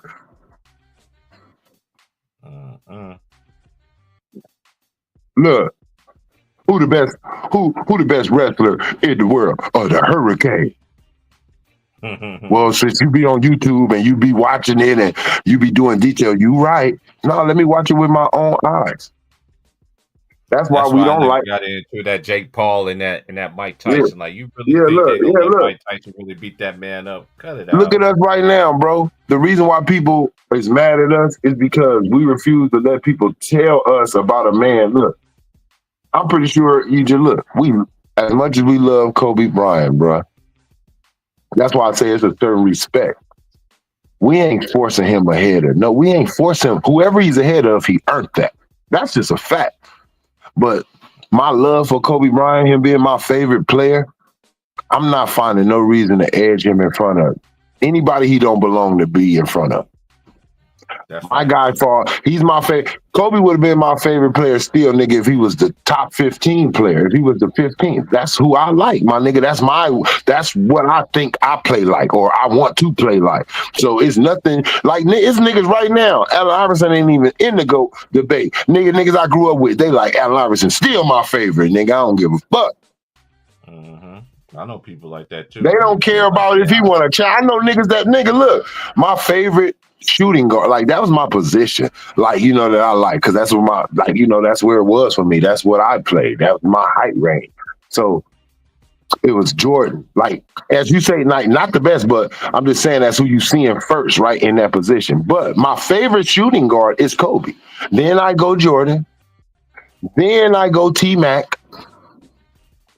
Then I go D-Wade. Then I go Clyde. Then I go probably, you can fit anybody else in after that. Some, I got to think about who else was in the league at these times. Wait, line. After T-Mac, I got to go with Vince. Sorry, Vince. I forgot. I got to go with Vince. Then them D-Wades and all them other niggas that come in there, you can throw those in wherever you want to. You got some names. I'm gonna name some names. Yeah. I don't think none of these dudes is better in. And The Rock. Who's The Rock? Mitch Richmond. A lot of people forget how cold Mitch Richmond was. A lot of people forget how cold Ray Allen is. Ray Allen wasn't just no spot up shooter. That's how I know y'all dudes don't be watching. I remember him. We was at UConn. Because matter of fact, he beat Allen Iverson in the Big East championship. You right. All you gotta do is go watch motherfucking He Got Game, and you can see really what Ray Allen could do. Yeah, Ray Allen was that dude, man. You remember that move he did and He Got Game behind the double behind the back, how he crossed the nigga, pat, pat, pat. I'm like, look, play behind the backs though. Bam, bam, bam, crossing the god damn. Look how many dribbles that he used, though they did too back in the day just to get a shot off. Whereas to now, you just hold the ball. It's just like I be trying to say about J. Reef Macklin. People tell me you got Clyde. I don't want to forget Clyde. You got Clyde the Glide. Clyde the Glide. It's a lot of dudes. Yeah, it's a lot of dudes. That's what I'm saying. It's a lot of dudes, but I don't got these new age dudes up there like that. I got D-Wade, and you know why D-Wade is even in there? It's before the LeBron team up. Is what he did when he had Shaq. Yeah, D-Wade's got to be up there too. Yeah, I see D-Wade. See D-Wade. See, that's why people don't understand. They like, why y'all ain't on D-Wade like that? Well, D-Wade, he earned one before LeBron. That's LeBron who did, like, at least D-Wade, he ain't lying about it. He like, man, once I seen Kobe, I'm like, man, what you doing? Like, man, I got one. Like, and that's another thing I don't like. He like, man, he's winning all these rings. We got one. I'm like, LeBron didn't have shit. Look how long it took for it, and then that's how people come up with these dumb behind narratives. That's why I say they know they backwards. Look, they know they backwards, right? Who taught? Hey, look, did Steph Curry teach KD how to win, or did KD teach Steph how to win? I think Steph taught him how to win because Steph already had. Whoever wins the championship first, right? Thank you. Right. So, because that's what they do with LeBron when he went over there with Kyrie and Kevin Love, they was like, he's teaching them the plan, like what he learned over there in Miami. He's teaching them how to win championships, right? So when he get AD, He's teaching them how to win championships, right? So why don't y'all hold that same narrative with D Wade? D Wade won. So when LeBron went to him, D Wade taught him how to win. They pick who they narratives. That's one thing about these narratives. That's why I'm getting into narratives, man. And another thing that I don't hold a lot of weight, because we used to hold a lot of weight for back in the day. A lot of these players, look at all these players' shows. For instance, I don't listen to Gilbert Arenas show at all. But look at who's the only one on that show that got more common sense than all of them. Your boy, Kenyon the Martin. one that, yeah. Kenyon Martin. He's the only. Sometimes Kenyon Martin made me mad when he be. Sometimes it feel like he kissing the donkey ass. Sometimes, right. Sometimes it feel like he trying to do that. Like this with and I feel him. Sometimes I don't even think it's about they don't. I think it's I think that's where it goes into the fraternity rules, right? Like we are all NBA players. I don't want to shit on this man because he did make it. Like I don't think he agreed with everything LeBron do, but I think he has a moral on. I'm not about to get out here and slander this man on TV. This man, like, and that's where they make me mad because they choosing not to tell the truth because they don't want to fuck his money up. See, it ain't all the time about I don't want to tell the truth. You heard what Kwame Brown said. Certain shit you say about a man on TV can fuck up his deals outside of basketball. Why is Drake? That's why I'm glad you said that because let's stay right there. Look at the ESPN, for instance, right? Because we remember the time when ESPN used to hold players accountable. I remember they actually used to give Kobe and Duncan all their props, and then we start seeing it change when they start disrespecting Kobe. Was like Skip Bayless, why he don't take a play cut? Nobody don't want to. That's when people always used to come on, and we used to sit there and used to argue with nobody don't want to play in LA. Let's not stop. But we already know when you put on that purple gold, it's to win championships, man. Yep. Championships or not. I seen Magic Johnson play 13 years. Don't you know for majority of his career, Magic Johnson played in the NBA Finals 9 of his 13? What Kobe said, bro, what Laker fans say, look, this is the difference between he has a winning record. And he has a winning record doing it, too. He's 5-4, a game above 500. Look, ain't we bougie? You can say we bougie or what, but it's a standard, right? You said, right? It's like with your kids, right? It's not like some people will say, that family think they better than it. No, they just want a standard. You know, if they got their kids coming in at a certain time, they got to do this. Don't be mad. That ain't nothing like they don't think they better than them. That's just their program. When you are a Laker fan, you are a Laker fan. You're not just a player fan. You are a Laker fan. When we don't hang banners up, bro. We want championships. Look, we don't even like to make it. We're not Cleveland. We don't celebrate making it to the finals. When we get in the finals, we want to win. Also, T. Price, what's another one of our teams that was like that? And now they just shitted on our record. Our football team. When we made it to the fucking Super Bowl, we won. 49er fans know that. We don't get to the Super Bowl and blow it. And that's how we feel about the Lakers. See, LeBron, y'all adapted this thing to make a person feel like a winner when they lost. Second place, loser. I just want you to know that just in case you didn't. That's not you a winner too. Ain't no such thing as winner two when you're number 2. He won your ass 2. That means he beat you. So what you got? That's why they shouldn't give no fucking trophy out to number 2. They shouldn't give out no fucking bronze medal, nothing. Only so everybody can be mad looking at that one motherfucker up there. He the only one shining. Everybody else lost. It doesn't matter. If you don't have first place, you lost. Second place is the first fucking loser. You're just the first loser, nigga. That's it.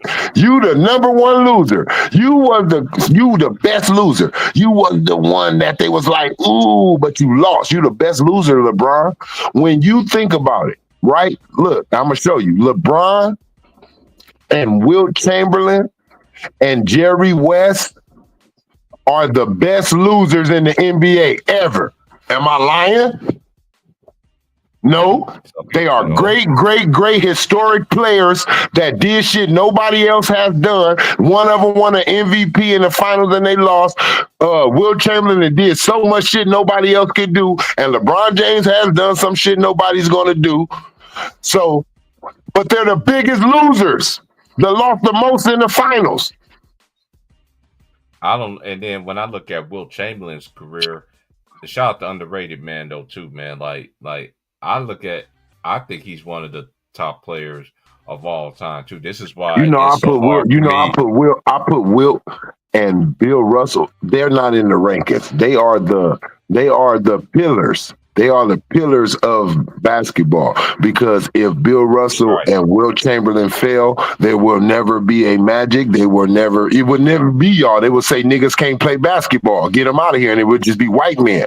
So I don't even, they up there. You can't never get to Bill Russell and Wilt, so they ain't even in it. Mhm. That's my respect. It's like anybody right now in today's world, right? Even if you were a black man and you spoke up for us and you did something great, like Obama, right? Obama, people feel like that's a historic thing, but you still not looked at like Martin Luther King, Malcolm X. You feel me? It's a difference, my nigga. Them niggas, you became, if it's no Martin and there's no Malcolm, it's no Obama. So they in a whole nother ranking, nigga. No matter if you the president, the first black one. Martin and Malcolm made it to where you will be.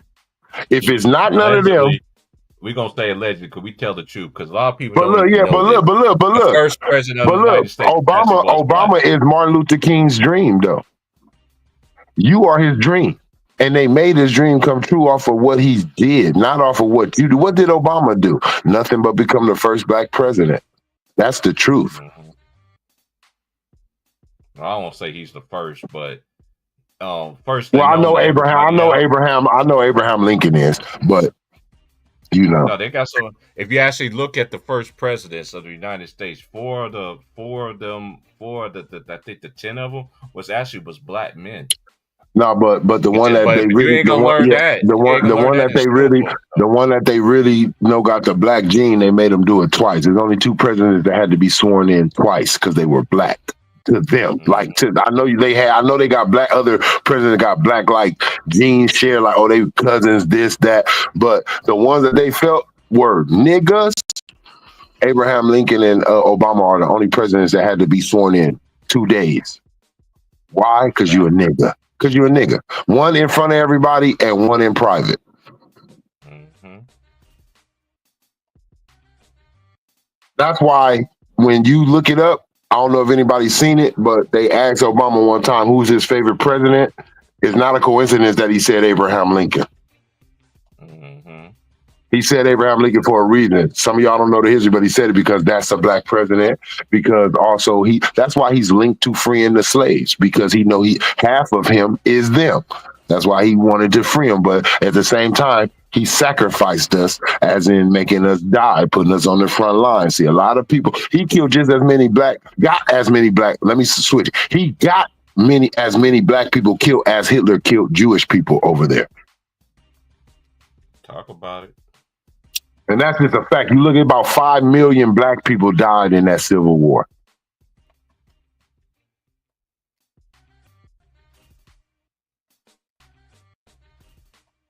They didn't fight to free us, what I'm saying. It wasn't just a group of white boys from up north saying, let them niggas go. Nah, they said, let's go. Whatever niggas they got up north, whatever niggas we got up north, and whatever niggas is running up this way, we gonna train them as much as we can, and we're gonna let them niggas fight for their freedom, and they gonna take the first blunt of the war. Whenever it was a time to meet with the South, the black niggas was the ones having to run into cannons and shit. And then the white dudes from up north would come in.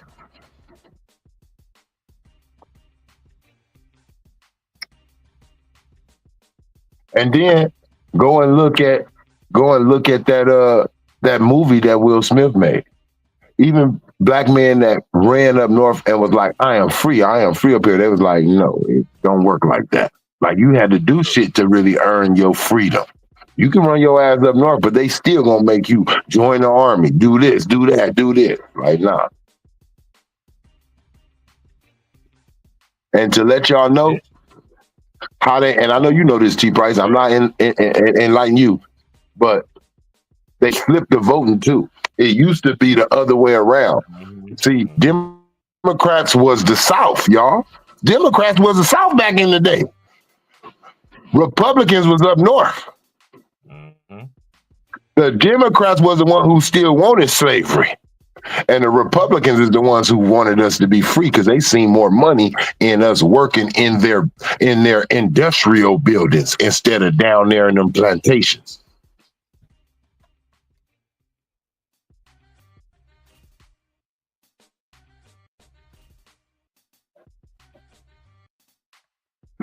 It's a shame. So You know all what's a so shame, all though, you too, black bro? so all you black people that like to say Yeah. Democrat, excuse me, bro, that like to say Democrat, I want you to know that's also programmed in you from slavery. Your slave master was a Democrat. I know when you find out shit, it make you mad when you be realizing you've been repping that shit so hard and it really wasn't your choice. I forgot about. Hey, you know what's a shame now too in the NBA? Cause you remember how every year when we was growing up, they always talk about the rookie class. They ain't talking about the rookie class or nothing lately. They ain't talking about none of them as of late. Within the last 4 or 5 years, they have not talked about the rookie class no more. So that's another thing that's an indictment on the NBA. And only time that people are That's like people because gonna tune in. Bronny is the rookie class. No, he ain't. No, he ain't. I'll call him a Make-A-Wish Foundation kid. I'm sorry. Ooh. You know, I always said that. You know, I always said that. You know how they had that Make-A-Wish Foundation on ESPN? Uh-huh. He's the Make-A-Wish Foundation kid, and he didn't have to do it that way. You know what I'm saying? But that's how hey, y'all could get mad at me. I'm not attacking him or anything like that, but he don't deserve to be in the NBA, man. Like, you know what's that saying, T Price? The sins of the father fall on the son. All this bullshit LeBron did in the NBA for 20 years, your son about to get dogged out for whatever years he is in the league. Like, he ain't nothing gonna go right for him because what y'all got going on, what you earned it, you didn't earn nothing in the NBA. It was given to you. And God don't like ugly. No matter how much y'all try to make some shit happen, God gonna always got control. Ain't nothing gonna go right for Bronny because he don't deserve it.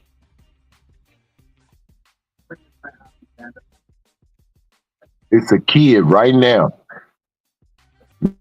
not in the NBA. Gotta go overseas because they forced Bronny in the league.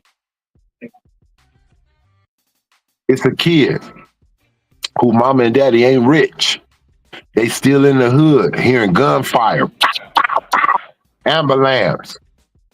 Especially how because these hoods now, the hoods ain't nothing like because niggas forced a privileged kid in the NBA. Niggas act like Bronny grew up in the hood.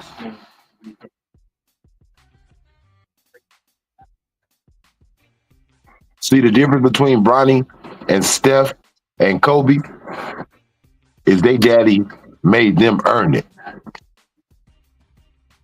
Steph didn't grow up in the hood. His daddy made enough money to have him somewhere in the goddamn suburbs. Same with Kobe. But them niggas had to earn their basketball stripes. Them niggas was actually good in high school. Steph was actually good in college at Davidson. I just sat there to name all the NBA players that's playing college basketball right now. Their sons are playing college basketball this season, and they all averaging all over double figures. Man, you know what I love about Shaq? One thing I do love about Shaq is remember when his son was entering the league, Shaq said it right on TV. I told my son he wasn't ready. Straight up, you know, he ain't ready. Look, I don't give a fuck. What your mom? Look, his mama rushed him in here trying to get some cheese. He ain't ready. Look, son, and look, Shaq ain't gonna lie for his name. Look, Shaq more one of them Chinese fathers. Look, I will look, don't dishonor my name. You got to look at it. Be like, I'm sure. Look, no matter what, I'm Shaquille O'Neal, son. I'm Shaq. I'm Shaq Attack. I'm the most dominant. They expect something from my genes, and you ain't there yet. I'm telling you, Shaq was trying to make sure his son didn't go through what LeBron James' son go through. Nigga, you go in there and miss a dunk. They're going to be like, what the fuck, Shaq's son missing dunks? You know what I mean? You go in there and get dunked on. They're going to be like, what the fuck, Shaq's son getting dunked on? Like, you go in there and just turn the ball over. Can't do nothing. You're going to get so much criticism because you're my son, a Hall of Famer, a four-time champion.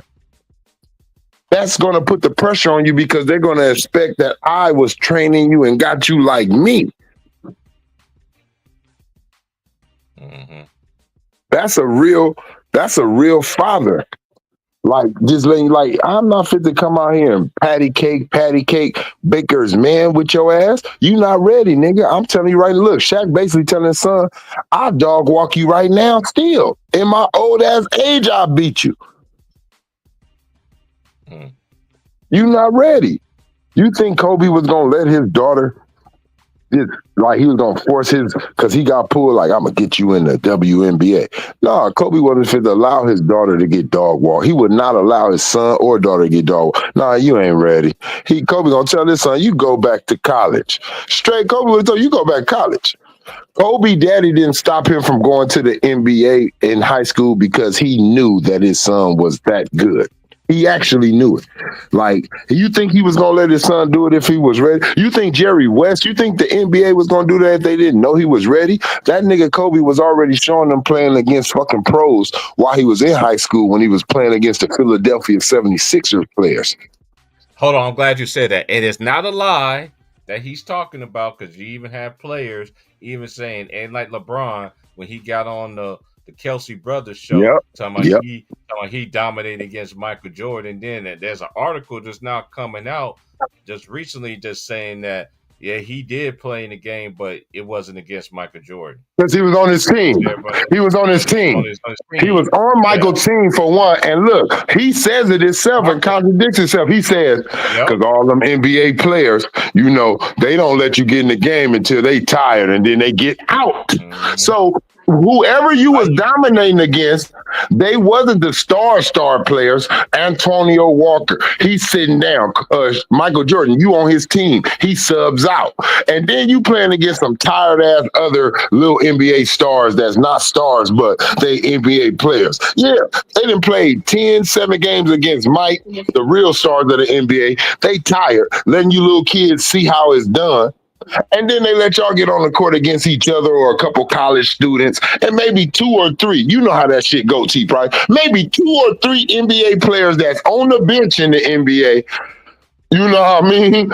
You playing against them, talking about I was unguardable. Well, of course, against some tired-ass, old-ass NBA players, as you said it.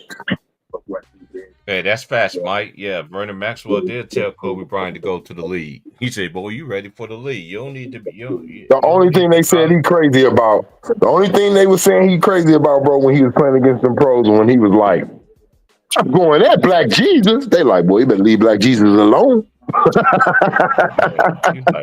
They like, boy, you better leave that black cat alone. He like, what? He like, man, look, Kobe got it right now. Interview, man.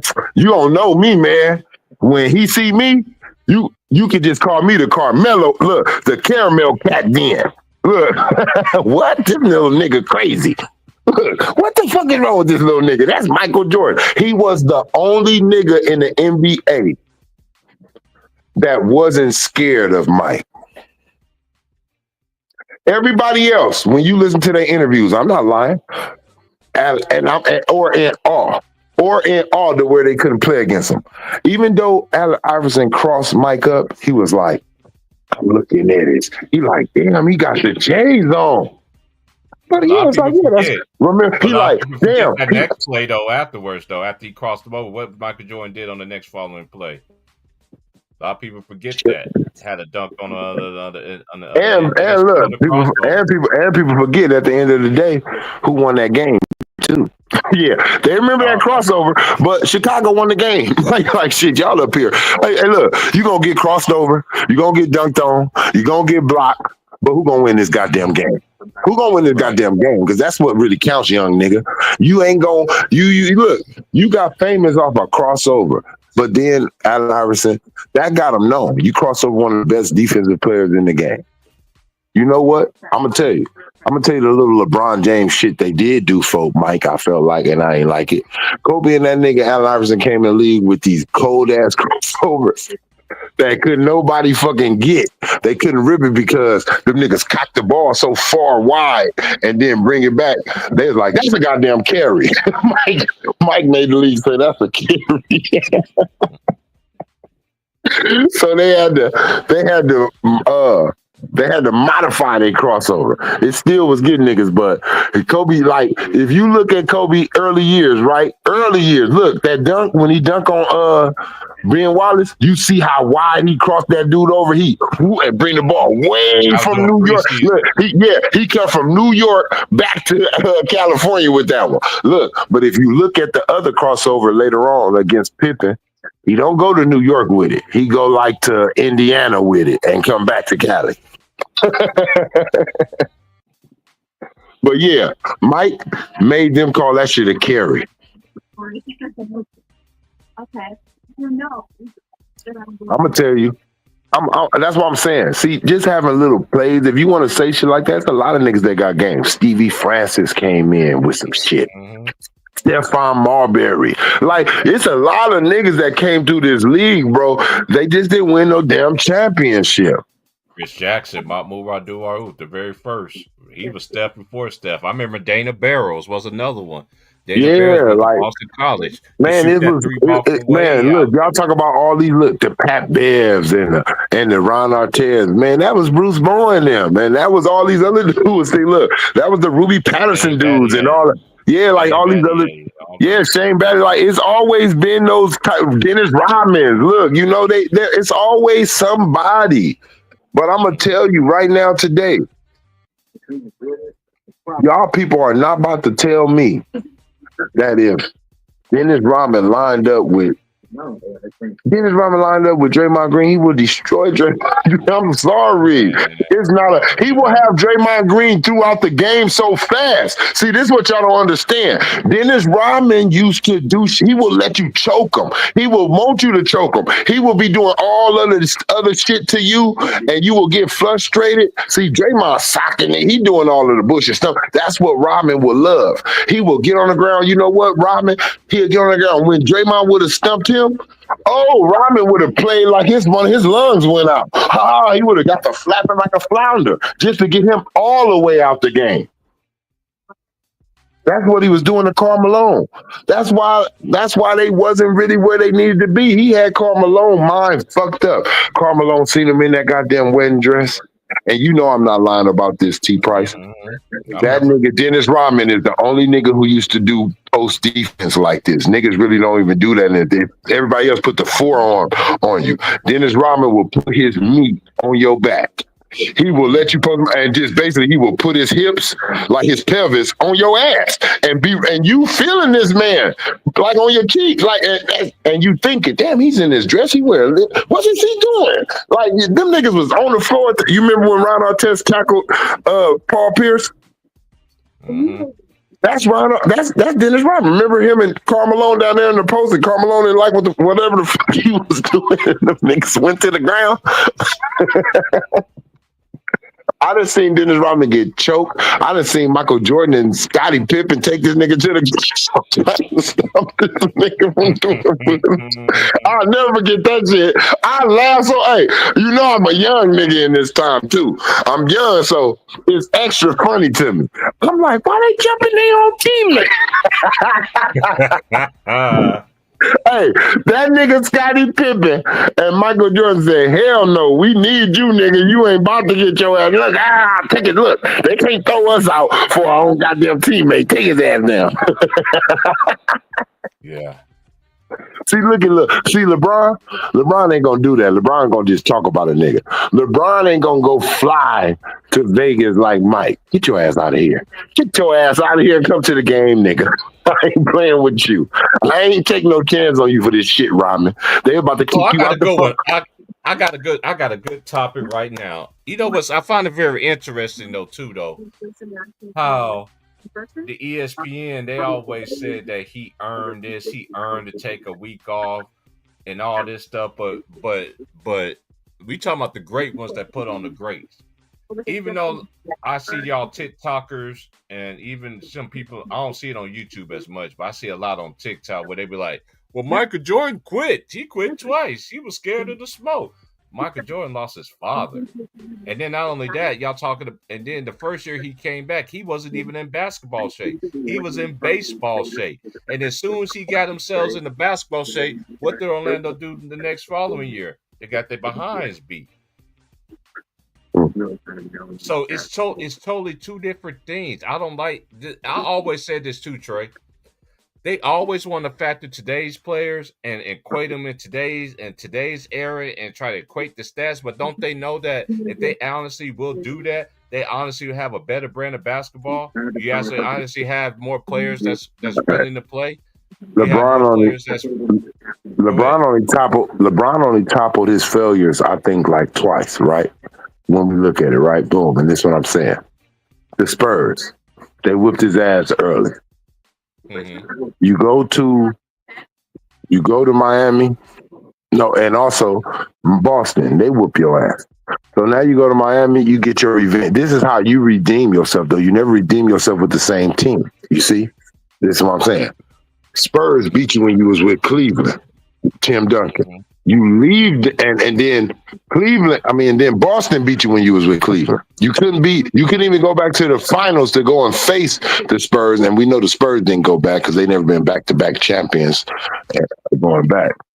But you couldn't even go back to the finals. Boston get you. So now you go join Miami. You finally beat Boston. Then you get your ass kicked by Dallas. You go back, you beat up on KD now. You stay beating Chicago. Chicago never can get over the hump. D Rose got injured. That really fucked them up. But you finally face Spurs again. But you're not on Cleveland. It's not the same team, but Tim Duncan is still on the same team and made it a champion again. See? Made it a championship team again. See, shit like that is greatness. You stay on one team and you can bring them back to the finals multiple times in different decades. LeBron's not able to do that. You face them, you beat them. You finally beat Tim Duncan. You get your payback for that shit in Cleveland. But not with them players that was with you. Not with one of them. Then you lose to them. Now, you lose to Denver in the Western Conference Finals. You can't overcome them. You meet them again. You still can't beat them. LeBron has never overcome his matchups. You got Mike toppled Detroit. Detroit never was able to beat him again. When Mike finally figured you out, he figured you out. Same thing with Kobe. Same thing with Magic. Same thing with Larry. But it's not the same thing with LeBron. LeBron has only been back-to-back. Kobe Bryant and Michael Jordan, Shaq are the only player, and Scottie Pippen, if you want to put them in there, are the only players that three-peat. Kobe almost did it twice without another top 75 player. He almost three-peated twice. That's not greatness. LeBron needs way more help than a Kobe. LeBron could never go to the finals 3 times with a Paul Gasol in the same team. He would have needed trades. That was the same team, ladies and gentlemen. Only time it changed, it was the same team except on the last 2, because Ron Artest, the first one, Ariza, then after that one, it was Ron Artest. I just think that's the way the I don't understand. This is what I don't understand, though, too, because we ain't have a three-piece since Kobe Bryant and Shaquille O'Neal. Yeah, and we ain't going to have one. You know why? because these players ain't gonna never be able to, look. And I like that, bro. But it was like I'm gonna compare this to a cartoon real quick. I used to watch Dragon Ball Z. Goku never would have went Super Saiyan if he never met Frieza, bro, and met a nigga that was beating on him, bam, bing, pow, beating on his ass, bop, boop. And then Frieza went and killed his best friend Krillin. That little nigga Goku snapped. Start screaming and shit and just went to a level. See, and that's what I don't think these players let themselves go through. See, it's something where you go like in a zone, like because the nigga pushed you there. You know what I'm saying? It's like y'all never allow yourself to say, you know what, fuck this. These niggas think they're gonna beat me. Hell no, fuck that. And you next thing you know, you go in a zone. You playing stupid defense, you blocking shit, you ripping shit, you scoring shit. You like, whoa, woo. And you figured it out. See, you could tell Kobe. Can't nobody on earth tell me when Kobe figured out this game, when he really figured it out and was unstoppable. Every time he shot the ball, you thought it was going in. Stop lying. You were scared. We were happy. If you was a Laker fan, you was like, hell yeah, that's going in. But if you was not on that team going for the Lakers when Kobe shot the ball, you was over there like you were scared. Stop it. When LeBron shooting the ball, ain't nobody scared, bro. Ain't nobody in the NBA or fan scared when that man shoot the goddamn ball. I'm gonna show you how Shaq and Shaq. I hate that you lie because it's videotape out. You remember the first Christmas game when Shaq and Kobe faced each other when he first went to Miami and D-Wade? They won because Kobe missed that last shot. But after the game, the lady was like, "Was you nervous, Shaq, that Kobe might have made?" He said, "No, I knew he was gonna miss it." You lied, Shaq, because they had the camera. They was waiting. They had the cameras on your face.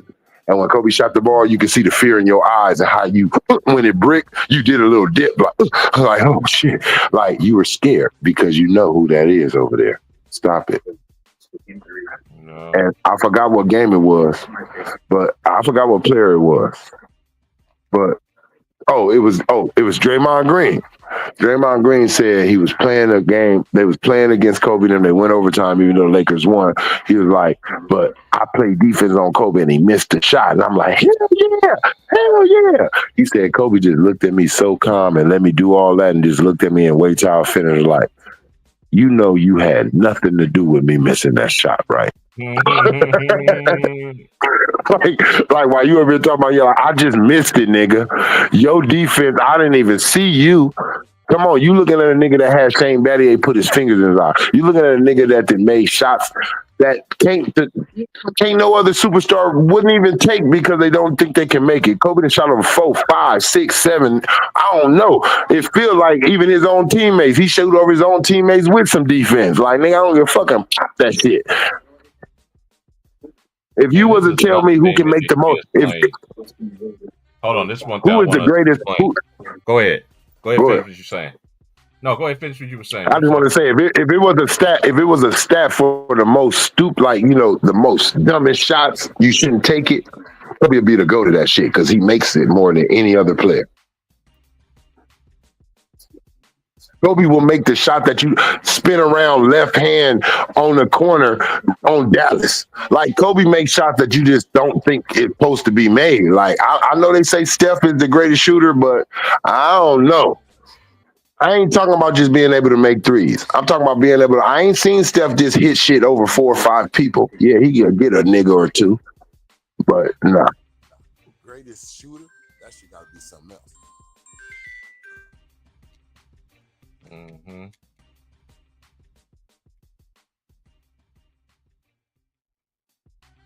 Got shot makers. But it's just a shame, though. It's just a demise, man, of everybody that's keep on going on with this narrative that LeBron is the best thing since /5. But this man has literally handcuffed the league for a while. And look at all the players that was involved in clutch and all this other stuff. I remember when the Lakers had a full now, but a clutch client. I used to call them the clutch client Lakers. I forgot what year it was and everything like that. But still, man, the NBA, this is y'all don't. Hey, you could thank ESPN. You could thank all the clutch client agencies and all the ones cahoosing. Cause you know there's many of them everywhere. So they helped destroy the league. They destroyed the league. I never seen players that can tell a team, I want to go here, but they end up doing. I understand how the contracts go and everything like that because I had somebody explain to me how the contracts go and everything like that. But why you need more help? If you're the greatest player in the world, as some other people say, of all time, what much more help do you need? Facts. What did Michael Another Jordan thing say, too, bro, Trey. in that last dance? To piggyback off of right there where you at, just to show the greatness. The great ones, right, bro? Right. Look, me and you, T Price, 2-on-2, right? Tournaments, right? Think about it, bro. We don't give a shit about aging, right? Let's just say we started playing in this tournament at 23 together. We've been winning the championship. Now we 31. Look. I'm not looking at T Price now. He's wearing a knee brace. You know, I'm wearing this brace. We still winning. Run it back until somebody defeat this shit right here. I got confidence in it. That's what Mike said in the last dance. Mike didn't beg them new Scottie Pippen. He said, just give me Scottie Pippen again. Give me Phil again. Don't trade nobody. Don't fire nobody. Give everybody what they asking for because we've been winning. Just let us run it back. That's why Mike retired. Mike didn't even want to read. See, what y'all get fucked up, you LeBron fan. Mike retired. He didn't want to, but he did not. He's not a fool. Hold on. We have a championship roster. We have a championship coach. Why the fuck is y'all about to break that up? No, run it back. When somebody beat us, then y'all can do whatever the fuck y'all want. But until somebody beat us, the smart thing is to, you feel me? T Price, you ain't gonna change your prize boxer. You got Mike Tyson, he knocking everything out. All of a sudden you just gonna say, hey, Tyson, huh? Sit your ass down. We gonna start pushing him. No, he's winning. You don't fix nothing that ain't broke. Has not been beaten. We won 3 championships in a fucking row. Let us try to win 4. We ain't seen that since the Boston Celtics. Let us try to get 4. It's always been 3 and stop. 3 and stop. Let us try to get 4. You don't want to make that history? No, why? Not only that, bro, because let's look at all the champions, right? Look at the Celtics and the Lakers. Look at all the teams that won championships and everything like that. We seen that same team until they lost.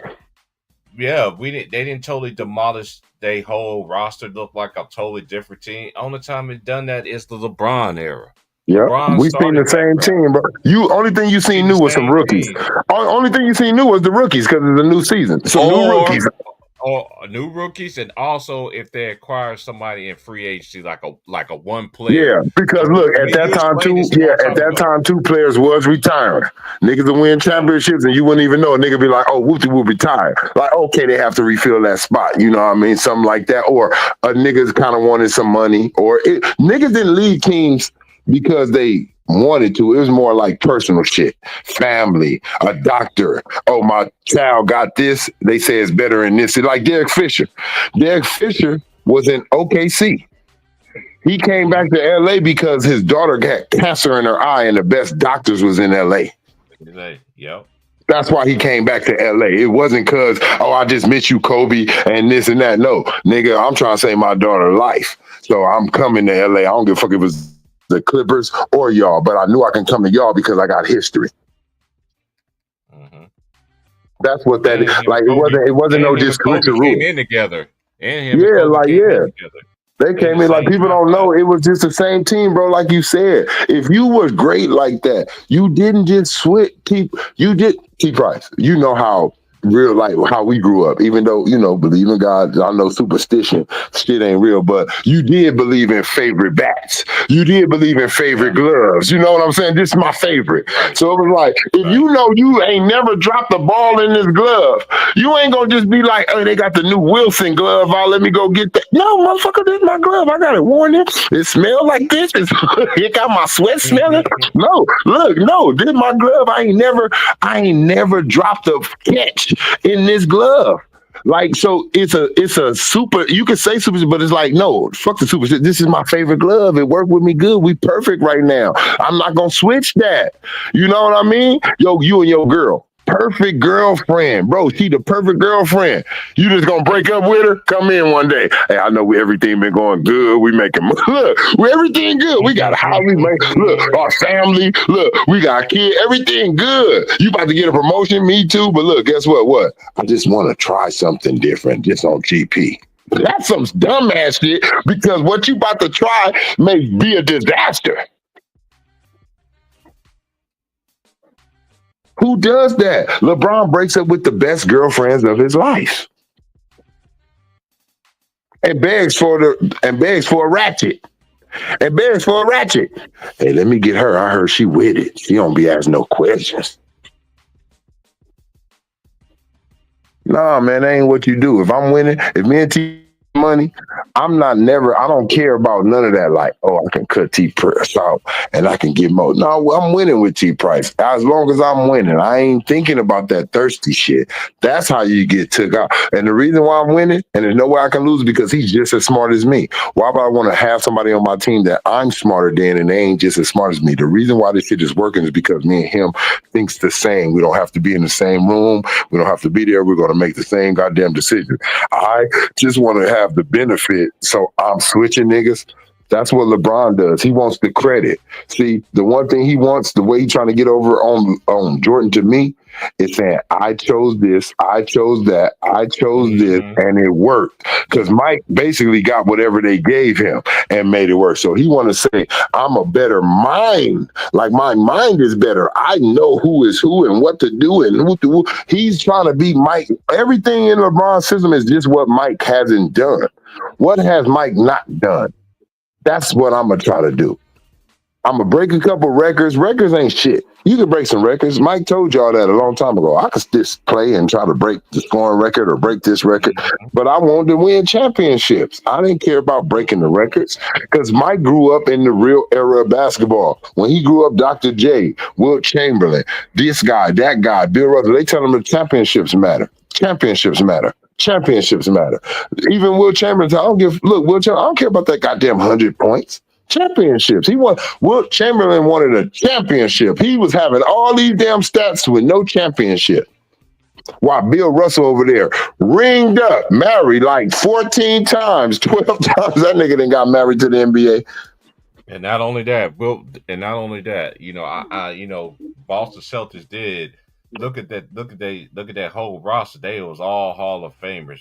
Yeah, they had the most Hall of Famers on their roster, so that's in another sense. I think they still got the most Hall of Famers in all of the NBA. I think they still got the most Hall of Famers. Yeah, because I talk to older people all the time, and they talk about Wilt Chamberlain. It was like we knew back then that I'm talking to old people that I talked to that watch basketball. That's like we knew back then that we knew that Wilt Chamberlain was good, but we knew that the Celtics was better from top to bottom. They knew that Wilt Chamberlain wasn't gonna win no champion. He did win two. I think he got 2 rings though. When has Allen Iverson fans, Tracy McGrady fans? Because I'm a fan of them too, right? They just ain't my favorite players, but I'm fans of those niggas. Whenever we had basketball, and this way before LeBron, D Wade shit, right? We was ranking niggas, T Price. These same conversations was going on. It just wasn't no YouTube like that. Yeah, we wasn't. These same conversations was in your neighborhood, and guess what? Yeah, it was. It wasn't no arguments when we was like, Allen Iverson ain't top 10, nigga. He good, but nobody was mad. Like, oh, nigga, look, Tracy McGrady. What, nigga? Look, I don't know. Look, Tracy McGrady ain't no top 10. I just gotta tell some truth too, right quick, because all people. This is what people say. Bubba Chuck was a shot chucker. Name me one time in his career where they actually put somebody around him. While he was in Philadelphia, he was basically the only offense that they had. They had other key defensive players that was playing in their roles and everything. Because Allen Iverson, even though he did, by the time he did play with, then they say, oh, but he played with Carmelo. Yeah, he did play with Carmelo. And out of his prime, though. Out of his prime. He wasn't the Allen Iverson like he was back then. That's the thing. It's like, it's just, hey, Trey, come on. We got to explain this too. I'm so tired of LeBron James. Oh, LeBron James shoots 50% for his career. Okay, y'all Yeah, he's always keeping say that. count. He's keeping count on that shit. Stupid. He keeping Okay, count on that. Like, look, y'all forgot the picture with Russ. Russ didn't even know. You see how Russ looking over there peeking? He's like, this nigga looking at his stats in the middle of the motherfucking game. This nigga LeBron is looking. Look, okay, I'm at 40%. Okay, I'm at 40% from the three. I ain't shooting no more. See, he that type of nigga. I ain't shooting no more threes. I'm at 40%. So I'm gonna leave it right there. Now I'm just gonna drive, pass the ball, and shit like that. But I'm not shooting no more threes. I'm gonna hold that 40%. That's the calculation that he is. Kobe don't give a fuck. Mike don't give a fuck about the percentage. All the great witches. It's all the great players. Look, we never cared. When I never heard nobody say, I swear, I never heard nobody say nothing about no percentages growing up. They didn't say, look, I'm gonna tell you this. I'm gonna show you how much percentages don't count, right? I'm gonna show you. When Will scored 100 points, then nobody say nothing about a motherfucking percentage. They said this nigga had 100. When Kobe Bryant scored 81, did nobody give a fuck about the percentage? The nigga scored 81 points, man. Jesus Christ. Even though he shot over a high 60 something percent, even though he was shooting over 60 some percent, nobody gave a fuck about the percentage. We gave a fuck about what he did. And we won. Jesus Christ, bruh. Hold on. Anybody remember Michael Jordan percentage in any other finals when he shot that last shot? How about that last shot when he shot it and paused right there on Russell, right there, and he just paused? Didn't nobody know no percentage. All you knew was Mike just won his 6th championship, hit a nigga with an arm guard push off him, and bagged up and shot the free throw shot and paused on him. You didn't give a fuck about a percentage. You gave a fuck about what just happened. You understand? You gave a fuck about what just happened. Look, even in boxing, is we really talking about the percentage of the jabs that hit a nigga, or is we talking about the knockout? You see?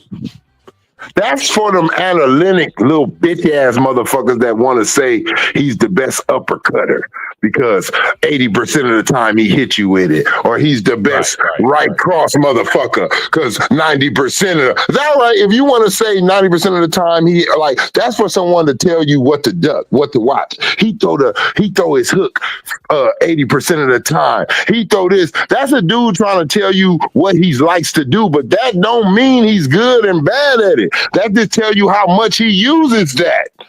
That's what I look at it like. When I see a nigga have a bad percentage in like threes, that means he shoots those a lot. That don't mean he bad at them. Y'all think Kobe was bad at 3-point shooting? Hell no. Yeah, he just took a lot of controversial threes. 2 niggas on him, maybe far away. That's it. He just shot them in certain ways. But that don't mean he can't make them. The percentage don't mean shit to me, man. If a nigga could tell me, look, T Price, a nigga, you about to fight somebody, T Price. They say, hey, T Price, I tell you. I'm telling you. I say, hey, T Price, he knock out 90% of the niggas he fight. That's them niggas. Right? Because every fight is different. Okay, 90% of those niggas he knocked out. His percentage don't mean nothing right now. This is new. This is all new right now. Right now, what me and him about to do. T Price go out there. Bam, he go to sleep. Oh shit. But he's 90. Look, because how many times we seen it? But he's 90% at winning his fights and knocking niggas out. What? That don't mean nothing. What is he on ducking punches? What is he on ducking them? Y'all so focused on LeBron offense, but y'all don't worry about his defense. That's the thing. See, y'all can tell us he's 50% at shooting this. What is he at shooting when niggas shooting against him though? Ooh, did y'all look at that shit? Hold on. We got it. This open up a can of worms because we got to put some things in perspective here. They keep on saying this man shoots 50% for his career. So you tell anybody that they're talking to somebody like us that knows the game of basketball, right? Oh, if Mike never came back for the Wizards, he would have shot 51%. Yeah, hold on. This is what we say. This is what I say. This is just me talking. So you're saying he's shooting 50% from the field? Yeah, he's shooting 50%. So if you look at You look at all the great players, like all the great guards, even the Dominique Wilkins, the Larry Birds, and all that. What they all have in common: they can get to the basket, they can finish to the basket, and They can another do thing that everything. y'all forget Three-level about the scores. game, They three-level and scores. they can make free throws. LeBron is a bad free throw shooter. If they actually would count all the travels, LeBron would be nowhere near this record, y'all. He Mm. wouldn't be having this scoring record if they would count the traveling and definitely the offensive fouls that this man been doing for his whole entire career. He's been the same player for And don't 20. forget, bro, look. And if his teammates just lay the damn ball up instead of always throwing him a damn lob. This won't you lay it up, niggas. I'll give him a goddamn shot. I've been watching Laker games You since he's remember been what? playing Look, too. remember what I D'Angelo seen Russell him get did? a rebound. I just seen him the other night though, bro. He got credited for a steal, and he didn't even steal the basketball. Anthony Davis got the steal. Then he grabs the ball, acting like he actually stole the What's darn basketball. What's really an assist these days too? Because I'm gonna tell you, if you pass the ball to a player and they dribble it 2 times, that's no longer assist. That's a solo Facts. bucket. They give LeBron garbage assist. I see now the rules change. LeBron be passing to niggas and they dribble the ball 2 times. 3, 4, and he still say assist. If I'm at the 3-point line, LeBron passes to me, I ain't dribbled yet, I have to shoot that. When he passes, I gotta shoot it. If he passes to me and I dribble 1, 2, and then shoot it, that's not an assist. I did a basketball move to score that. So that don't goes to him. But that's how he get a lot of his assists. Like, I'm tired of this shit. That's not supposed to be no assist. A real assist is passing to a nigga 1 dribble and he lay it up, score it. 1 dribble. That's all you get. If you dribble it more than 2 times, if you dribble it 2 times, that's your bucket. Because you had to make a basketball move to score that. But y'all, what the fuck am I talking about? If T. Price passed me the ball on a fast break, guess what? And look, I don't even put the ball down. 1, 2, lift, bam, layup, assist. T. Price passed me the ball on another fast break. Bam, dribble, bam, dribble, bam, dribble. That's not an assist no more. I took it out of his hands out of shit. I had to do too many basketball moves. Somebody.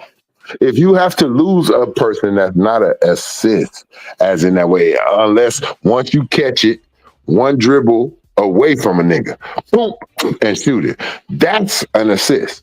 But if you dribble it twice, you had to do something on your own. An assist is a person just gave you the ball and no problem, no nothing. You got a bucket. So we might as well sit there and say that these stats in this era is I've just been watching it for a while, and it's not just LeBron doing it. It's a lot of these players. Yeah, it's a lot of dudes. It's not just him. It's a lot of these dudes. A lot of these players in this era get credit for assists, and I'd be like, dude, back in the day, that wouldn't even be counted as that. When you know what that's what I'm saying. T. Price on God, bro. You got to just be a little older. I'm sorry, this generation gonna look at these like normal assists, but you actually know what I'm talking about, bro. Like, we in that era. You can't bounce that ball. Look, we be mad at our teammate. Look, if you really wanted it, he bounced it. You like, motherfucker. He like, what? Why you bounce the ball? You could have just laid it. Why you do all that? You took my assist. Oh, man, my bad. Man, fuck you. LeBron be mad. If you look at LeBron, when he passed, that's why you think he wait till the last moments of the shot clock so the nigga won't take his assist away. You just got to shoot it, bitch. Wish you would, dribble. That's what that is. Y'all don't get it. That's why a lot of these players, Luka, all of them do that shit to players. I'm gonna hold this bitch to like 2-3 seconds because if I pass it to this nigga, exactly. Exactly. If I pass it to this nigga with 5 seconds on the shot clock, because the defender gonna be on the person you pass it to, right? He want to shoot it, but the defender right there. So now he got to do what? Dribble it. Bam, bam, bam. Damn, that took my assist away. So fuck it. I'm gonna pass it to him in 2 seconds. Fuck it. If he block you, bitch. But you gotta put that shot up. You ain't taking my assist away. The niggas who we notice want the assist, the triple-double shit, they don't want you to dribble that ball. When they pass it to you, they want you to shoot it. You can tell by their body language. If I wanted that ball to go to the rim, I just would have shot it. Like, I would have just shot it myself, nigga. I want you to shoot it. That's why I passed it to you. I didn't want you to dribble. I was doing that. Oh man, I don't lock man. They don't hurt Bo Jackson. I still got Marcus Allen. I'm sorry about playing Tampa Ball. They don't hope Bo Jackson. They hurt Bo Jackson. He be Oh, back in Bo 2 years. Jackson. Yeah, I play no And Tampa Ball, bro. and Oh no. that's just real basketball, bro. Like no bullshit, bro. Like you know niggas who really look, you know how LeBron drive, and you know what I'm about to go to. He always put that Oh arm out. man. He always put that one arm out to touch your Hmm. chest, like so you won't reach. Like it's like arm. That's what was that called in our day, bro? Offensive foul. Arm guarding. Yep, or offensive foul. You arm guard. You cannot put your hand out to block the defender from reaching in to try to strip the ball. You cannot slap my hand down. You cannot push my hand away. It's the same thing. That's why I don't look at they dunks like dunk on. Because a lot of times when I see these niggas dunking on niggas, when they replay it, I see them, say I'm dunking on nigga with my right hand. I'm cocking back, right hand. But with my left hand, guess what I'm doing? I'm moving one of his block arms out the way. I'm actually moving his block arm out the way so he won't block it and dunk on his ass. Nah, the niggas I watch dunk on you, they ain't have to move a fucking arm out the way. Shatter that shit on your ass. I don't give a fuck if you got 3 hands, nigga. Boom, it ain't happening. I jumped too high. Vince Carter didn't have to move one nigga hand out of his way when he dunked. Go watch Vince Carter dunk on Alonzo Mourning and go see if he moved Alonzo Mourning arms out the way like these players do today. I guarantee you didn't. He hit that nigga with his shoulder. Them niggas met in the middle of the air. Alonzo had his arms up. Boom. He hit that nigga Vince Carter in his left shoulder because Vince Carter was leaning, cocking it back with his right, and they met up left shoulder to chest, and Vince cocked that shit back to his hips, and dunked the shit out of that motherfucker. Baptized his ass. Hallelujah. Yeah, it's just what it is. He didn't have to move. Look, Kobe Bryant, when he dunked on Yao Ming, he didn't move that nigga arm out the way. It just went right over his hand. That ball in Kobe was just higher than Yao. That's how you dunk on somebody. You don't put your offhand in the way like an arm guard, like move, nigga. I seen Blake Griffin do that shit a lot. Blake Griffin moved niggas' hands out the way and dunk on him. He just wasn't dunking on nobody, nigga. Like, I'm tired of that shit. I'm tired of giving niggas. Yeah, I'm tired of giving niggas. And look, and I'm tired of niggas just all in the hoop too. Like, I didn't like that dunk that Dwight Howard did. You remember that dunk contest? His rim. Look, if your hands don't hit that rim, nah, that ain't no goddamn dunk. Care. If your hands don't hit the rim, that ain't no goddamn dunk. You threw the ball in. That ain't a dunk. You jumped in the air and threw it down there. Like, and don't say it's a flush. If you really look at it, Dwight Howard didn't make the dunk. He knew he wasn't making it. Go in super slow motion. Dwight Howard like looking like, oh shit, I ain't gonna make it to the rim. You supposed to make it to the rim, bruh. You know, we supposed to see that arm, that hand, grab that rim and that ball flush through there. Boom! Nigga, you seen you was coming like 3 inches, 4 inches short of the whole rim. And you was like, he just basically just threw it towards the rim like, oh shit, you never touch the rim don't move. You just basically shoot a fucking hook shot in the air. That ain't no goddamn dunk when a nigga don't. Hey, I'm not used to those dunks. I need to see the rim get pulled down after you do that. Michael Jordan diving from the free throw line. Vince Carter did a 2-hand, just like you. Vince Carter did a 2-hand free throw glide and touched the rim. He didn't like, oh shit, I ain't gonna make it, and just try to throw it. And another thing too, Trey. These dunkers look, we have more vicious dunk in the 80s, 90s, and early 2000s compared to you could put all LeBron James dunks ever since LeBron James and D Wade, y'all could put all their dunks in compared to the players from the 80s and the 90s and early 2000s. From 2000, I'm doing it from decades, from 80 to 90 to 90 to 2000 and 2000 to 2010. You don't see none of these players dunking like them dudes was back then. No, but you actually see a big man. You don't see a little small guard in there. The big man got to sit there and protect the 3-point line. That's why all these avenues are so much open for these dudes to sit there and score. Why Luka could come in here, putting up the same kind of see, and that's why I find it ironic. Luka is on pace. Well, I know he's hurt now, but look what he was doing. Well, how long Luka been in the league, bro? About like 5 or 6 years now, something like that. About seven now. About 7. Look at his numbers compared to LeBron James' numbers. Aren't they similar? I'm just saying. And he came, and you got to talk about Luka came in later down the line. Hey, but look, he probably tell me the truth, right? Just tell me, like, this is honest, bro. Like, this is an honest question. It ain't even got to be put to basketball, you know, big bro. When you know somebody is harder and rougher, right? If you looking at it, right, in an era of hand checking, right? Honestly, T Price, you want to go left. You can go left, but guess what I get to do? I can't stop you because that's the foul. But you want to go left tight though, like on a straight cut, like. But I can push you wide. That's what hand checking allows you. I can push that wide. Guess what else was able back in those days? Remember when nigga try to screen you? You can actually scoot up on your person you defending and push them. Like, nigga, we ain't going into that screen. That's true. All that right there to me, when I'm seeing dudes like Mike and Kobe score 50 on that defense, where they can smack you upside your head, to me, you are a better scorer than anybody in this generation because they can't score on that shit. You smack these niggas upside their head, they out for 2 months. And also on defense,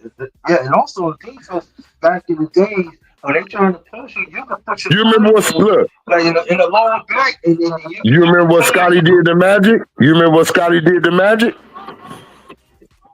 He picked him you up. Remember what Scotty did to Magic in the finals? Even though I know Magic was humble, he was limber with his leg, his knee, and then we didn't have I ain't using no excuses. We ain't have James Worthy though, but I ain't like you new generation motherfuckers. We lost. I still felt like we should have won, but we didn't have James Worthy. I'm gonna say that. And Magic getting picked up by Scotty, full court, booty bumping, hip bumping, hand checking. I'm on your ass 90 fucking feet, 94 feet. I'm on you, Magic. Magic got his whole back turned the whole time. He making it difficult for Magic to see the motherfucking court. After Magic went and did a triple double on Michael Jordan, after Mike tried to go and pick him up, he said, "That motherfucker too tall for me. That motherfucker still see the court." Scotty say, "I'm 6'9", motherfucker. I could block some of that shit, and I'm gonna stick him 94 feet." That shit worked. You know why they came with the rule where you can't turn your back to the court for 5 seconds? Because Mark, what the Mark Jackson. Mark Jackson, Mr. Booty bumping all the way down the court, don't turn his body towards the rim. Yep. That nigga gonna booty bump you. Kobe gave it to him. Gave him that Scottie Pippen defense. He got his back turned too damn long. That's where they came with that rule at. See, that's real defense. It's niggas that know how to deal with that shit. You see niggas like Mark Jackson got to turn their back to that shit and post. This nigga Mark Jackson posting you up all the way from the other side of the court.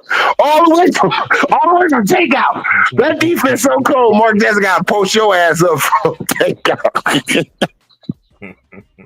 You tell me right now, the way these players bitch and complain, they would think that shit a foul. If they brought back hand checking, if Scottie Pippen right now just came out there and was like, "Hey, Luka, let me stick you, but not in this new generation shit. Let me show you what I did like back in the 90s. Oh, okay. I bet you Luka don't do none of that crossover shit. If Scottie Pippen able to play the defense from his era, it ain't no crossover because your hand is right there in the middle of that nigga bosom already. You already got your hand in the middle of this nigga's stomach. So if he try to cross over, all you got to do is swipe down and take that shit. Nigga, can you imagine? Tell me this. Back in Gary Payton day, where that shit was allowed, who crossing him over like that? As the game went away, you had to really have dribbles. It took niggas like Jason Williams, White Chocolate, like, oh shit. John Stockton, like, oh shit. That's who Gary Payton told you. Like, he tried to trip that nigga White Chocolate. God damn, this little young nigga. I tried to trip that nigga. I remember he tried to trip him. That was funny. He tried to trip that nigga, but that let you know how much pride he took in his defense. Whoa, shit, what, nigga? I'll take that foul. That was a cold move. You ain't about to get that ESPN highlight on my ass. but he got it anyway. He got it anyway. Right. You can stop it. He got that shit anyway. That's what great players do. You know you over there doing some janky shit low key. Shit, I ain't ashamed to say it. Kobe said it. He like, I swear to God, him and T-Mac talking in that interview. He like, you know, we playing the game. He said, and Kobe was like, ask somebody like, oh, hey, how T-Mac back doing? He like, oh, they say it's all right. He like, okay, I'm going to check on that motherfucker though. Kobe jumped up for a rebound. T-Mac got it. Kobe came right down with his elbow. It wasn't to hurt him. He like, let me just see if it's 100%. Like, what can he take? Bam, just hit him with it. That nigga Tracy said, damn, look, he said, like, God damn, look, oh, your back ain't strong, them back spasm. Look, he said, Kobe will get up. All players do it. If you don't think if they know your knee is fucked up, they ain't gonna be crossing you over towards that knee. You don't think if your back's fucked up, they ain't gonna be hitting you in your back low key on post ups. Bam, nigga, what's up? Niggas is trying to win. They trying to aggravate shit. Yeah. So you gotta learn how to play off of that shit. You gotta learn how to play against that shit. Nigga, we used to lie to each other because we knew, nigga, you think the coach want to put you out there to get hurt? Nigga, we all knew the lie. You probably told one of your boys, I'll tell T Price, what? Nigga, my motherfucking ankle. Nigga, that shit look like a golf ball. What? Yeah, but look, don't tell the coach, nigga. I'm playing. I don't give a fuck. I'm wrap this bitch up. Look, I'm just telling you, look out for me, okay, out there? Like, you know, just, you know, nigga, just look out for me. You know what's wrong with me. Just look out for me. Like, that's what you do. You didn't want to let because your team had confidence off of the star player being there or whoever you was. You didn't show up. You felt like, shit, we gonna lose this. You really felt like the only way I ain't gonna play, what that nigga Kobe said, they said when he, that first finals against Indiana, they said, Kobe, is you playing the next game after the Lakers lost? He said, they said, what would it take for you not to play? That nigga Kobe said, is a sniper in the room?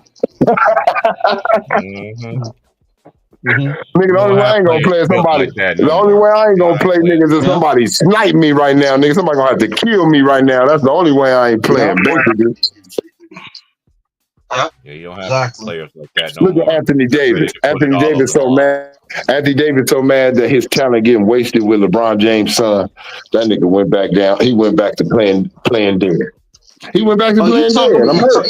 You talking about the modern Wizard of Oz team, man? That's you talking about?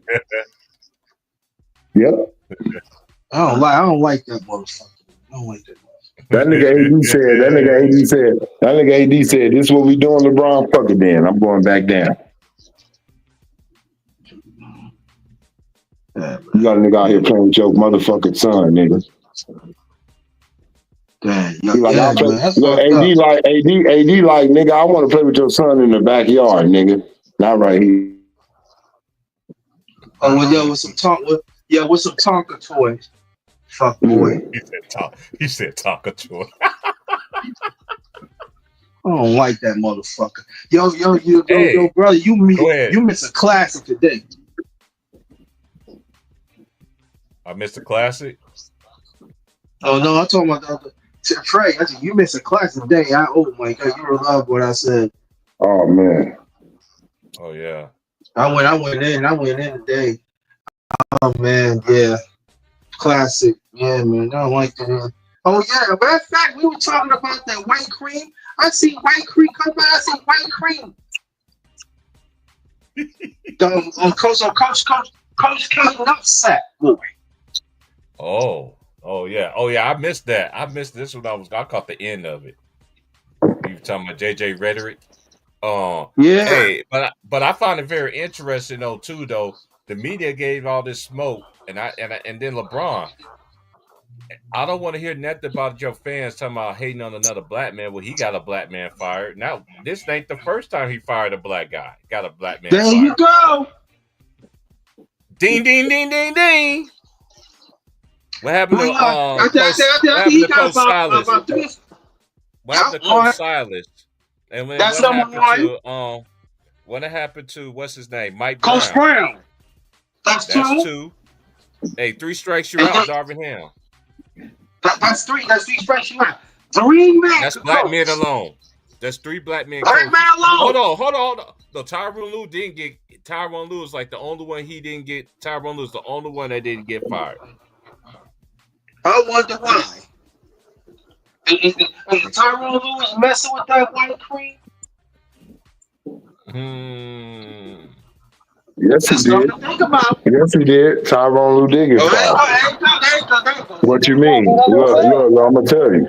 Look, who picked Tyronn Lue? LeBron James. When LeBron James There you left in go. 2019, that nigga Tyronn Lue was gone in a year.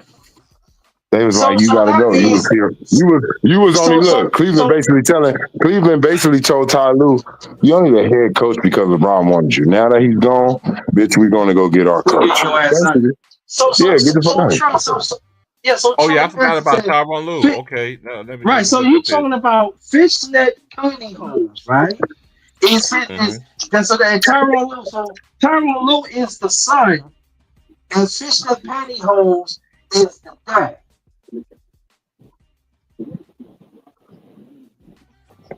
Damn, that's fucked up. Damn, Lou, that means you sucking on fishnet stuff for years, bro. Damn, bro, that's fucked up. But it must be all the way around. Damn, that's messed up. And shout out to Tyronn Lue though, because I used to watch him growing up in Kansas because he went to Raytown with the Raytown Blue Jays. I used to see him on TV. I remember he played at Nebraska. I remember him in college. I remember he played in the league and everything. But hey, we got it right here. Somebody got echo. Okay, let me see. Coach another year. He was a boss. He was assistant coach for the Celtics 2011 to 2014. 2014-15, he was an associate head coach. And then of the Cavaliers, he was there from 2014-15 to 2018-19. And then he became assistant coach for the Clippers, and that was the year that LeBron left.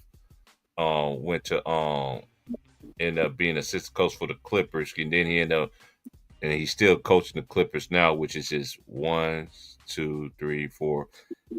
This is his 5th year as a Clipper coach. So I don't want to hear about him. I don't want to hear that no more. Talking about hating other black men and everything like that. Man, this man destroyed black coaches, man. He destroyed his old kind just to lift up JJ Redick. Oh, did JJ Redick say we didn't play no defense? Oh yeah, I totally back him up on that. Where's the backing up when Darvin Ham was doing that? Right. When Darvin Ham was out there, you wasn't out there in the trenches for him. That just let me know what kind of black man you actually really are. What I always say for years. What I always say on here for years, y'all.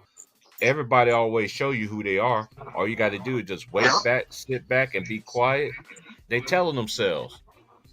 And you know what the sad thing? To get back to Paul Sides. Paul Sides is a champion. He moved up the ranks of coaching, and he got his fire.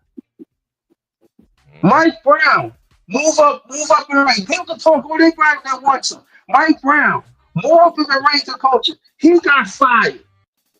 Donovan here, former player. Know the NBA inside out. Move up the ranks. Got fired. So that actually let me know, fix that pantyhose chocolate tie, motherfucker. Do not want to listen to a black man that has discipline. But I tell you one thing he likes. He likes that Oreo cookie, that white between it. That little white devil leprechaun, that pretender from Duke University, that old Coach K nutsack. It tastes real good, doesn't JJ Redick, does it? But what goes around comes around. Yeah, in this world. I don't feel sorry for him. Cause look, he talked all that stuff on national TV when he was on the NBA panel and everything like that. He was disrespecting, talking about how he will coach everybody. Mm-hmm. Nah, man, let him go. You got to get at him. Get him out of here. Get him out of here. And I love the late great Jerry West got out here. LA great. Jerry West got it. I love it. That's the logo. Mm-hmm. Mm-hmm. Starting to teach today, y'all. Underrated open back class. It's time to teach. It's time to teach y'all. Cause y'all We don't even know. You know what's a shame now is, y'all, because I hit it on earlier. Remember how remember how the NBA used to always come out with the rookies, the top rookies. They don't even talk about the rookies no more like they used to. No. After LeBron and them, they just start talking about the rookies. Y'all notice that? Because we've been watching. I know Underrated is older than me. Like, look, like let's keep it a bean. They don't talk about. Only person they talk about for the rookie class is Bronny James, and Bronny was a 55th pick. Look at all these other players that's in there. We don't even know what they're doing unless you're watching them. That's actually doing their thing. You don't hear nothing about them. Only thing you hear is about Bronny James. Hey, what I always say is this. You reap what you sow in this world, and like James always been telling y'all too for years though too, man. There's so many people who sell out for that bag. When I watch NBA today, I look at a bunch of sellouts. Y'all can get mad at me for what I'm saying, but that's just how I see it. Because they don't tell the truth about everything, and then everybody that's on the panel is affiliated with Clutch Client one way or another. And I find it also very interesting to Kevin Garnett. You're going to sit there and switch up and say that he's on that new juice, and then you're going to switch up now and be like, we need to appreciate LeBron James and his greatness. And all. Nah, what man. kind of greatness? Nah. What greatness he had? What greatness has exactly? What players But has at the he same made time, better? you shit on Jordan. How you shit on? Despite I don't like Michael Jordan as a person, but how you shit on Michael Jordan? How you shitting on the late great Kobe Bryant? What the fuck is wrong with you, Kate? I don't know, man. It's just That's some bullshit, man. And the thing is too underrated. It's like my boy it's like shout out my boy Lenny. And Lenny said this like long time ago, but it's really true. It ain't no fun when the rabbit has the gun. Yeah, he got the gun right now. He got all the guns, he got all the stendos, he got all the people backing him.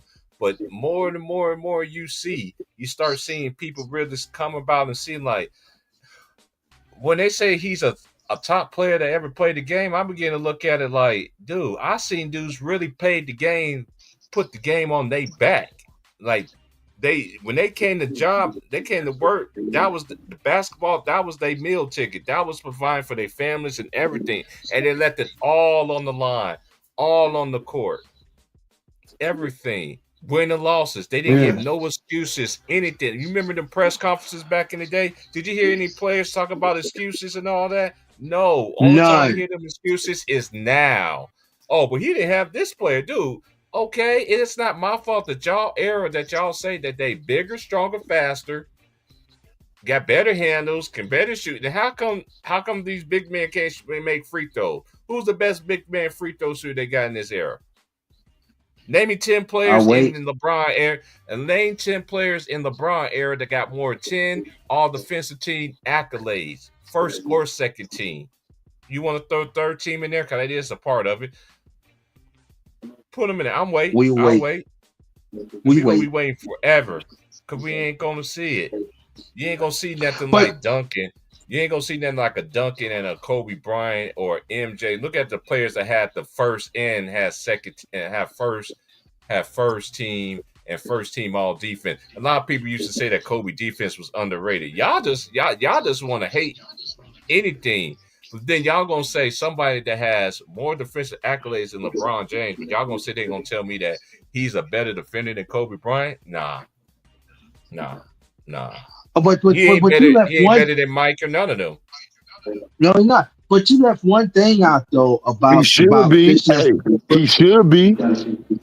Yeah, he should be, but he Let's be doesn't. real. Hey, look, that's what we saying. That's how much LeBron James suck. He has athleticism over Mike, Kobe, body, the way he shaped, 6'9", fucking Never been monster. hurt. And Never this been hurt. nigga, y'all claim he can stick 1 through 5. He can stick Shaq. He can stick No. David Robertson. He No. can stick Patrick Ewing. He can No. stick, man, he can stick some of the 4s. Nigga, he can stick Chris Webber. He Couldn't can even, stick he couldn't Larry even guard Johnson. Larry Johnson. Right. I was Look, just about to say, even the Davis brothers, they couldn't even that's what I'm guard them saying. boys. Look, stop this shit. Stop this He shit. can't. He I know can't. y'all. He can't fuck That's with your Xavier favorite player, McDaniel. but don't do that. Xavier Don't do that, McDaniel's another one. Exactly. We can just go. We can do this all day long, man. nigga. With all Look, the, Derek you Coleman, couldn't nigga. even. Derek Coleman I shitting got on your one ass. for you. I got a white boy for you. Oh, The Duncan Dutchman. Marcus Johnson. Marcus Marcus Johnson. Yeah, Marcus Johnson. They couldn't even met. He couldn't even met. You thinking LeBron could guard Rick Smits, the Duncan Dutchman? No. He was skinny and everything like that, but still, he had a lot Look, of skill. Elton Brand would have gave him some work. Oh yeah. Come on, man. Real people know these things, man. Let's just cut these things out, man. Like I don't. I'm just saying, understand. like on some real shit, he ain't sticking no 1 through fucking 5. He barely sticking his own goddamn position. You know, I'll throw another name that he's not a great Adonis Haslem.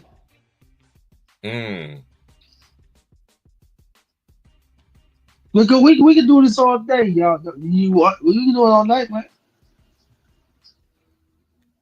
Look, And it ain't that we wanna, it ain't, and look, this is, I want y'all to know this. All these years, I want y'all to know something. Because I think y'all got us a little bit confused. All these years, it hasn't been about hating LeBron. We just don't want y'all to be dumb. We care about you guys, the fans. We care about you guys, y'all kids, growing up. We don't want them to be lied to. So don't think that it's a hate about LeBron. No, we hate that they're lying to you guys. Why y'all trying to fool the masses? Tell them the truth. He's not that good. You don't got to keep this damn conversation up. Michael Jordan is the motherfucking GOAT. Be quiet on it. When somebody else come in and really topple what he did, we all know how to look at, look, it's going to scare us at first. If we wasn't see somebody that was getting close to that, we all going to look at each other in the corner of our eyes like, oh shit. This nigga do one more thing, nigga. He might be better than Jordan. Ain't nobody scared to say a nigga better than Jordan if a nigga better than Jordan. Right. But the sad thing about it, go more your point. That's the thing about it.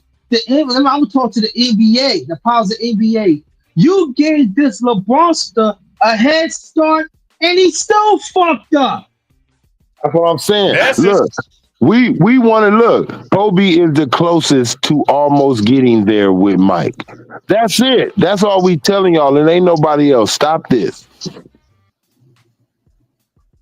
All right. And this thing that Steph Curry is better than Magic Johnson, y'all need to stop this stuff. Oh, y'all stop that shit right now. Y'all stop that shit right now. Cause look, I don't want to hear. I don't. Hey, look, Steph Curry, you ain't no damn point guard though. You ain't no damn point guard though. Where you at on the assist board? You ain't no goddamn better point guard than Magic Johnson then. Shut the fuck up. Being a point guard ain't about scoring, motherfucker. It's about making sure everybody else do. And I'm going to go one thing better too, and I'm going to take it way back. We know Steph Curry is a shooting guard. Did anybody ever heard the great Calvin Murphy? Yeah, from Houston? The Rockets. Yeah, my brother played against his son in AAU. Yeah. This motherfucker was getting buckets. Calvin Murphy, yo. And he played with the real NBA. Like 5'9". What she was like 5'9"? 5'9". Yes. 5'9". Was giving workout. Giving them work. LeBron ain't nothing but a Harold Miner nigga that just went further.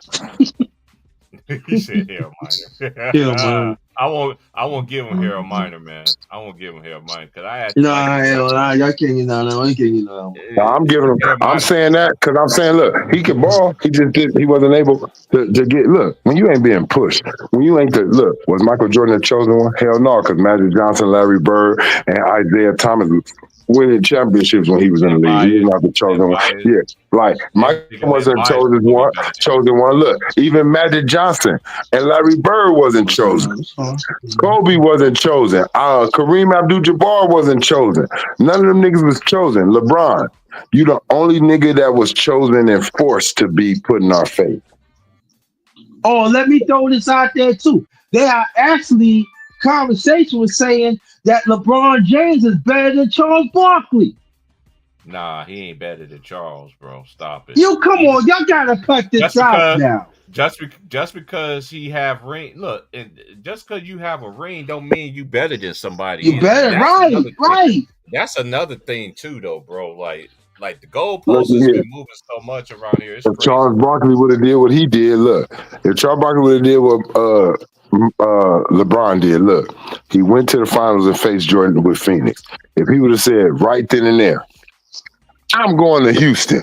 If he would have started teaming up with niggas, he would have been back. Probably would have won one of the motherfuckers if he teamed up. You see what Charles Barkley said? He said if we was all thinking like that, we would have teamed up with each other and won. He said if we would have known that the world wouldn't have cared and let us do it, we would have did it. But they felt like they didn't want that shit.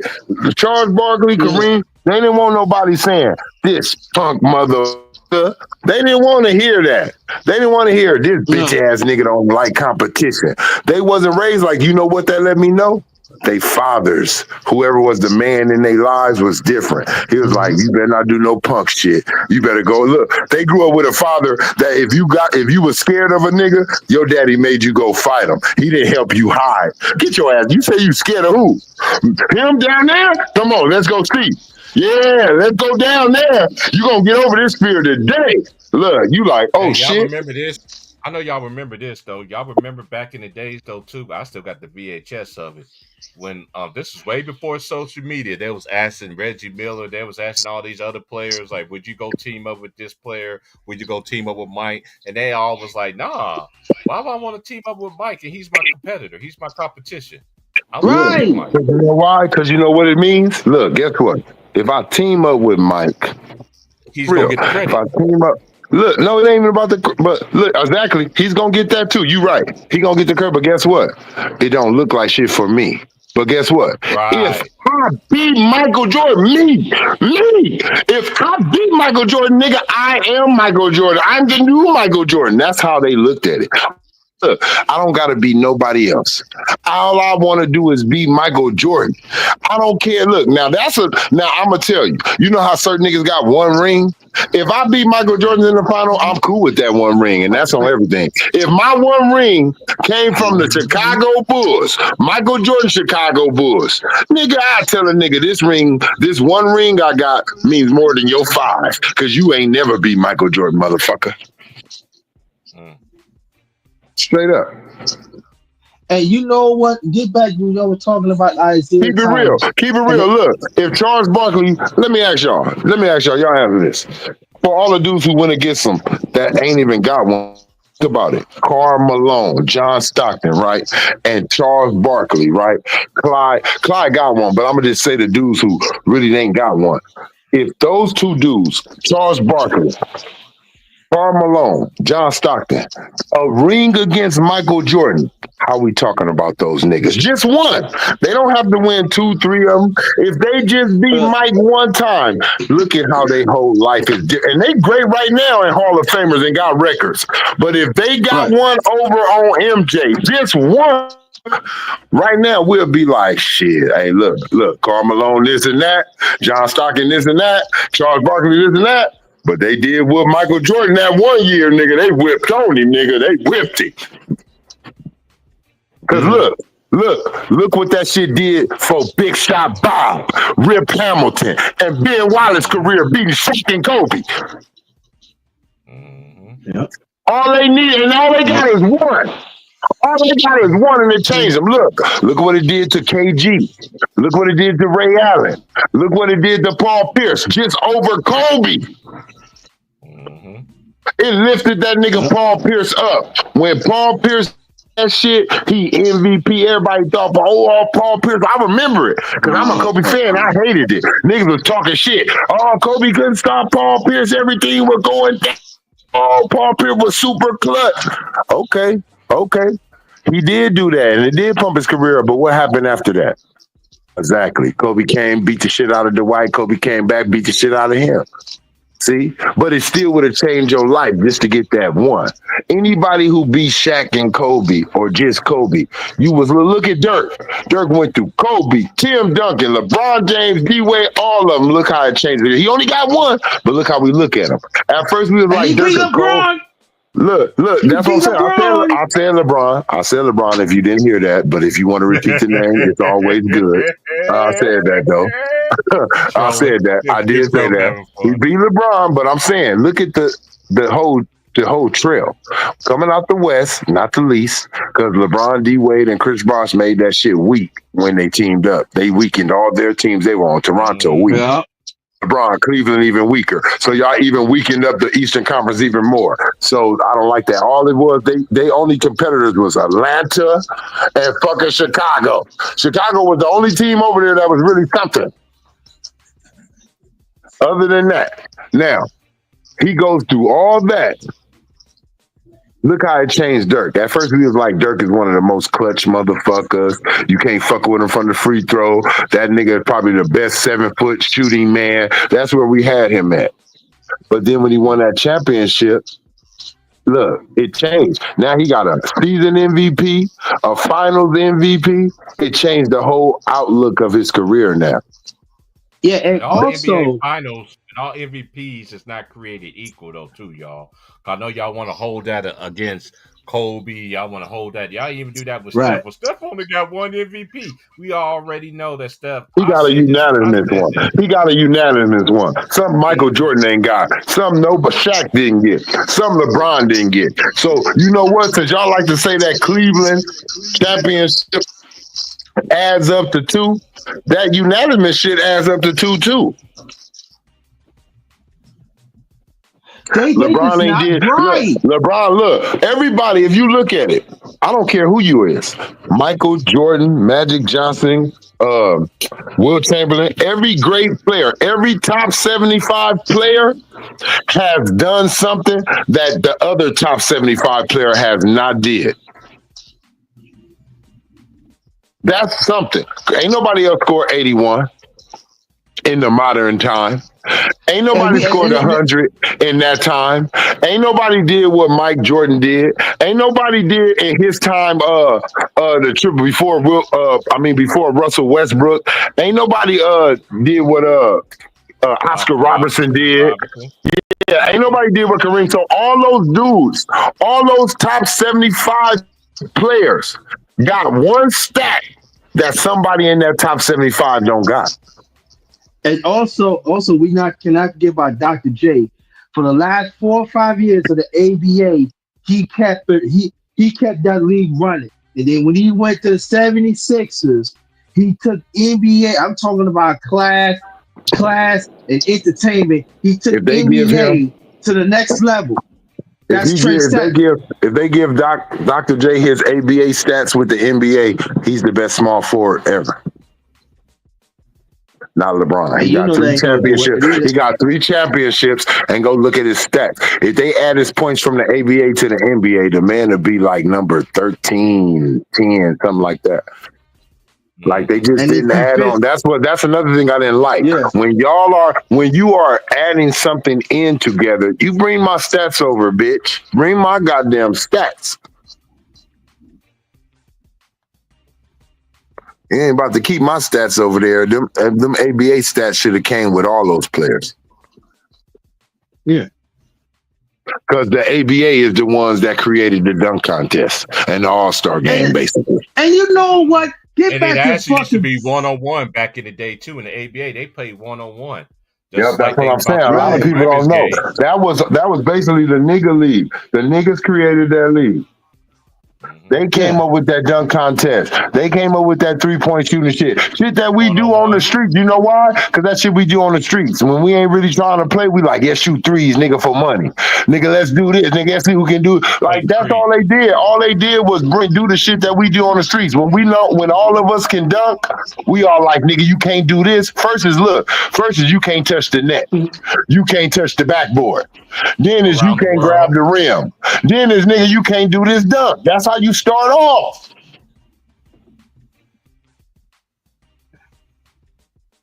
And also get back to the LeBronster. Not even you can't even fuck with the George McGinnis. He going back to some old school now. Hey, look, nigga, I think Corey Maggette would have gave you some work. What's that dude name? What was the Iron Man name? Underrated. What's his name? Oh, his name's on top of my head. Alvin Hayes. You can't mess with Alvin Hayes. The Big E. Yeah, the Big E. Underrated great. And let me say about Alvin Hayes. And Alvin Hayes beat Kareem Abdul-Jabbar in 1969 for a national championship in Houston. Went on to have one of the best power forwards ever. One of the reasons rebounders, block shot. Never talk about the Big E. Alvin Hayes, Big E was giving out work. Oh yeah, let me drop this on it. Let me drop this. Nate Thurman. Nate Thurman too. Yeah, come on, Thurman. Let's come on, man. Like, dude, there's just too many names, y'all. That all y'all NBA fans that y'all don't want to do y'all due diligence, but y'all want to disrespect somebody, make it seem like this person is this and that. But dude, I ain't got time to be Bill Bellamy. The late great Bill Bellamy. Come on now. Come on.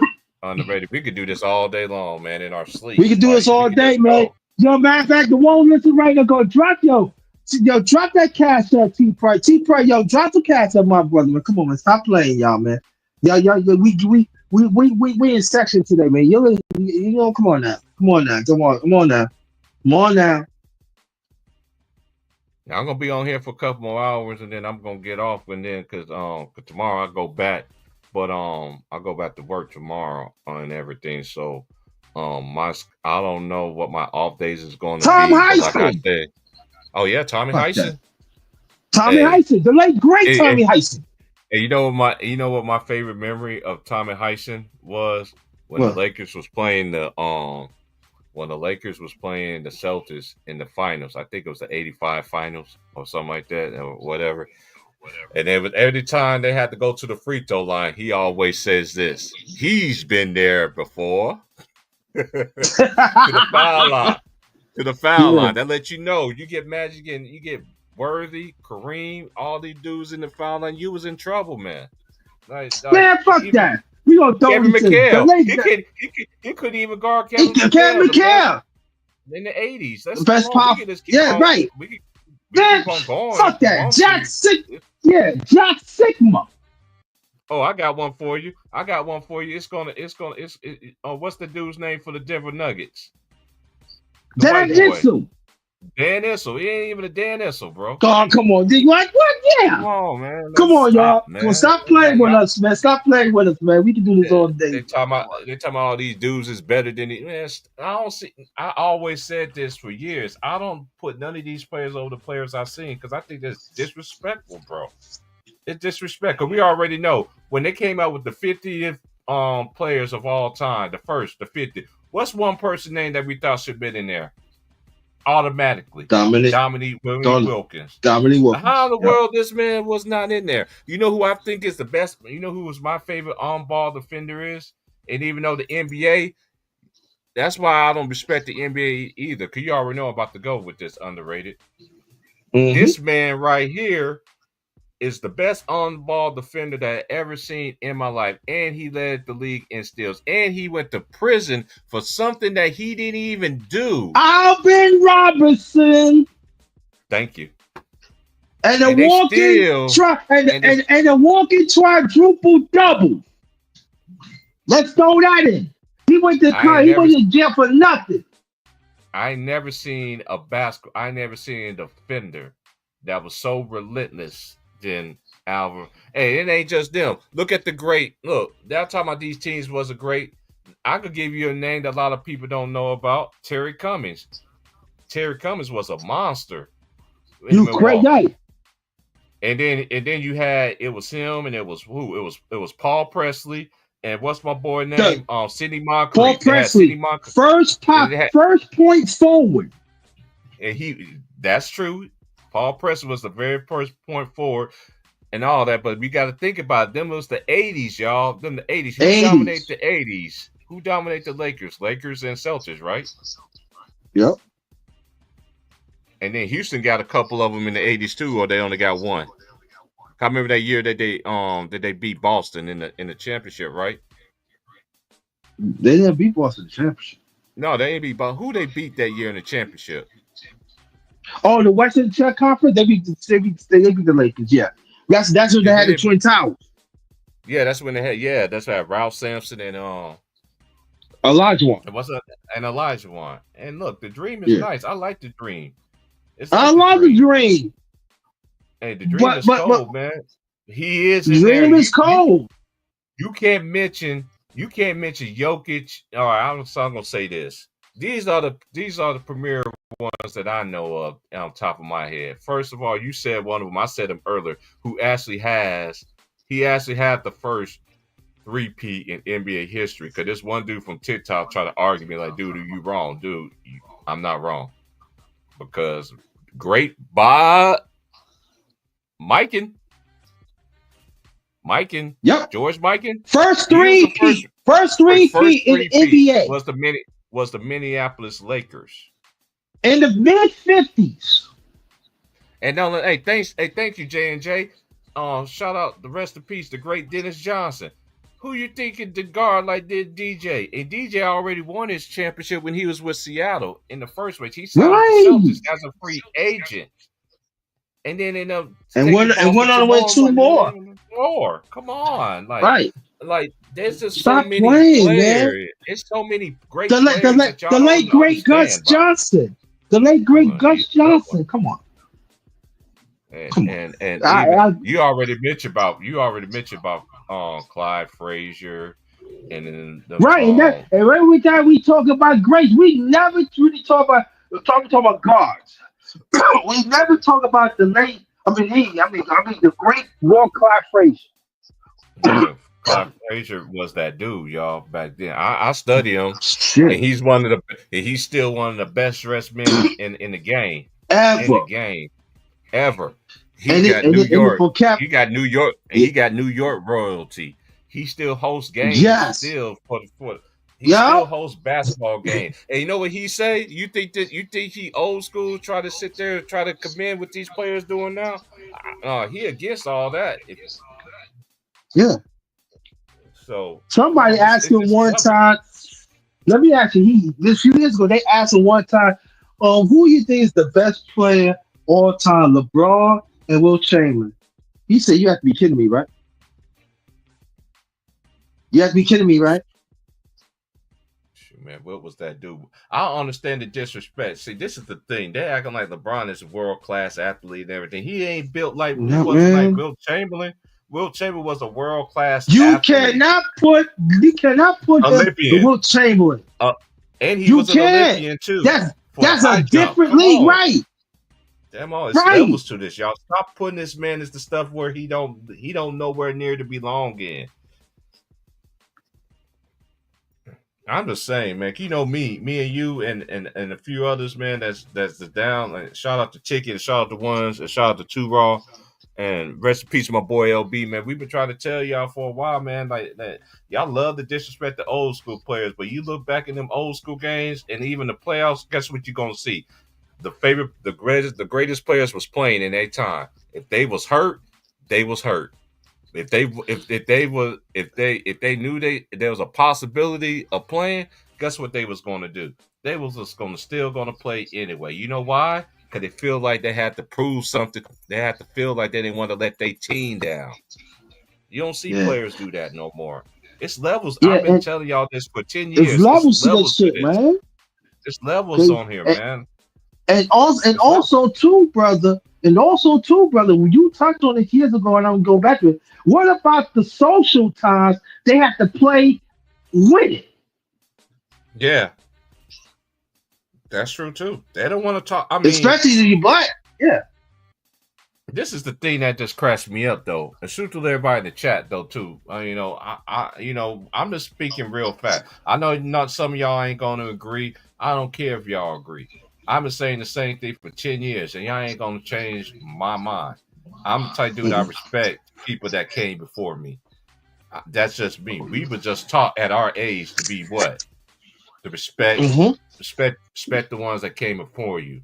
And then they want to Yes. switch the narrative. Then they want to switch the narrative. Was like these old school players are hating because because they wish they could be. Look, the old school players sacrifice everything. I don't care from the Mm-hmm. beginning of basketball. We can go all the way back before the NBA was asking for the NBA, even the ABA. All them players, they sacrifice all these things. They play through hurt everything. And these players don't even these dudes don't even put in the kind of work that these dudes do. But they want to say And, that these dudes is great on one end. I want somebody in the comment section to answer me this question. Name 10 players in LeBron James and Kevin Durant and all these brothers, all these respectable brothers. Name 10 players in that era that has over 10 all NBA teams and all 10 defensive teams in this era. Right now in LeBron's era. I'll wait. we wait. I want somebody to answer me that. Where you can just go back, I could go back in the Kobe and Duncan era, and them two right there top that list. I could go in the 80s. And you I could know see more what? of that And we too. gotta throw. I And we go to gotta the pay 90s. I respect. could go to the 70s. I mean, you gotta respect. Y'all ain't gonna continue to force me to respect something that I know is fraudulent.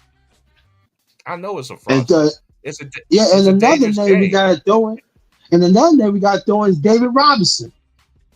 Oh, we already know. Shout out to Tyson. Tyson, what I said was, Tyson, name 10 players in LeBron's era that's playing right now. Everybody that's in LeBron and KD and Steph Curry Right. era. Name me 10 players. 10 that they made 10 to fit. They made first team all offense on first team and 10 all defensive selections. I wanted to because remember underrated because we gonna take it way back now. Remember we got on Ticket Channel. What I always say, I respect dude. You did it 10 years plus on both ends of the floor. Oh yeah, you was that dude. Oh, you was that dude. I don't care if you did it 10 years scoring. Okay, you did 10 years scoring. I give you that. But defense, if you ain't did it over 10 years, I can't give you credit for saying that you're a great defensive player. Well, I know that you could have done. You're supposed to have seeded everybody else. I'm talking about for people that think that I'm just making a point here. You know what I mean? LeBron should have 10 more. He should have excluded everybody. That's just the point I'm saying. Right, and he had a head start in NBA. And he had a head start. But my thing is with LeBron, I don't understand with people. LeBron is great. I get that. But I always said this. I don't look at him. See, this is the thing. The one thing about America like to make you choose a side. No matter what. Look with all the stuff that's going on in the world with Diddy and all this other stuff, which I don't pay attention to. Because I've been hearing the same behind rumors. And you talking to somebody that's on here that's from New York. And he even could tell you some stories too. But we ain't getting on to that. But I'm just making a point. No. Yeah. We just making a point. Yeah. Yeah. We just making a point is that if he's supposed to be the greatest player of all time, then okay, fine. I don't have a GOAT. I never have a GOAT. But the same thing they whipped KD about. Oh, KD left in free agency too, though. He honors his contract just like LeBron did. I'm talking about the OKC time. Then he went to Then he went to Golden State. What was the narrative then? We can't give it to him. He's playing with 3 other All-Stars on his squad. He can't be MVP, but they gave it to LeBron. He had D-Wade, and he had who? Chris Bosh. And look at Chris Bosh. Chris Bosh was a one-man wrecking ball. Look at Kevin Love. He was a 20-20 guy. He was a double-double guy. One of the best power forwards in the league. You could say he's on the losing team. Okay, he was on the losing team. But I never seen so everybody else had to change their game so much. How come LeBron can't? That's one thing that's hurting the Lakers to me. LeBron think he's still in his 20s. You're not, bro. You don't play defense. You don't play defense. You know, it is just like I mean, what I always say about the Lakers. This is the thing that killed me about the Lakers. If they go through AD, they win the ball game. Right. But if LeBron taking more shots than Anthony Davis, that cannot happen. I never seen LeBron reduce his role. I seen everybody else. I seen the other great players had to do it.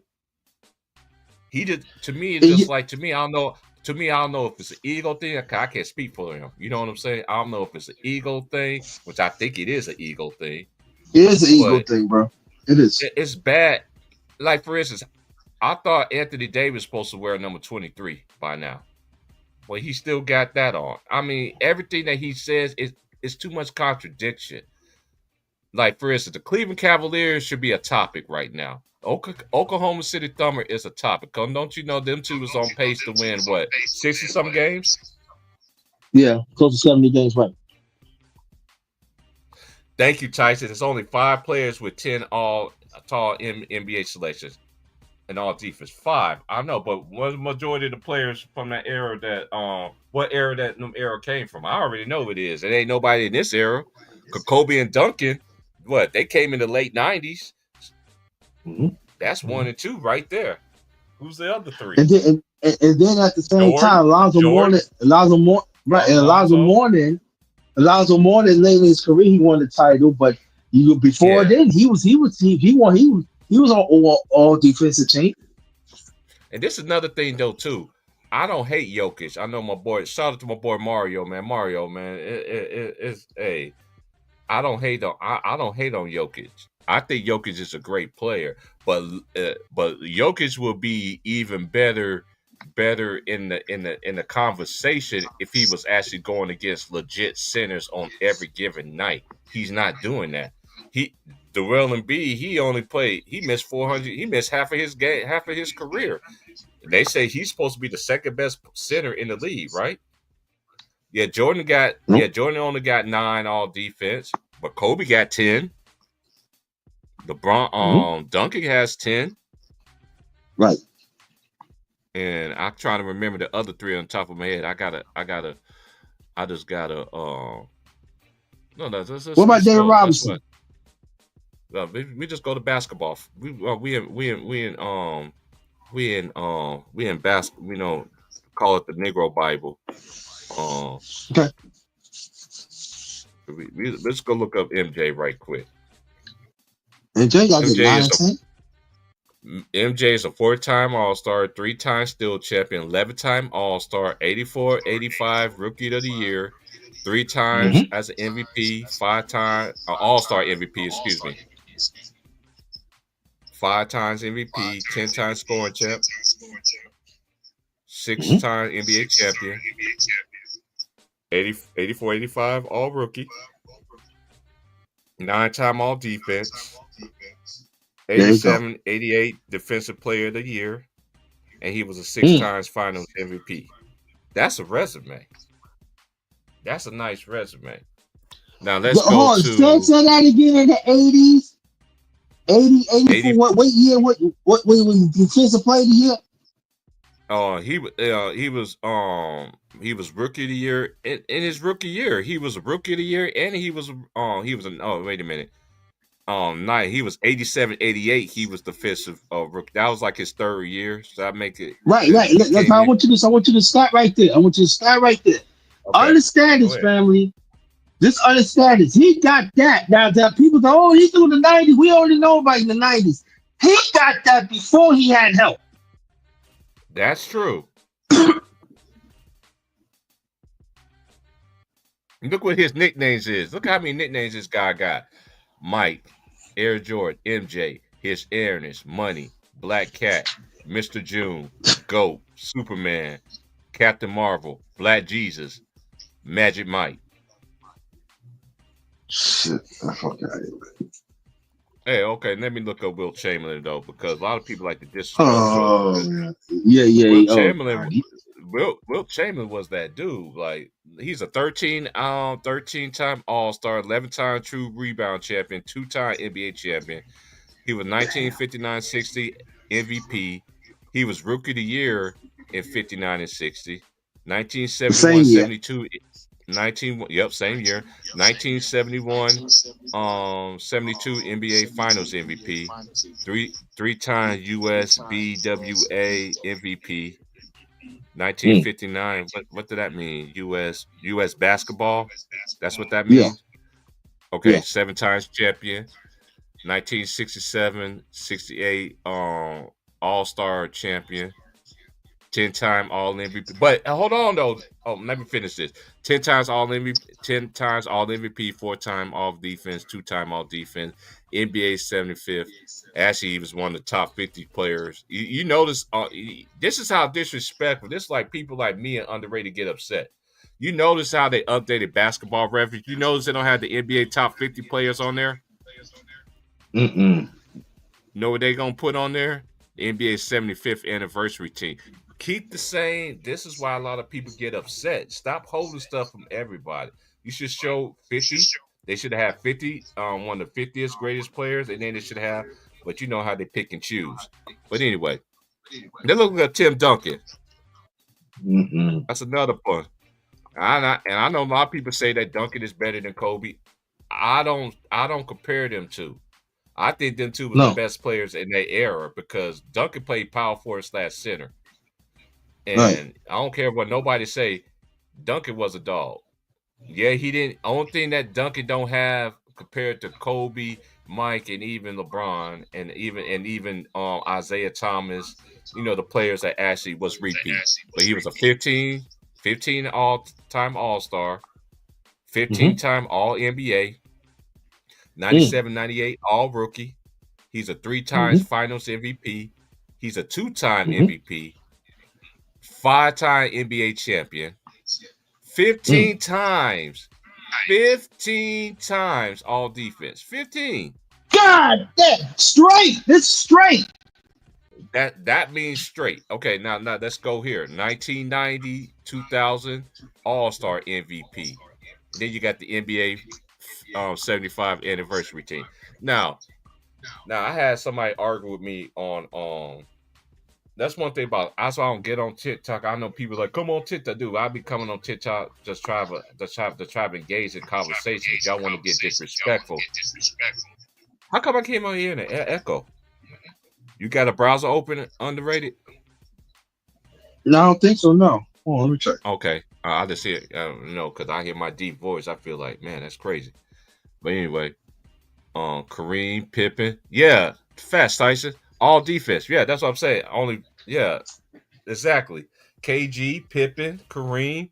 I mean, the list just goes on and on and on. So that's why I always got on LeBron about LeBron. Like, you ain't never had no catastrophic injury ever. You never did the stuff like Kobe and all these other great players had to great. How come you didn't do better? He should have did some. He should have way more defensive accolades than he have offensive accolades. When they say he's so much bigger, stronger than everybody. And let me say this though too. The play you talking about in the '60s, like the great Wilt Chamberlain and stuff, they wasn't counting stats back then either. It was later on, going towards the late '60s and the early '70s. They start counting. So you think about it, we never talk about Oscar Robertson played defense. You know what I'm saying? I want you to look him up in a few minutes too. So you think about it. That's what I'm about to go next. Get back to. That's what I'm saying. When you look at Wilt Chamberlain, if they would count the stats back then, it would have been. It would have been. Forget about it. Hey, okay. Now I got Kobe Bean Bryant, and then next I'm gonna do Oscar Robertson. Let's say Kobe Bryant, 18-time All-Star, 5-time NBA champion, 96, 97 All-Rookie team, 4 times All-Star MVP. For y'all youngsters that say that All-Star MVP doesn't count, you dumb it in a box of rocks. That's what's wrong with the day era now. That's why the All-Star game the way it is right now. 2 times Finals MVP. He 2018 Oscar. I don't know what. Oh yeah, he won an Oscar in 2018. 2000 2 times scoring champion, 15 times All NBA, 12-time All Defensive Teams. 12. Whoa. Go back. Say it again. 12. 12. Yeah, that's double than what that's double. And Duncan Right. only got more than him by 3 more. Right. Then he was 2007 and 8 MVP. But a lot of people know that. That's why, like, to me, when people factor in MVPs and stuff like that, I don't hold a lot of MVPs with a lot of weight because I know how the media game is now. They pick and choose, Right. like they pick and choose who they want to be. Now we're gonna go to the late great, one of my favorite players that I didn't get a chance to see, but I saw a lot of videos, a lot of games of him, is the Big O. 12-time All-Star, 1971 NBA champ, 3 times All-Star He's still MVP. living. Yes, he's still living. Oscar's still living. Could you remember Russell Westbrook was doing the double doubles? I was getting all the triple doubles and everything like that. He was a big supporter of Russell Westbrook of doing that. He's a 6-time All-Star champion. He's 11-time All NBA. 1960, 1961 Rookie of the Year. NBA's 75th anniversary team.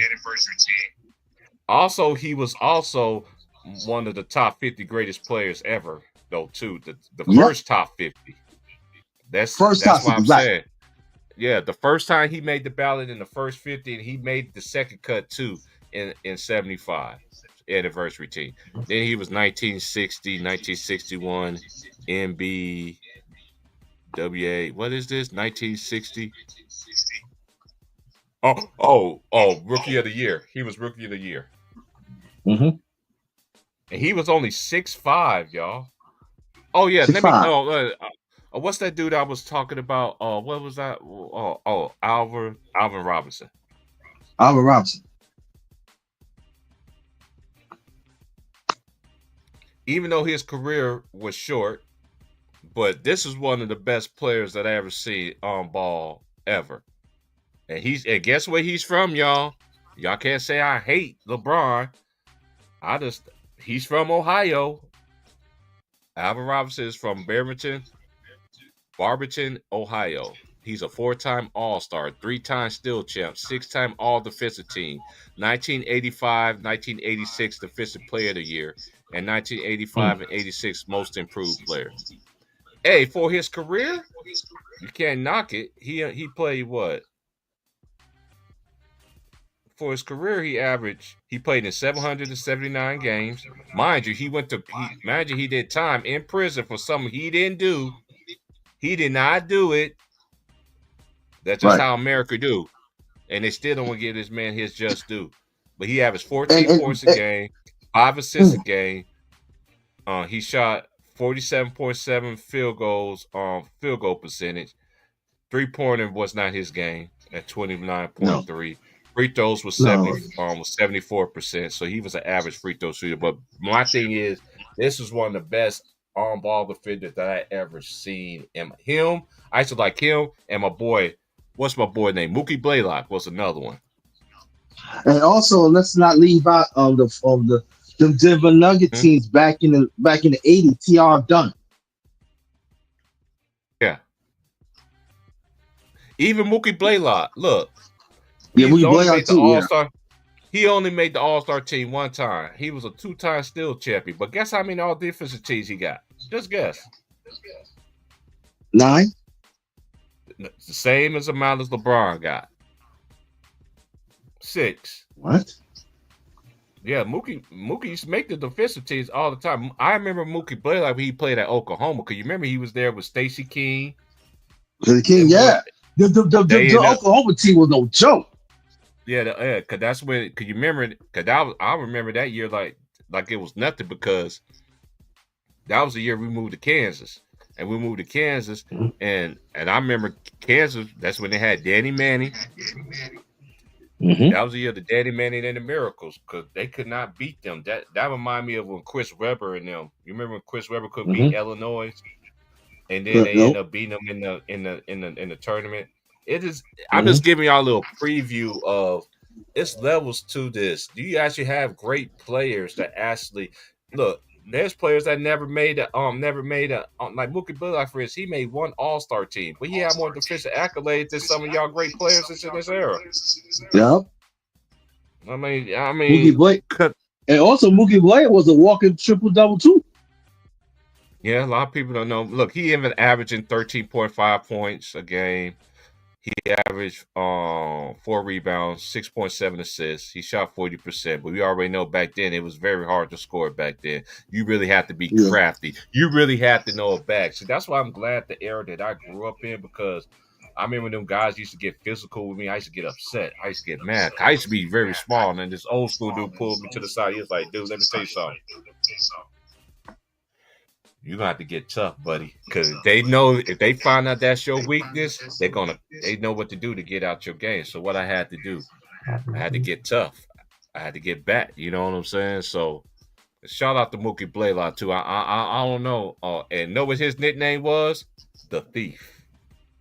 The Thief. Yep. And look, Mookie Blaylock. Yeah. Oh, we mentioned this man name. We're gonna fact check this. Alvin. What was his name? Elvin Hayes or Alvin Hayes? I think it's Alvin Hayes. I think it is Alvin Hayes. You talking about the power forward? Yeah. The one that played it's for the Elvin Bullets. Hayes. That's Elvin Hayes. Elvin. Okay. The Big E. Elvin Hayes, y'all, 1969 to 84. This man played in 1,303 games. You know how many games, y'all, that he missed for his whole career? You know what his nickname was? The Big E, the Bionic Man, the Big Enigma. He was 6'9", 235. Don't that sound like somebody we know? But guess what? He's a Hall of Famer. He's a 12-time All-Star. He's a 2-time true rebounding champion. He's a 6-time All-NBA. He made defense, 2-time All-Defensive teams, 1968-69 scoring champion, 1978 NBA champion. That's the only matter of fact, that's the only time the Bullets won one. And 1968-69 Rookie of the Year, and he was a part. And he was he a part of the top 50 greatest players too, if I ain't mistaken? Yes. Yes, he was. But he was in the top 50, and also he made the NBA the second version of it. See, Basketball Reference, you got to put everything in there, because this is what fans be looking at all the time. They're gonna say 75th anniversary team. That's why basketball is so confusing to me, because look at these other sports. They always pay homage to who? The great ones. They look at tennis. Every tennis event, you see the best of the best on the ones and the twos on the microphone. That's just dude. Even in baseball, you see the same thing in baseball. You see the same thing in football. Basketball is the only sport. Well, basketball used to have the players that was the name and actually became commentators and everything like that, but it ain't like how it used to be. I'm sorry. And you know what? And we talking about we're gonna do Kareem. I think no, Kareem, go ahead. Finish what you're saying. No. I'm gonna get this out before you, because we gonna do Kareem too. Now we always talk about. We just mentioned that Wilt Chamberlain. He was the first rookie. Became Rookie of the Year, also MVP of the league. The second player is also the late great Wes Unseld. He did it on his rookie year, 1969. About Wes Unseld. And also he was an MVP. Those are the only two players ever had that. You know, Wes Unseld went to have an outstanding career. And they also with Elvin Hayes. I think they came the same year together. They both won the Washington Bullets. They both won the championship together, the Washington Bullets. Let's go to the cap. And we did Cap. these guys was when they played with them years, do rebounding. They used to average double. They used to have a double digit rebound. Mm-mm. But look at Kareem resume, y'all. His nickname Go was ahead, Lou, read it. Lew, Lewis Cinder. and then Lou Alcindor. Then it was Cap. Then it was Murdoch, Big Fella, Mm, and the Tower of Power. mm. Okay, he's a Hall of Famer, 19-time All-Star, 1975-76 True Rebounding Champion. Now, hold on. Before I read this out, in college, how many championships he won in a row? 3, I believe. He won Tell 3 me in a I'm right. row. Yeah, he won 3. I think he won 3 in a row. I think he did. I think you're right. He did won 3 in a row, and then he had one of the highest at UCLA. So what I'm point that we making that all these players that we talking about, other than Kobe, of course, who came out of high school and went straight to basketball, but he didn't get the keys to the team like everybody else did, like LeBron did. Everybody think they like LeBron or they could be like a Luka. You come in and boom, they put the franchise in your hands. Back then, them guys wasn't trusting no 18-year-old to be over them franchise. You have players that really was in their feelings about high school players starting over them anyway. Back at that time, so it ain't no bigger. But anyway, he was 11-time All-Defensive Team, 1969-70 Rookie of the Year, 6 times MVP, 2-time scorer champion, 4-time block champion, 15 all NBA, 1969-1970 All Rookie Team, 2 times Finals MVP, NBA Anniversary Team, and 1969-70 Rookie of the Year, and also he was on the original top 50 greatest players of all time. That's a resume. Can you make the can you read about just the defensive part of Kareem Abdul-Jabbar again? Say that again, bro. The defense. I want you to read again about the defense of Kareem Abdul-Jabbar again. Oh, Kareem. Oh yeah. 4-time block champion, 15 times. They got 11-time All Defense.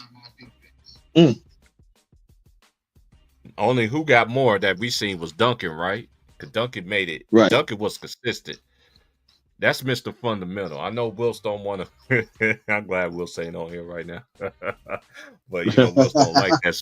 He called my boy that swimming boy. But anyway, shout out to my boy Wills. But yeah, man, this is why I'm saying I don't see players in this era putting up resumes like these players that I mentioned. Like I don't. Especially I'm talking about from both ends of the floor. And they did it, and those are competitive areas we were talking about now at that time. It was very what you say, Martin. He said back then ATOs had to earn and work for play. Yeah, Jonathan, like that's what like KG came in the league and he wasn't starting off right then. Kobe didn't start off right then either. Cause Kobe had to earn it. That's why a lot of people that have to earn stuff in their life and nobody didn't give you no silver spoon. You actually have to go out here and put that work in. That's why people appreciate Kobe Bryant's grind. Because he didn't start off. If he was able to start from the beginning, we don't know what his career would have ended up being. We wouldn't know. But one thing I don't do is I don't tear down just because Kobe played with Shaq. That's what they always say. Like, oh, they get back to Mike. Well, he had Pippen and he had Phil Jackson. You think LeBron James will let Phil Jackson coach him? No. Never. He would never do that. You had Mike Brown. He had Coach Silas. Rest in peace, Coach Silas. He had some dudes, man. He had some dudes. Love. He had some dudes, bro. And you know what? Well, I'm gonna name this recent player. He ain't playing no more. It's Carmelo Anthony. If they would not jerk Carmelo Anthony the last 4 years, he would have been at the top. He would have destroyed that. I'm talking about scoring. He would destroy that easily.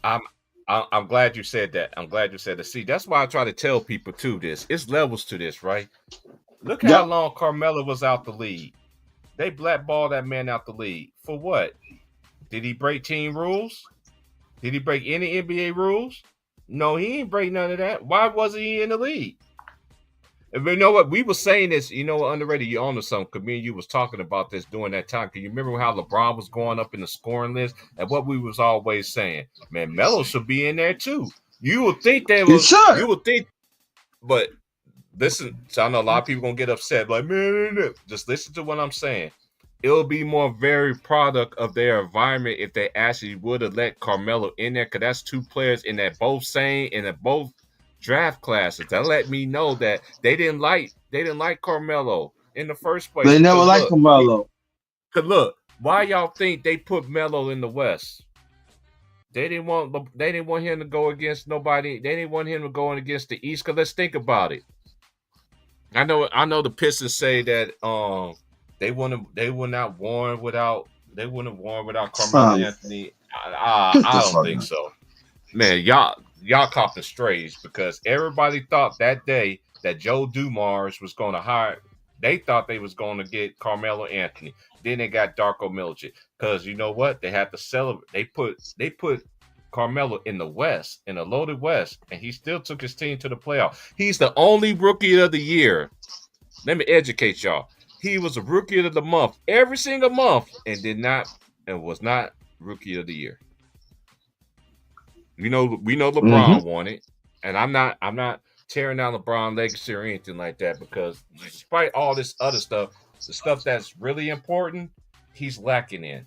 This only point that I'm saying is, because anybody could play 20 years where you don't play defense. Last time LeBron played defense was when he was in he was with Miami Heat. And look at, a lot of people forget. They always talking about, look at D Wade and what they did when after LeBron left. Shoot, they had a long run before injuries came in. Mm-hmm. Y'all forget that stuff, man. See, this is on the thing, like, they put this man on this pedestal, and then we come out here and we sitting there throwing out grenades and machetes and machine guns. We like, it's like you Charles Bronson. A lot of people don't know who Charles Bronson is. You know what I'm saying? Like we the black Charles Bronson. Telling them the people what it's really hitting for. But at the same time, they don't want to recognize that that's them. But y'all ain't gonna sit here and continue to tell me that this man is the greatest ever. And I'm just like, dude, I've been watching basketball ever since the 80s, 90s, 2000s, now 2020. Now what? I've got 4 generations of basketball. Like, y'all gonna say no? There's so many people. This is what makes other people upset. It's so many people that makes a case. That's why I don't have a GOAT. What you look at Rick Barry? Oh yeah, we could definitely look at Rick Barry. Let's educate him. Yeah, let's look at Rick Barry. The great Rick Barry. Sorry about that. Yeah, Rick Barry was that dude. Yes, he was. Yes, he was. Okay, Rick Barry. This is his nickname. His nickname was the Miami Greyhound. He's a Hall of Famer. He's a 12-time All-Star. 74, 75 Steals champion. 6 times All NBA. Whoa. What? Say that again. He was a 6-time All NBA player. Right. And then he was 1965, 1966 Rookie of the Year. Right. He's part of the ABA. Check this out, y'all, because the NBA don't talk about this. That's why basketball fan. He's a part of the ABA, not NBA. He's part of the NBA. He's part of the NBA all-time teams, though, too, if you want to think about it in his era, yes. And he was also an ABA all-time team player. Then we go to 1965, 66. He was the NBA Rookie of the Year. He was a 1966-67 scoring champion. 75 NBA champion. 65-66 All Rookie. 66-67 All-Star MVP. 74-75 Finals MVP. And also Rick Barry was part of the top 50 greatest, the original top 50 greatest players of all time. And he also, you see how I give him credit, even though they don't put him on there. He was actually in the NBA top 50 greatest players, and also he's also in the NBA 75 5th anniversary team. But my thing is with Basketball Reference, why y'all don't put, if these players made the top 50, why that's not in the portfolio? It should be. Is he part? You said he 1 year he led the league in steals. He was a steal champion in 74-75. And leave it right there. He was still champion 74-75. That you know what that means, right? You know what that means, y'all, right? He played in the league for 10 years. And he was a steal champion. And let me drop a little something before you continue. When Golden State, now everything come to me now. If I say now, listen now, Alvin, I forgot Allen Atlas, right? He was the first black coach to win the NBA title in 75, 76. I'm not mistaken. With Golden State, that's when Rick Barry won that title, right? True. Now they said why he said that name. That's the same player was a teammate with the late great Will Chamberlain that scored 100 points at Hershey Park in 1962. Mm-hmm. And he played in that game. Mm-hmm. Right?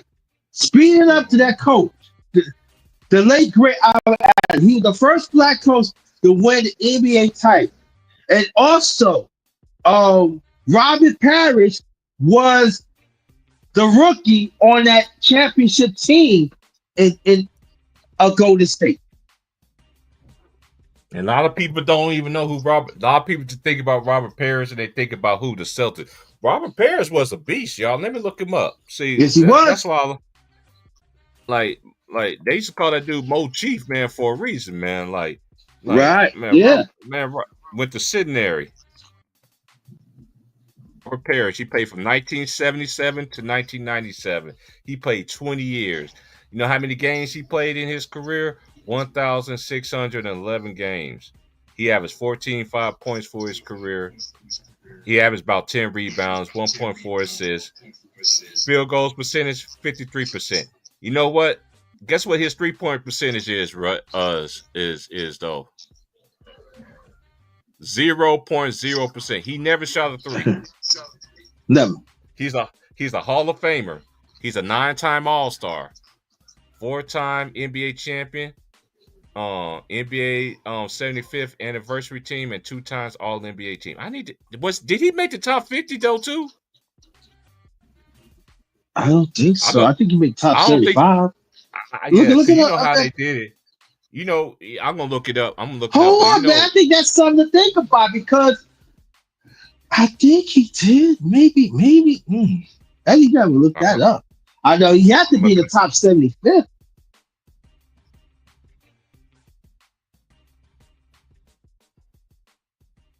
I think he did it.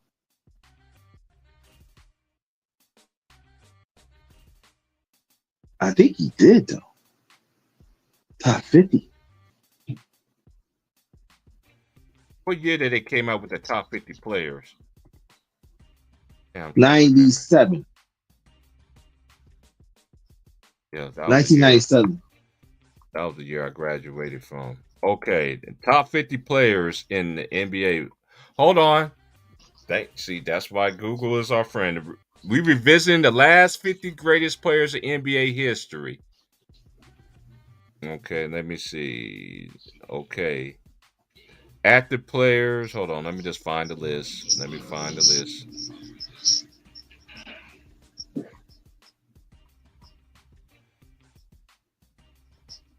Okay, who was named to the previous anniversary teams? Okay, why y'all not giving it to me? See, y'all be showing up these fake ads and not doing anything about it. Hold on, I'm gonna get it. I'm gonna find it. Just give me a minute. I'm gonna mute myself, man. Go ahead and narrate it till I find it. Now, what I was saying, to see, get back to Rick Barry and stuff, right? He was a scoring steal. You know that he was a thief. And this was only in his career. Everybody told me that he could score. He was one of the underrated greats. Did it two-way.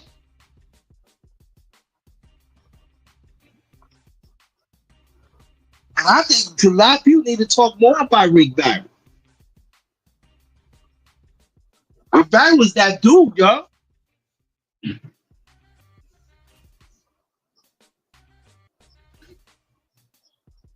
We don't talk about Alvin Atlas. First black coach to win the NBA title. And I think at the time he should have got more opportunities.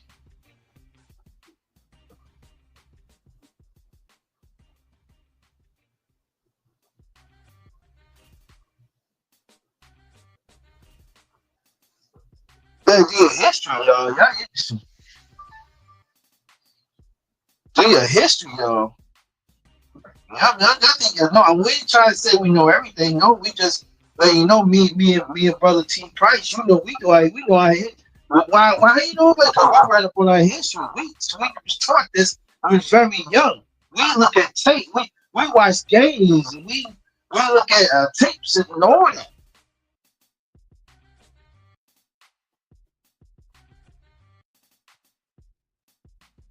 Bingo, we got action. I got it. I finally found it. Man, I had to go through.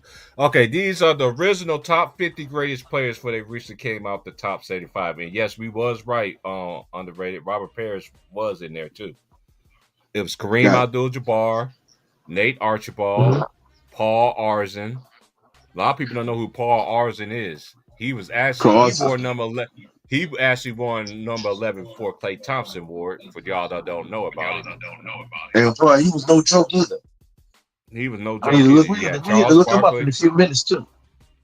We got Charles Barkley, you got Rick Barry, you got Elgin Baylor, Dave Bean, Larry Bird, Wilt Chamberlain, Bob Cousy, David Cowens, Billy Cunningham, Dave DeBusschere, Clyde Drexler, Patrick Ewing, Walt Frazier, George Gervin, Hal Greer, John Havlicek, Elvin Hayes, Magic Johnson, Sam Jones, rest in peace, Michael Jordan, Jerry Lucas, Karl Malone, Moses Malone, Pistol Pete, rest in peace, Kevin McHale, George Mikan, rest in peace, Earl Monroe, Earl the Pearl Monroe, Hakeem Olajuwon, Shaquille O'Neal. You know, Shaquille O'Neal was the only player that was active at that particular time that made the top 50 greatest players list. Then you got Robert Parrish. You got Robert Parrish. You had Bob Pettit. You had Scottie Pippen, Willis Reed, Oscar Robertson, David Robinson, Bill Russell, Dolph Schayes. Y'all don't even know who Dolph Schayes is. Bill Sharman. Rest in peace. John Stockton. Nate Thurman. Rest in peace. Wes Unseld. Rest in peace. Bill Walton. Rest in peace. Jerry West. Rest in peace. Lenny Wilkins. And then you had James Worthy. Then these were the 50th greatest players of all time. What's one name you don't see in there that we mentioned? Dominique Wilkins. And they put Scottie Pippen part of it. Yeah, they put Scottie Pippen instead, and that's not justice at all. I do respect Scottie Pippen. I respect him too. But I'm not hating with Scottie too because him and Mike them two was the best 1-2 combo other than like. I would not put no Scottie Pippen. I'm not putting Scottie Pippen no best top 50 at that time. No, Dominique Wilkins, he put in work, guys. Oh no, that's and for people that think that he didn't put in work, check this out. Yeah, I'll come up. Okay, he played in 1,074 games. He averaged 24.8 points in his career, 7.7 rebounds, 2.5 assists. He's a Hall of Famer, 9-time All-Star, 7-time All-NBA, 85, 86 scoring champion, 92, 83, 82, 83 All-Rookie team, And then, they had to put him in the 75 because they know good and well he's supposed to be in there. This was his nickname. Neat. Everybody know him as.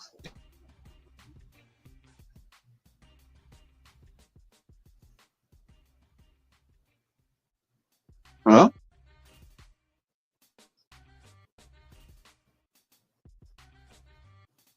More let's look up. Anybody in the comments y'all want me to look up somebody, man? Let's look them up. Look up Paul Azima. Oh, my boy Chess said LeBron James gave up on defense. Okay, LeBron James got. Yeah, we already know that. Goofy Shaq was in like 5 years. Yeah, he was. A lot of people felt like he shouldn't have been in there at that particular time. I remember that time, but it is what it is. Now, I'm not hating on Shaq or anything. I felt like Shaq is great, but I don't look at Shaq like a Hakeem Olajuwon. I don't look at Shaq like Kareem Abdul-Jabbar or even Will Chamberlain. Oh. And there are people, you know what? And I want to touch on this too because we have it throughout the years. There are people saying that Shaq is better than Will Chamberlain. Stronger. No. Stop it. They need to stop that. No. They need to stop that. Will bench press close to 800 pounds. He squat over 600 pounds. And that's on his bad day. Only reason why they gave Anthony, I noticed something too. Only reason they gave Anthony Davis a top 75 player because he played with LeBron. You know, the majority of the players that LeBron played with, they all in the top 75. Yeah. Let's just think about that. I don't think Anthony Davis should be in there. Honestly, I'm talking about his basketball career. Dwight Howard should be in there. That's a no-brainer. He's a four-time defensive player of the year. Yeah. Now he's more of the defensive player of the year 4 times than a Rudy Gobert. I mean, Rudy, the one, Rudy, COVID professor. Oh, sorry. Yeah. Man, I've been on this thing for about 6 hours, man. Hey, this is my last 20 minutes, man. I'm gonna let my brother Underrated hold it down for me. And then I got to get up and rest my legs. I only got up twice, y'all. This is only my second time. I've been sitting here this whole time. And shout out to GG is chilling for the donation. Y'all want to donate to Ohead Podcast? It's pinned on the top of the chat. I want people that's really just going to pour in. Don't pour in. I don't beg for nobody because when I come online, I ain't coming looking for no money because I make my own money. God always make a way for me to survive. So. But people that bring out good content, I noticed this though too. If you bring out good content and everything like that and do it genuinely, you get blessed. I know a lot of people used to come at me. Underrated already gave me the game. He was like, bro, when you start, you're gonna have a lot of haters, bro. Some of these dudes that be kiki on your thing, they're gonna be, and he ain't never lied too. But I still kept going, and I'm still here making content still to this day. But anyway, I'm gonna hold the floor down to my boy Underrated, so he can give his last words, and then when I officially come back, I'm gonna end the stream. But then again, though, man, I appreciate my big bro Underrated. We gotta do more of this, bro. Thank you. I'm gonna have more time off. I'm gonna get back how I used to be, bro. Just hit me up behind the scenes, bro. We discuss it, man, and everything like that. But I'm gonna let my bro Underrated. Yeah. Did you text me yet? So I already know your number, so I give what you call it. Hold. Yeah. I'm gonna do it right now. So I can Oh damn. All right, hold on. I'm gonna thing. And I wish my boy Ron. I called my boy Ron Town. I know Ron Town must be busy, man. My boy was like, "Where Ron Town at, man?" Ron and all the homies, man. And not everybody gonna come in. I know everybody be busy. I know everybody got lives. So when they come, they can come when they come. But I appreciate everybody that's been supporting me ever since I was on Ticket Channel and everything like that. I know everybody was like, "Man, you might as well come up with your own stream." Nah. I'm like, I wanted to get it when I knew I had the time. I wasn't up there on this panel getting a whole bunch of subscribers and then go out and do it. I waited till I knew I was ready. So I had the time and the energy to. Only reason I'm on here for 6 hours a day, 'cause I was off today. I was on long yesterday. Y'all gonna see more streams of me but I am on I'm on a mission this year, y'all. I'm on a mission. But anyway, I'm gonna let Yo, underrated. I'm gonna let I underrated just hold text it down. I just texted to you, text you so let me know you I got haven't, it. I haven't, I haven't gotten it yet. I haven't gotten it yet. So, all right, bro.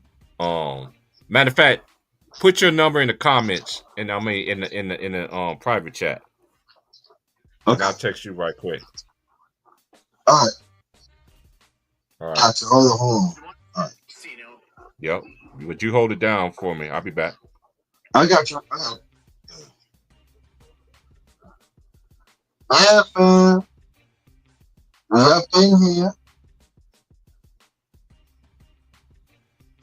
I have been here. Okay. Yeah, but so I'm glad people coming up in here. Um,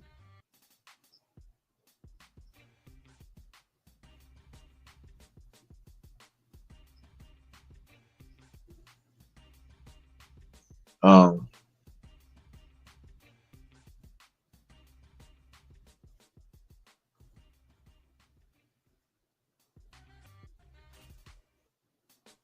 hold on, sir. Hold on.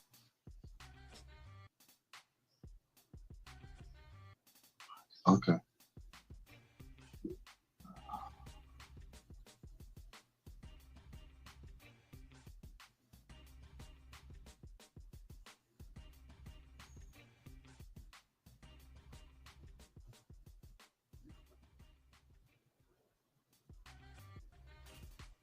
Hold on, family. I'm gonna say I just gotta get this out first. Then we're gonna make my last remarks.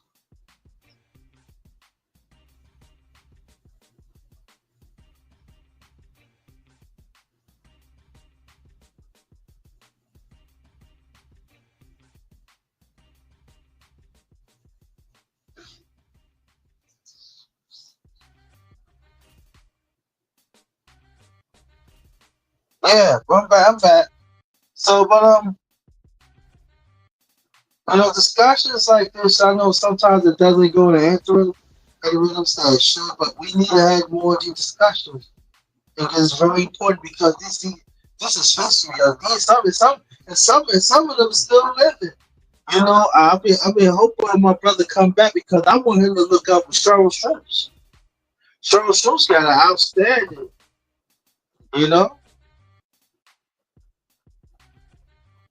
you know.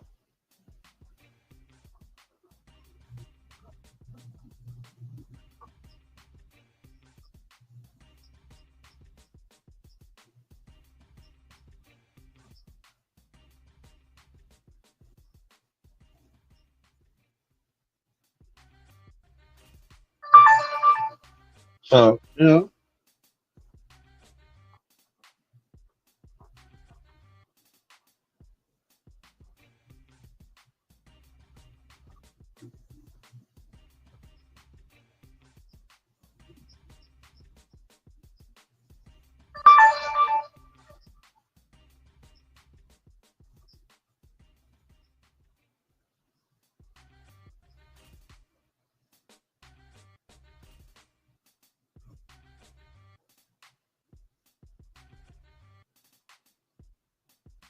Oh shoot.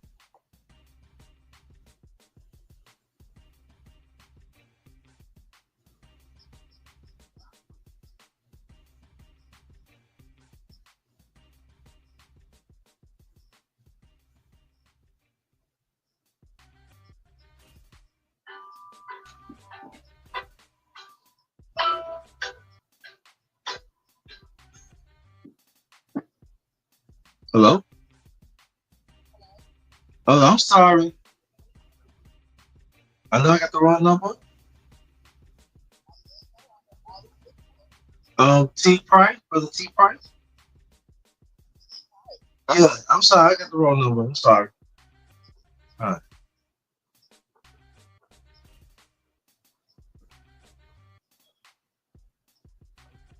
We're gonna wait to Brother T Price to come back because he needs to get his number. You know?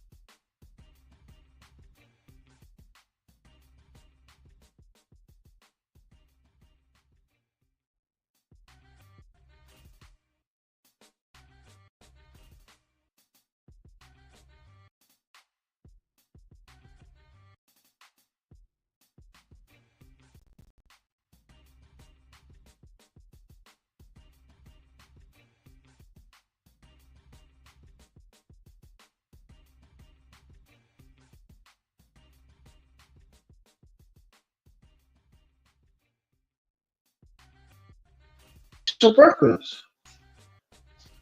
So why so quiet fixing breakfast? Do you fix it? Or something? Who you still fixing breakfast? Yeah, if it is, something you got it. I'm back.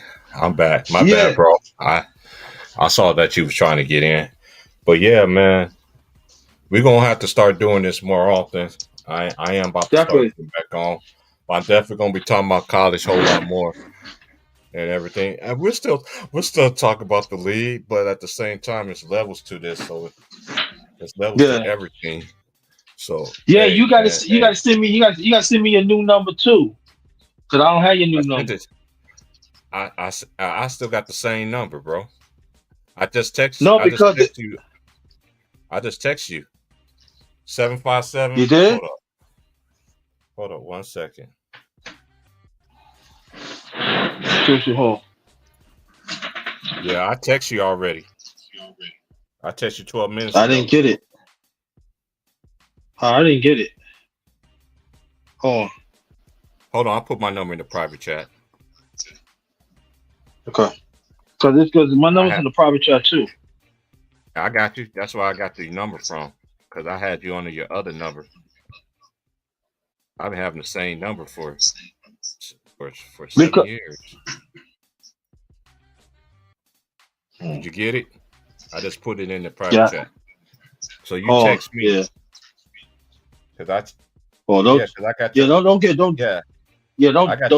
get off. I ain't getting off yet. The last last text I got to you was 25th. You said happy to everyone 100. That's the last text I got from you from your number. I had your number, but I didn't have your number locked in. Mm-hmm. Hold on, let me go to your number. Mm-hmm.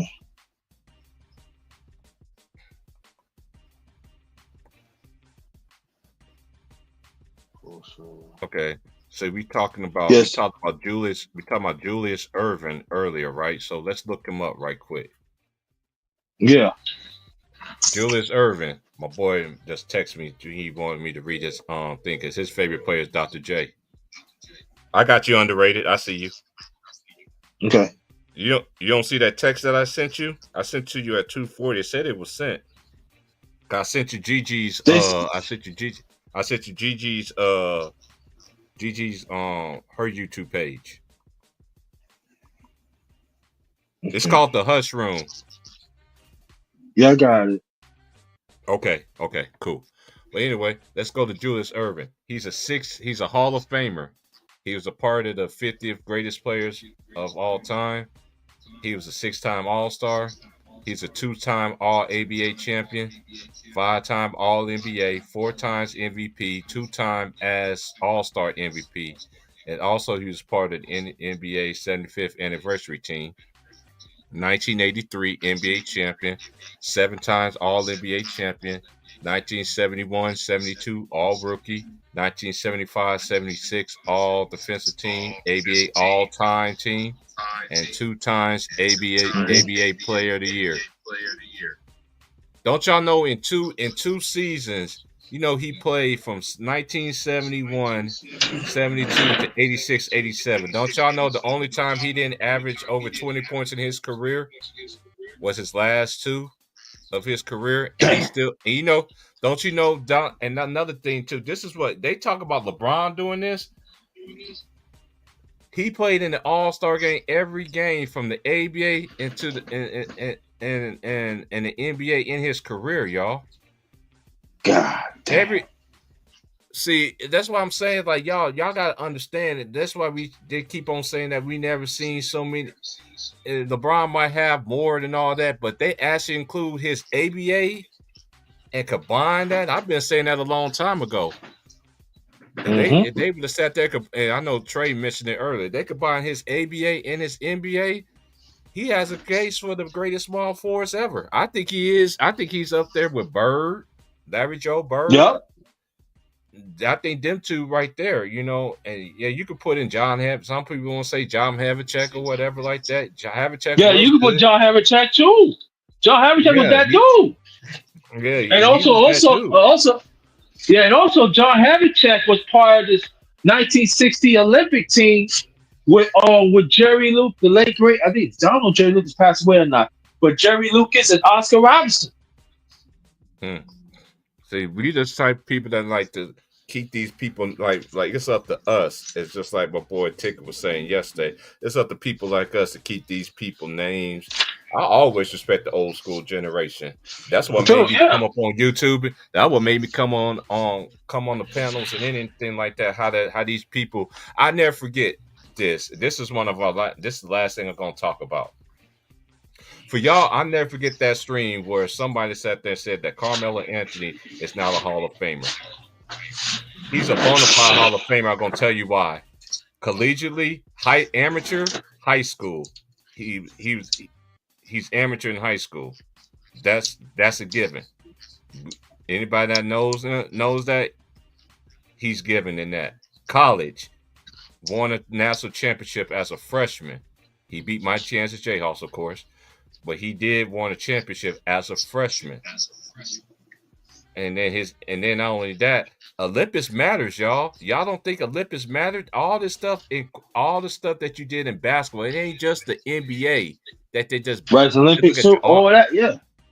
They look. He's Olympic, and he's Olympic scorer. I think he's Olympic all-time Olympic scorer. I think, if I ain't mistaken. I think LeBron topped him.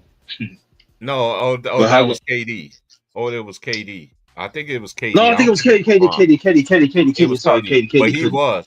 But it was Carmelo Anthony, and not only that, y'all can't take away that for his career. Anyway, let me just look him up right quick. This man is I don't care what y'all say. This man is a Hall of Famer.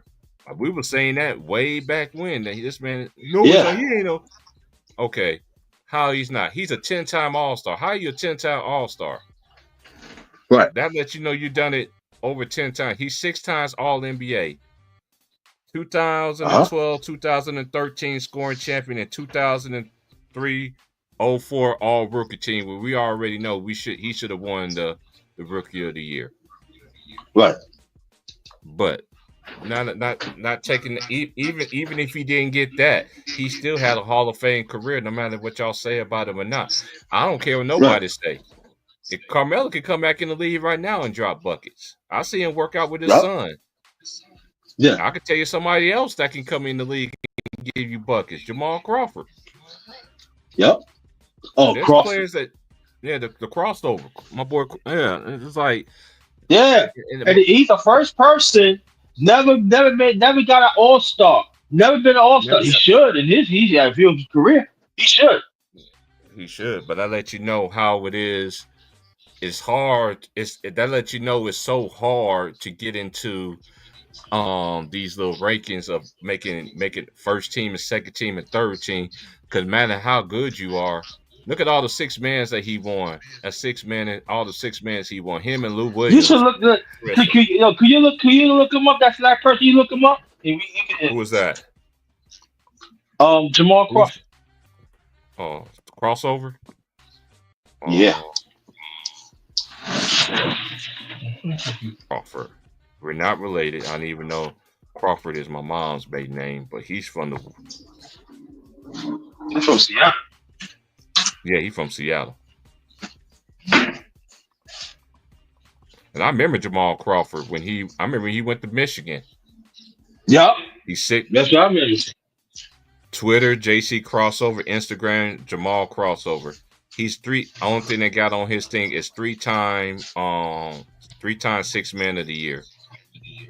He averaged 14.6 points, 3.4 assists, 41% field goal. We already know why the field goal percentage is so low, but you tell these new generation people, they'll say, "Oh, he's a shot chucker. He can't. He's not efficient." Back in the days, boy, you gotta have a bag. You gotta have a go-to move or something to be able to get your shots off. But one thing I'm saying to y'all is it's just levels to this, y'all. But we're gonna be back. I ain't gonna be back on here tomorrow. I gotta work tomorrow, and then I doubt I'll be on Saturday because basically I'm doing a double basically because I get off at 6:30, and then I gotta come back and open at 5 o'clock in the morning. So y'all gonna see me sometime next week. Once I get my off days straight, and every afternoon I'll come in when I get off work, and we'll hold a stream, or we'll hold it. I'm gonna start doing the college games too. I just ain't been. I told y'all, man. I apologize to the people that want me to do these college games, but hey, my work come first, man. YouTube don't pay my bills, man. And man don't work, he don't eat, man. So I still Man gotta don't go work, out you don't there eat. and get Yes, it. sir. And nobody ain't giving me no free lunches out here either. But I'm about to end this stream. We've been on here. Oh yeah, oh yeah. 8 Yeah, o'clock yeah, this morning. bro. We've been on this. What's up, bro? Well, what? Yeah. I text my number to your phone. Yeah, I got you. I got it. Okay. Yeah. But yeah, like, share, subscribe, y'all. Hey, we've been on here. Shout out to everybody that came on the panel and everything like that. Shout out to Lemon Pepper Lou, man. Lemon Pepper Lou, keep your head up, stay strong. We're praying for you, brother. Yeah, praying for you, definitely. And shout out to everybody in the Lions Den basketball community. My boy, the Houston Rocket himself, my boy Greenleaf exclusive, man. Shout out to Showtime. Shout out to C Hill. Shout out to everybody, man. Shout out to the whole game, man. And my boy Underrated, you already know, big bro. It is what it is, man. I appreciate everybody coming through, man. Hope y'all learned something. If not, oh well. But I'm gonna tell the truth, and I've been telling the truth. I don't hold nobody hand and lie for anybody. So it is what it is, man. So y'all keep y'all head up. Y'all be safe out there, man. Like, share, subscribe. I'll holler at y'all later. Peace out. Hey. Jeez. Yeah, but we had a great stream, y'all. Appreciate everybody coming through. I've been on here long, and I've been on this month since 8 o'clock this morning. So it's time for me to get up off here and let's get into these college games and everything like that. And then I'm about to go cook me some dinner and everything like that and get my evening started and just sit back and chill, man. But salute to everybody once again. Listen, y'all can hate me all you want to, but y'all gotta admit, I've been consistent at everything I say. I'm gonna be consistent. It's just what it is. And it's just a darn shame how the NBA has come the way that it's turning. It's a shame. It's in shambles. And one thing that the NBA too, we're gonna talk about this the next time I come on next week. The NBA never had a scandal. I know everybody want to talk about the cocaine days. They want the cocaine back in football and everything like that. But NBA never have a scandal. They ain't never had a scandal. And they ain't never had a scandal like professional baseball did with steroids, with Mark Aguirre and them boys and everything like that. So we're going to talk about it. We're going to talk about the next time that I come on because it's going to get ugly here in the future. If y'all can't see what I'm seeing right now, I don't know what y'all looking at. Y'all can say it's hate.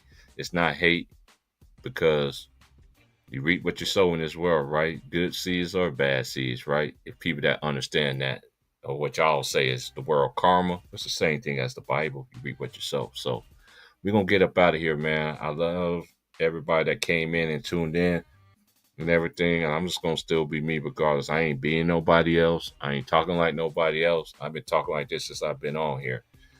And I ain't going to change. And I'm not going to change. Like, share, subscribe, y'all, man. Y'all be safe out there, man. And be safe out there this weekend, though, too, man. And I'm going to say from this point on, it's already in the YouTube algorithm. Even on the algorithm on my YouTube page. My show is not for kids. Don't have your kids coming on here listening and they be questioning me. They kids. I ain't gonna respond to no kid. All right. So like, share, subscribe, y'all. I'm out. Peace.